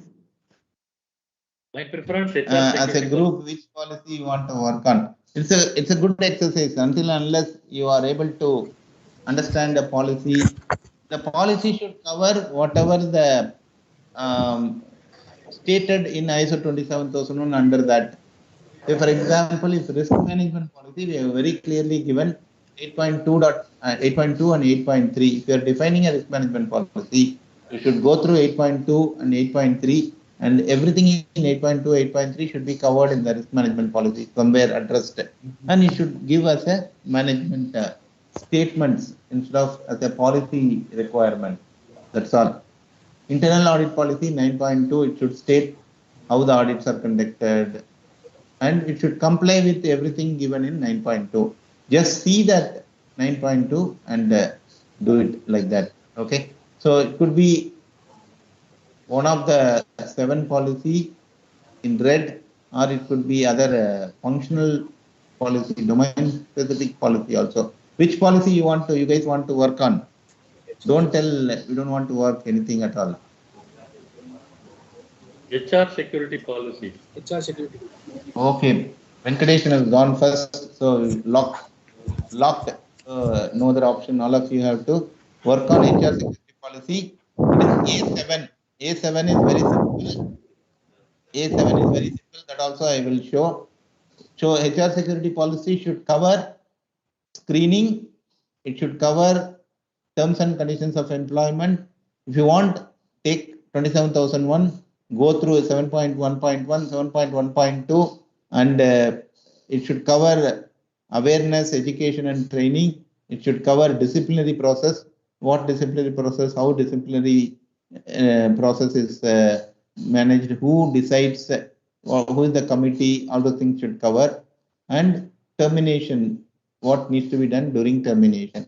So it should cover all these things in the HR security policy. Complete A7.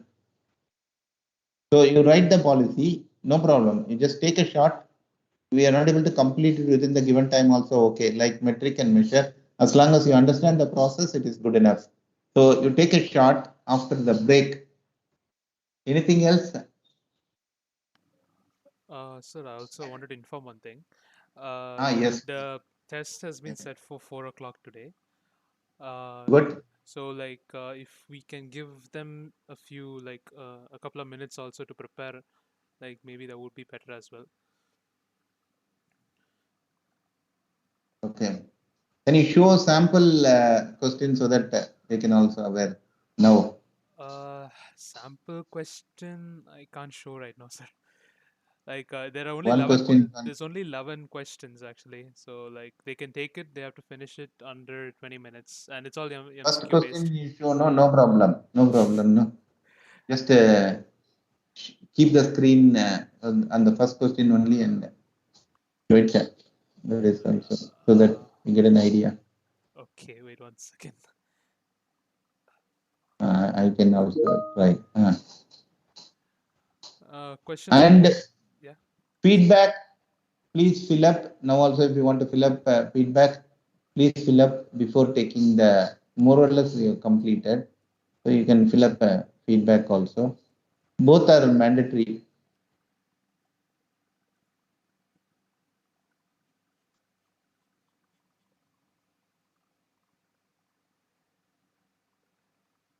Okay, so I will show, don't worry. Okay, wait, I got it. Oh, it will show the answer also. Yes. Okay, it will show the answer. Okay.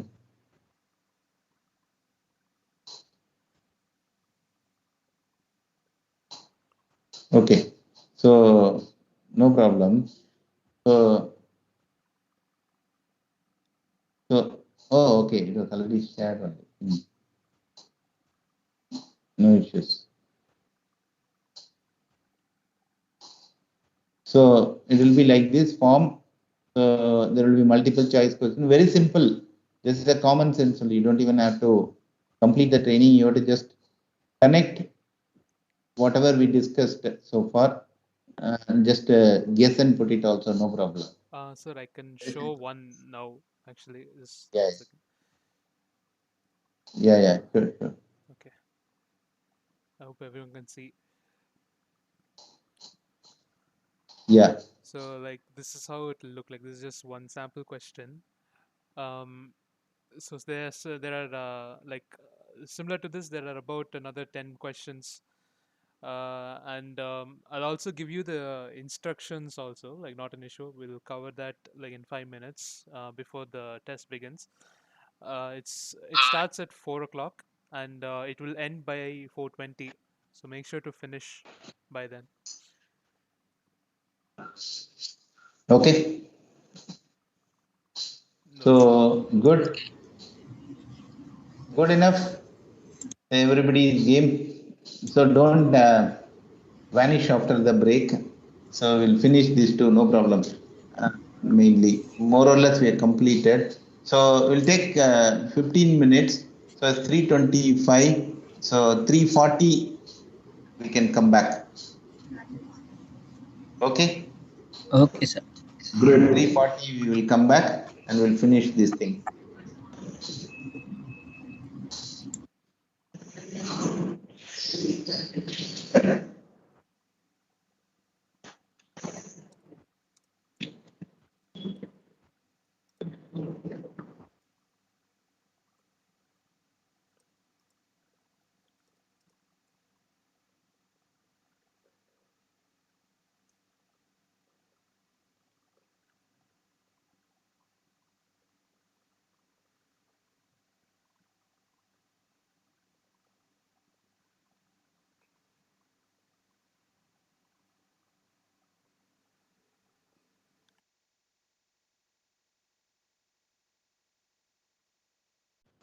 Very brief only. She will expand it when she's starting the company. Right now, this is enough.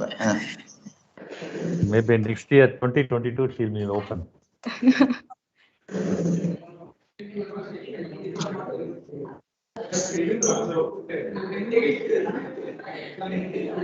Guys can tell. I'll just. Okay, only one observation, team, not just Nitya alone. This is good. This is the policy level statement. All employees must sign the declaration form, but it has to be as detailed as possible. NDA including the contract employees. Then you should mention the format of NDA is as per annexure or format of NDA is reference in. That is what is the good policy should. As per the format given in annexure A or as per the format referenced in the document reference number NM stroke, that's how it should come. NM stroke HR stroke DOC stroke 001, which is the NDA format. Like that cannot be left to any policy statements, cannot be left to ambiguity. Should be very clear. NDA should be signed and everybody should sign what should be the format of the NDA, whether the contractor also should sign. So everything should be covered in any policy statement. Yeah, like that.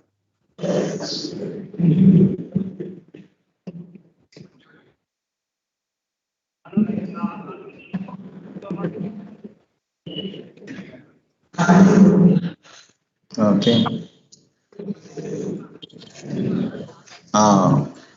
Another observation, same thing. Background screening is conducted for all employees. That is not sufficient. Again, it leads to ambiguity. The following checks are conducted. Following checks must be conducted as part of background.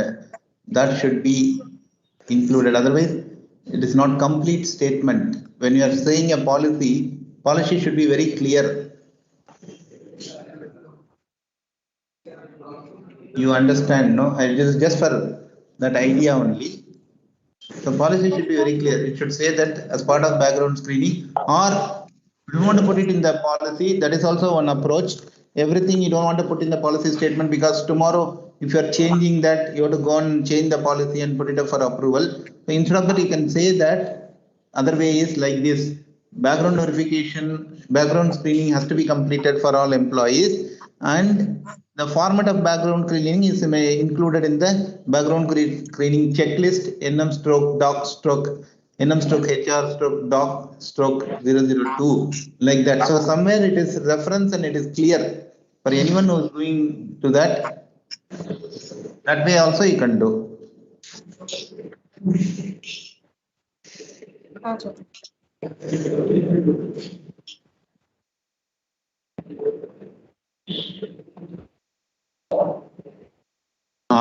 Good.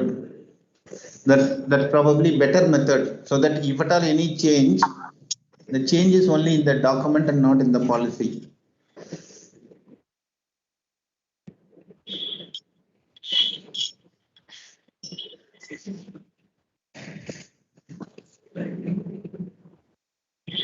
Good.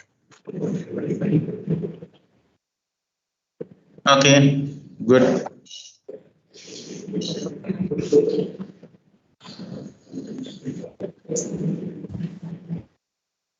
Anything else before employment? Okay, only one suggestion. It's not a what do you call it? It's not an NC, maybe opportunity but improvement.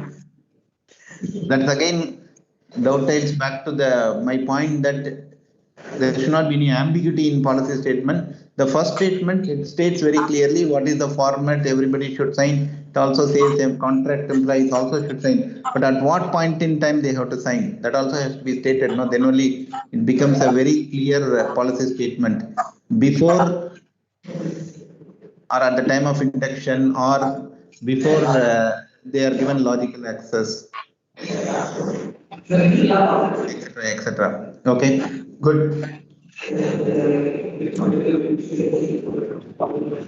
That's how policy statements have to be. Gotcha. Yeah, again, on OFI, I would say background screening, if you put it, you should also state that logical access and physical access to be provided only after background screening is completed and approved by HR head or somebody like that. It's a good policy statement. Just saying, these are all no hard and fast rule, but a good policy statement should cover.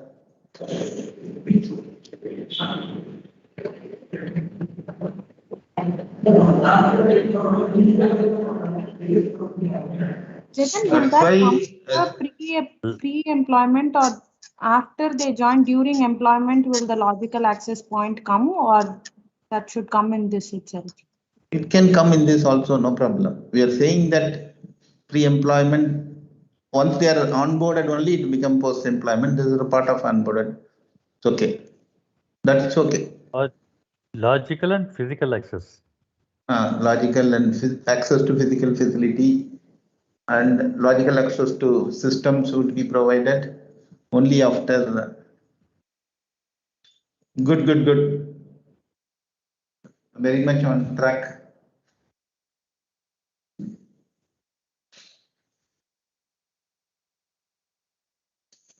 The NM Private Limited will get ISO 27,000 certification. No problem. Only some OFIs. Awareness training also you can include. And during employment?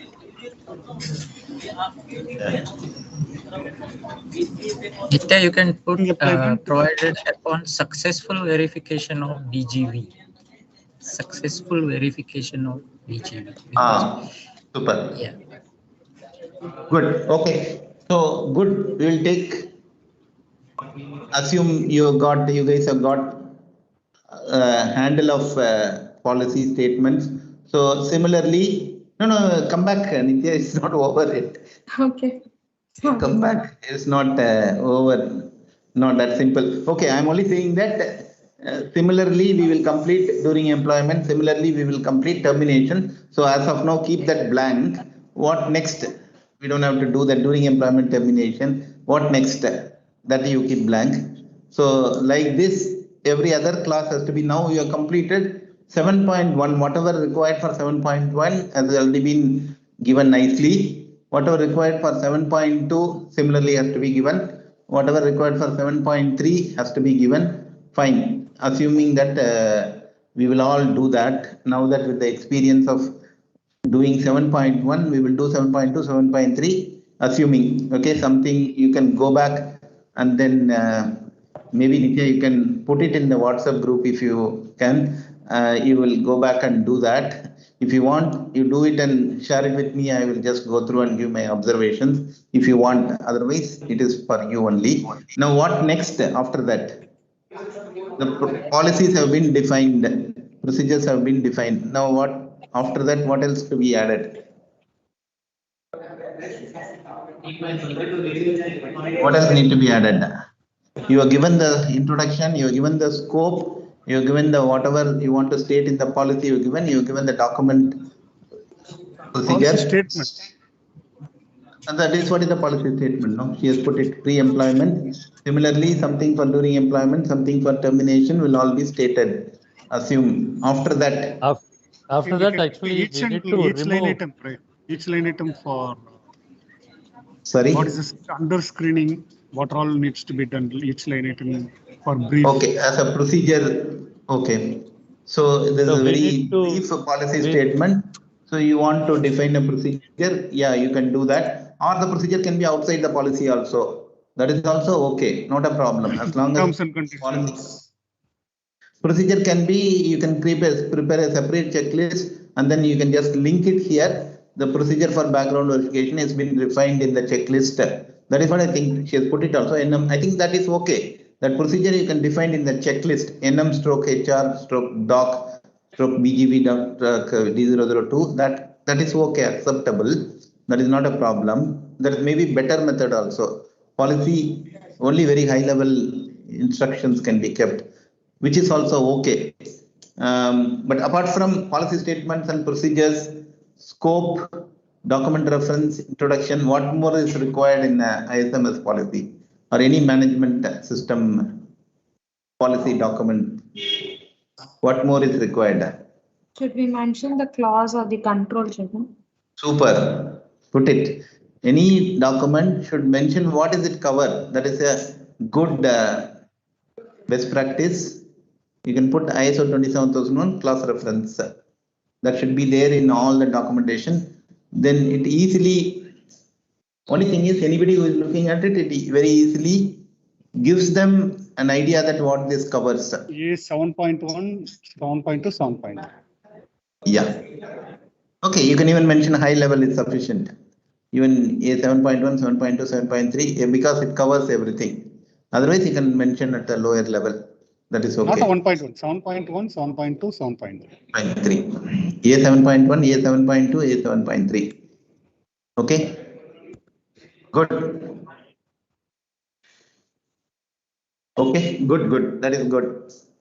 And one more information, most of the policies could be required. Here also, whether it is required or not required. What is that? Roles and responsibilities. Who is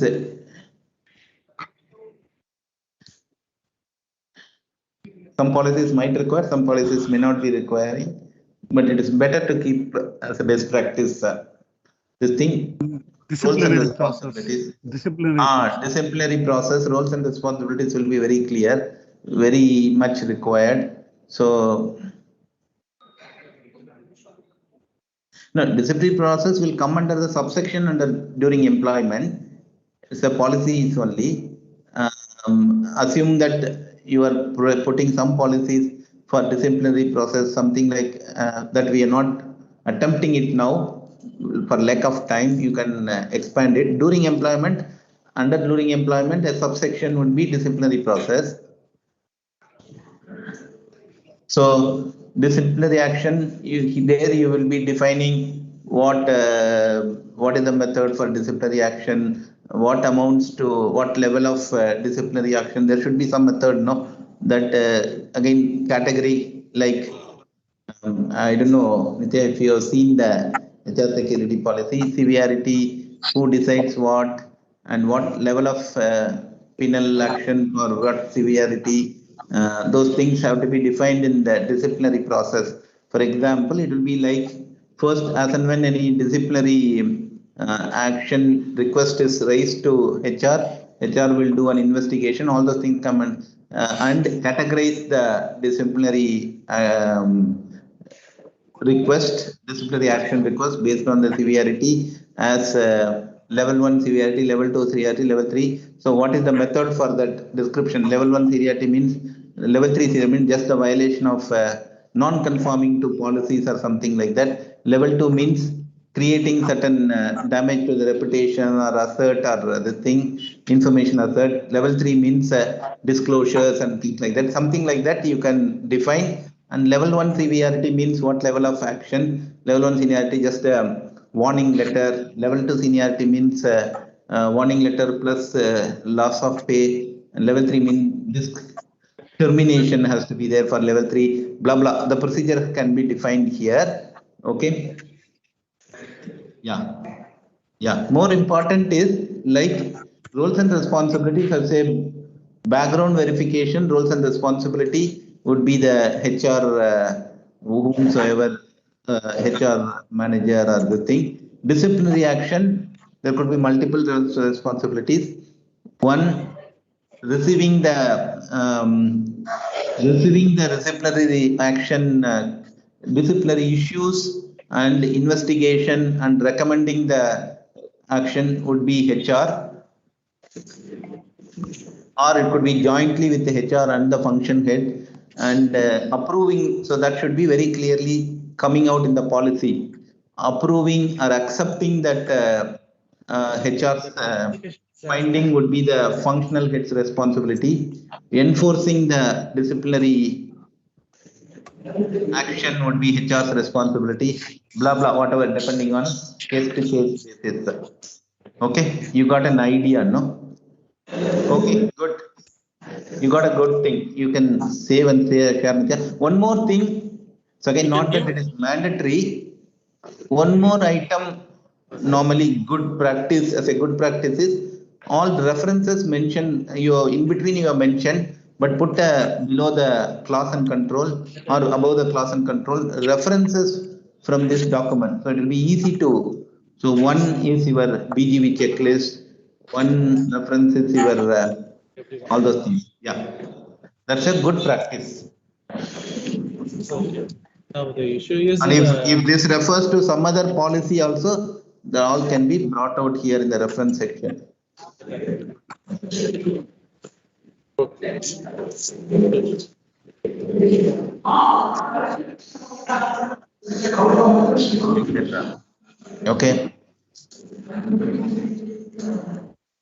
Super. Now she has prepared it. Policy, you can beautify it, format it, all those things. There are, I think, enough experts here to beautify. Okay, good. Some policy may itself refer to some other policy. HR security policy may refer to asset management policy in terms of acceptable asset. Then that can also come out in that reference section. Super. So we have now how many experts who can write policies, design policies? Oh, okay. Oh, there are 16 experts now who can write policies. That is too much. Okay. You can write policies. That's how all policies have to be written. That's all. Nothing more than that. Okay. Just approach. You decide on how to approach it. That's it. No big deal. Okay. So all of you can implement 27001 in your organization. If it is already implemented, you can review the policies, enhance the policies, make it more mature policies, procedures, etc. If it has to be implemented, all of you can now write policies and implement the process. That is what is the idea. If you still want help, we are always there, but we will charge for that. Okay. Good. Now, okay, we have 15 minutes. So anything, any question? Hope quiz is over. No, Vinith. Quiz is over. Nitya asked, why don't you show the right answers? Discuss for 5 minutes whether answer what you are saying is right. Everybody is accepting or not also, no? You sure, put some answer. I put some answer. Okay. It is not because this is an art. It's not a science. It's more an art. Art always is which is the best answer. Cannot be the right answer. I'll quickly run through so that it's a lot. But not 2 plus 2. Okay. Yeah. So why not you give the answers for each of them? I'll mark each one. Oh, my answer, and you want to check whether I know it or not. I'll tell you. Oh God, Tell you what is this? So you are testing the faculty. You are testing the master. I have 20 years experience. Okay. CCTV access control system and security guards are a form of physical security, environmental security, all the above. Access control. Oh, okay. Definitely environmental security also. Security guards have some role. Okay. Physical security, yes.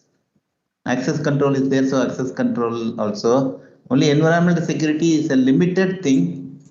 CCTV doesn't have any reference on environmental security. Access control system also doesn't have any reference on environmental security. Only thing is security guard has some action on environmental security. So from that perspective, all of the above, but mostly only physical security and access control only. Yes. Except security guards have some. Okay. That is correct, sir. Agree, everybody? Yes, Jagan. Even I had the same question. Access control. Yeah, physical security and access control will be the most. CCTV access control system and the security guards are form of what access control. It's all under access control. But security guards, other physical security also, in terms of registering the users, so that also they take care. The only thing environmental security is, and mostly security guards, that's why I think Vinith has included that also. Like they were only responsible for the fire extinguishers and measuring the temperature, etc. They are only responsible in terms of environmental security. Otherwise, it is not directly relating to environmental security. Okay, this is very, very simple. Everybody, I think, can core principles is CIA, confidentiality, integrity, and availability. Correct. Yes. I think it's clear. Okay. What is the root cause analysis? Process of discovering First one. source of a problem in order to identify appropriate process of understanding what was the immediate cause, outcome of some particular type of corrective action. So definitely first one only.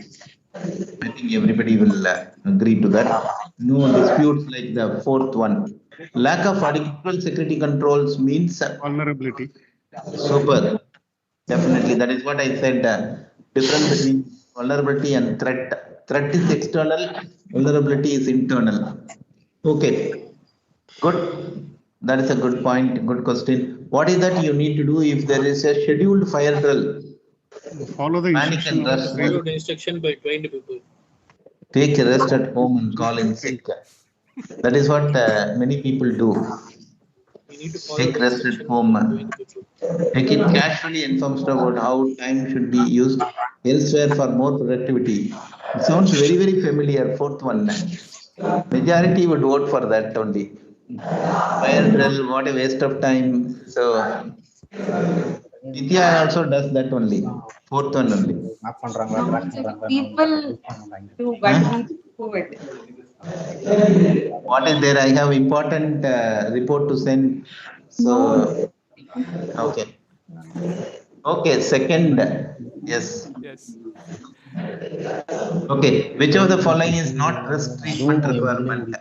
Risk mitigation, risk acceptance, risk ignorance, risk avoidance. Risk ignorance. Risk acceptance. Oh, now more answers are coming. Risk acceptance, risk ignorance, definitely not risk mitigation, risk avoidance. Risk avoidance, sir. No, ignorance. No, sir. Risk acceptance. Accept the risk. How can come under Ignorance. treatment? Risk ignorance. Yeah, I think maybe we need to cancel this question. Risk avoidance also no risk treatment, no. Okay. You put answer what risk acceptance is. Risk ignorance, actually. Such a term is not there, actually. Actually, it is not risk treatment requirement. So not. No, if you accept the risk, it's not comes under risk treatment, right? Yeah, risk acceptance is the most common answer. I think you might have to cancel this, Yeah. but risk avoidance also no risk treatment. No risk treatment for avoidance also. Only for mitigation. Otherwise, it has to come all the three: risk acceptance, risk ignorance, risk avoidance. Basically, risk ignorance and risk avoidance is one and the same. That is also another the thing. Okay. So mostly it has to be cancelled only. Okay. Okay. Only risk mitigation is a risk treatment. If you accept no treatment, if you ignore no treatment, ignore and avoid is one and the same. There is no separate thing. Okay. Cryptography is not a requirement of ISMS. False. False. Everybody will have no questions asked. How can you protect data on a desktop, laptop from being stolen? While going for lunch or while leaving the work? Do nothing. Log off or sign out. So ensure. Oh, okay, super. Everybody. Okay. Super.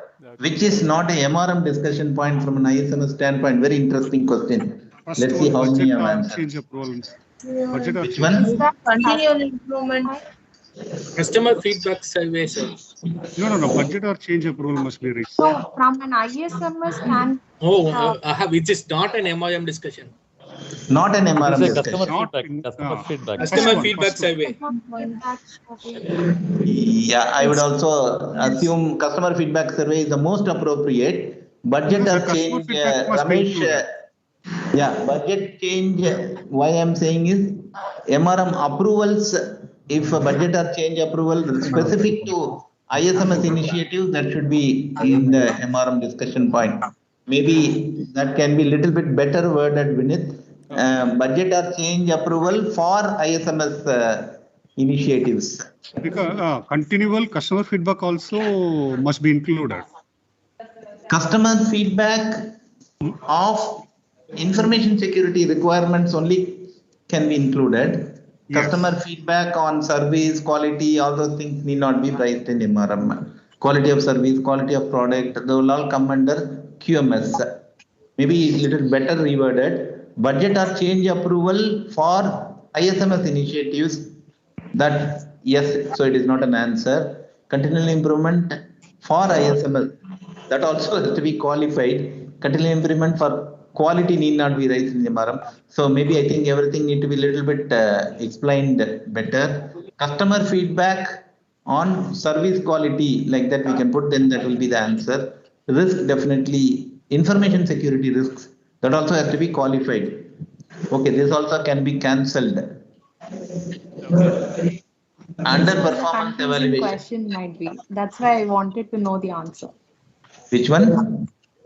This question, what we are discussing, was my doubt. Second. Oh, okay. Yeah. It needs to be a little bit qualified. The idea was, we need to discuss with me also. I only added this customer feedback, but probably you might have, should have, we will improve it in the questionnaire. Customer feedback on service quality, that need not be raised in MRM. Okay. I'll make it more specific next time. Yeah. If there is a customer feedback on information security requirement from the organization, that itself will anyway become incident. So that has to be raised in MRM. You're right. Ramesh, that way it is correct. If it is in customer feedback of ISMS expectations from the organization, then that will become an not like a feedback, it will become an incident. I do remember budget and change approval, which is not a MRM discussion point. There is a budget or change approval for ISMS requirements would become MRM. Suppose new SIM to be implemented, that will become budget will not discussion, right? That and the MRM discussion only what are the controls or what are new things only will be discussed. Yeah, that is true. We need not budget don't or have change to, approvals. don't have to mention the number, but the approval for the initiative. Budget is totally different. Right? Budget need not be there. Number need not be mentioned in the MRM. You don't have to mention the that is why amount. First one is which is not a MRM discussion point from ISMS member. First one. Yeah, it can be reworded like approval for new. Not saying that is right, but that is the eliminated one. Approval for new ISMS initiatives, like that you can put. Then it will become. Anyway, this will cancelled. Okay. Organization shall evaluate the information security performance and effectiveness of the information security management system. This is very simple. No complaints. Okay. What is not considered as an information security incident? Good question. Data breach, ransomware attack, violation of CIE, customer complaint. There again, okay. There again, little bit need to be qualified. Some people will object. Customer complaints on product or service quality, like that we can put it. Because if there is a customer complaint on ISMS requirement, then that will be an incident only.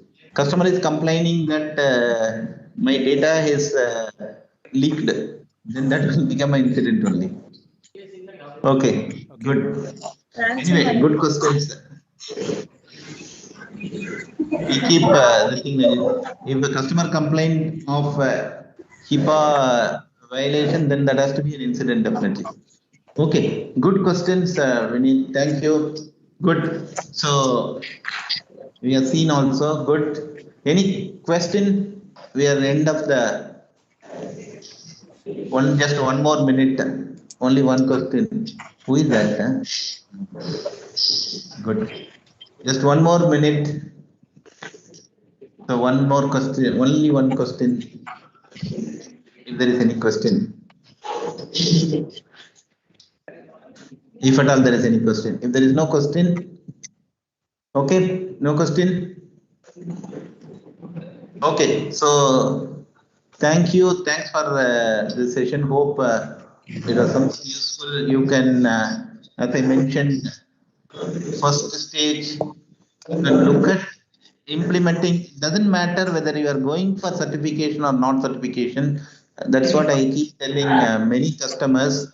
Don't think that you have to consider ISMS only if you are going for certification, or only if many people say, no, my customer is not asking for demanding, why should I do? It's a best practice. If you are dealing with information, these are all the first starting step. First starting step is ISO 27001. If at all you are dealing, and currently most of the organization has to deal with information. I don't think, including manufacturing, people tend to think manufacturing. Why do we have need ISMS? I'm only dealing with man and material, but they're also dealing with information. So any organization will deal with information. Minimum your employee data you will deal with, which is a personal data. So don't have to think in your respective organizations.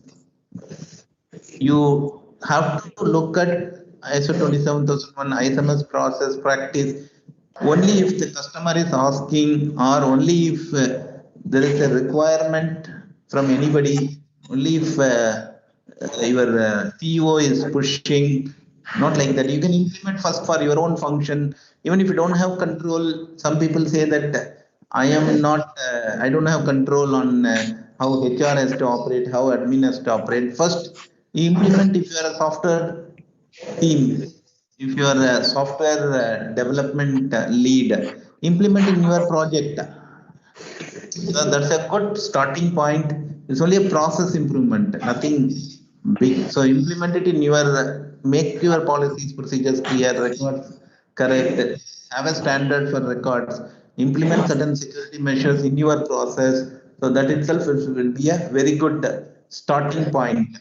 Okay, so that's what I would suggest. If you already implemented, like Nitya or somebody here, just review it, because it is also important requirement that you have to constantly review it, continually improve it. So hope for that this has given enough information and some idea to you, triggered some points to you for implementing in your process, if not in your complete organization, in your team, in your department. You can implement the thing, then you can expand it. You can tell that I have implemented in my team, why don't we implement it across the organization? Even if you don't go for certification, you can even do self assessment, doesn't matter. Okay, not mandatory that you have to have a certification is only validation that somebody has come and checked and they found it okay. If you don't want certification, not required. We don't have to waste money on that. But practice is what more important. Certification is auxiliary, okay, incidental is what I would say. Practice is more important. Do the practice first, then you decide whether you want to have the certification or not certification. Irrespective of certification, you do the practice is what I would say. Purpose is more important, as I put it in that story. Okay, so any feedback from anyone here? Already the attendance has reduced. Attendance is thin. Any feedback from anybody here? All of you submitted feedback form, Vinith, everyone? Yes, sir. Yes, sir, we have submitted. No. Vinith, has everyone submitted? I'll quickly Okay, check, you sir. can check and put it. Yeah. Huh? I'll quickly check, sir. Okay.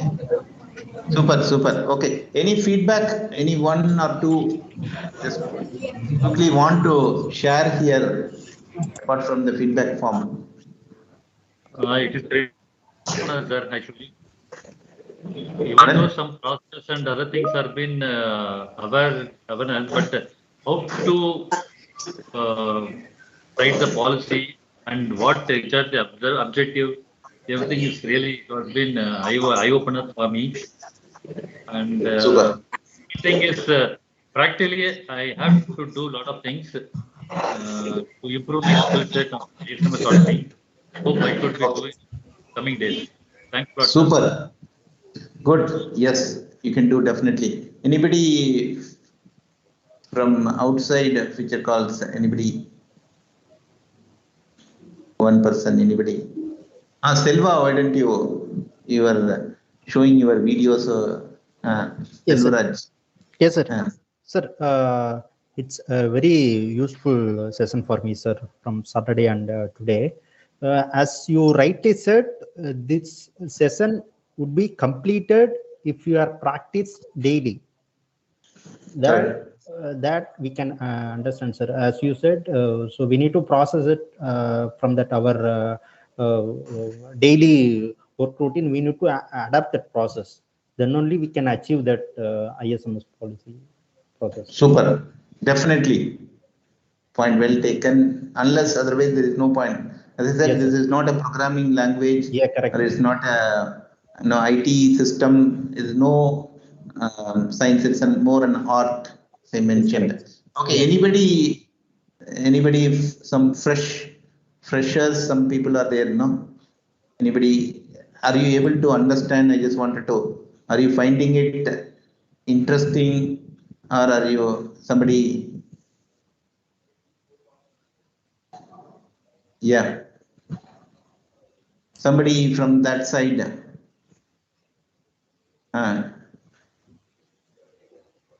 Maybe Danya, you can tell. You are trying to tell something. Somebody, so that we can close it up.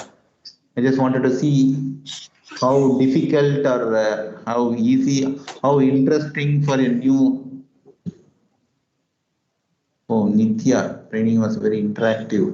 Good. Very good. Thank you. Anybody?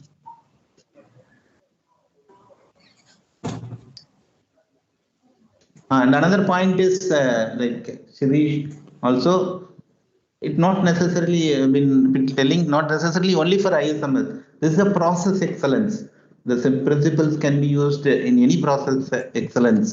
This is more a process excellence, and annexure control is specific to that particular objective. But otherwise, this is more a process excellence can be used for any this thing.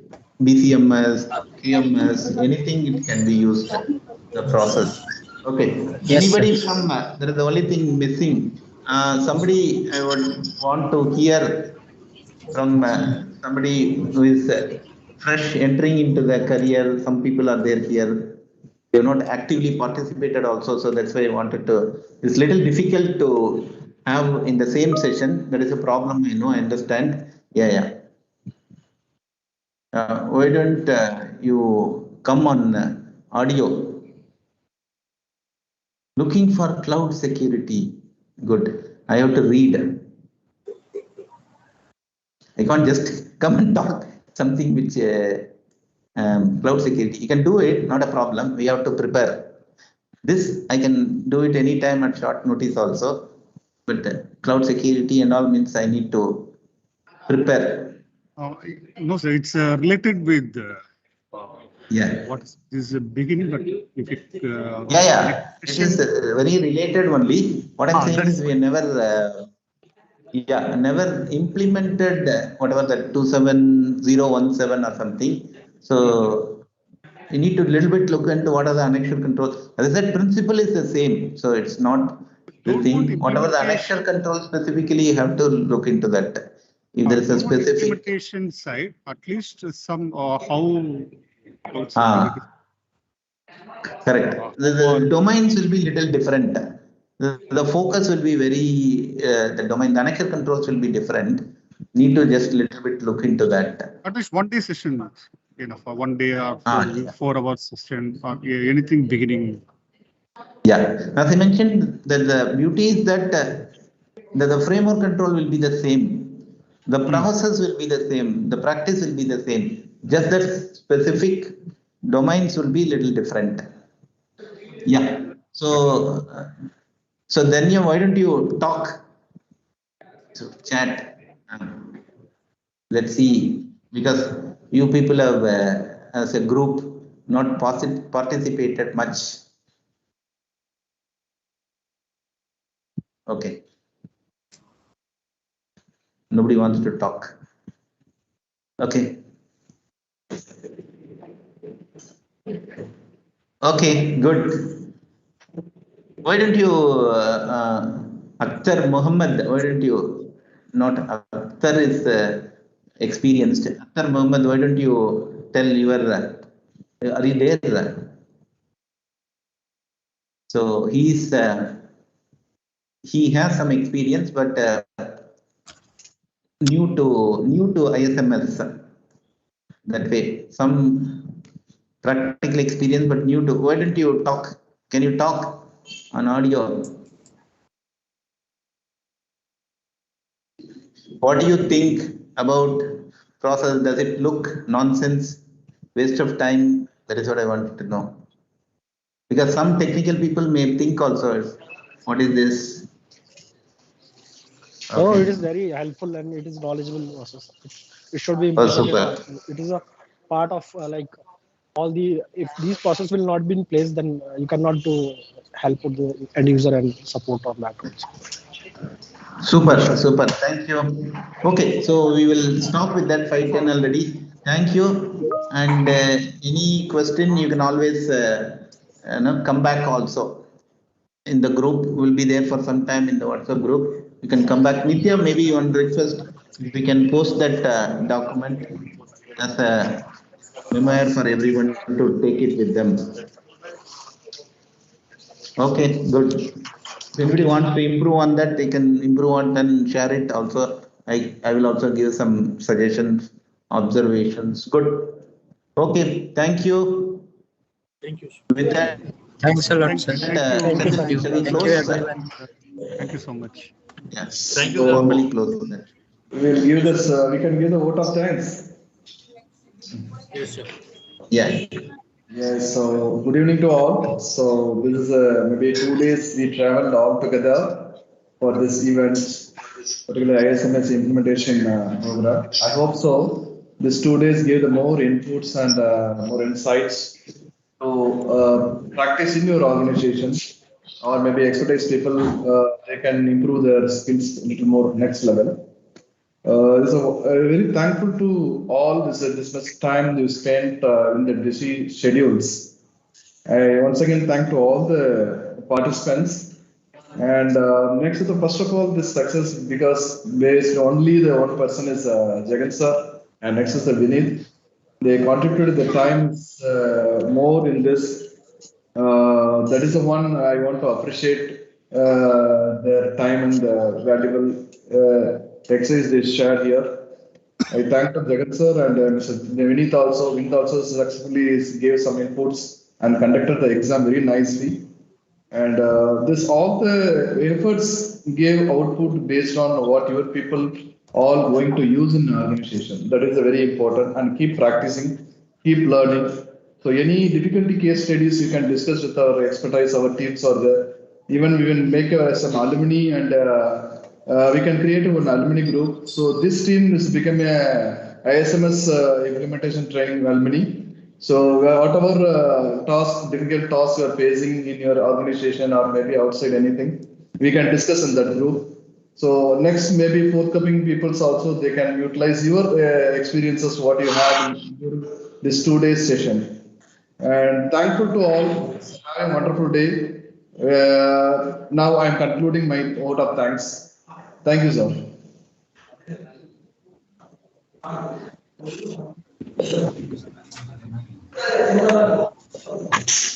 Thank you. Thank you, sir. Thank you. So Thank you you. all, I want to give the feedback because the Yeah, feedback. thanks everyone. Specifically, thanks Vinit for helping with all the thing, and Sindhil. I think everybody has left already. So yeah, Vinit, Sindhil for coordinating and organizing. Vinit for preparing all the question feedback and some inputs, observation, and the coordinators, Nitya, for some sessions wherever you could coordinate. Thanks, all of you. And anybody interested can register for that data protection workshop on Wednesday. I shared it in the group. It's going to be from 4 to 5:30. That's not a training session, but that's also not a marketing session. It's more about the new Data Protection Act going to come India, going to be enacted for your information soon, maybe in another, before the end of this parliament session. So the new Data Protection Act will come to practice. So anybody is interested to know more about that, you can register for the session that is going to be day after tomorrow, 4 p.m. to 5:30 p.m. And it's free. No, it's not going to be a marketing session also. Okay. Good. Thank you. Thank you, sir. Thank you, everybody. Thank you, sir. So thank you Thank to you, sir. all. Thank you. Thank you. Thank you, sir. Thank you, sir. Thank you, sir. Thank you. Thank you. Bye-bye.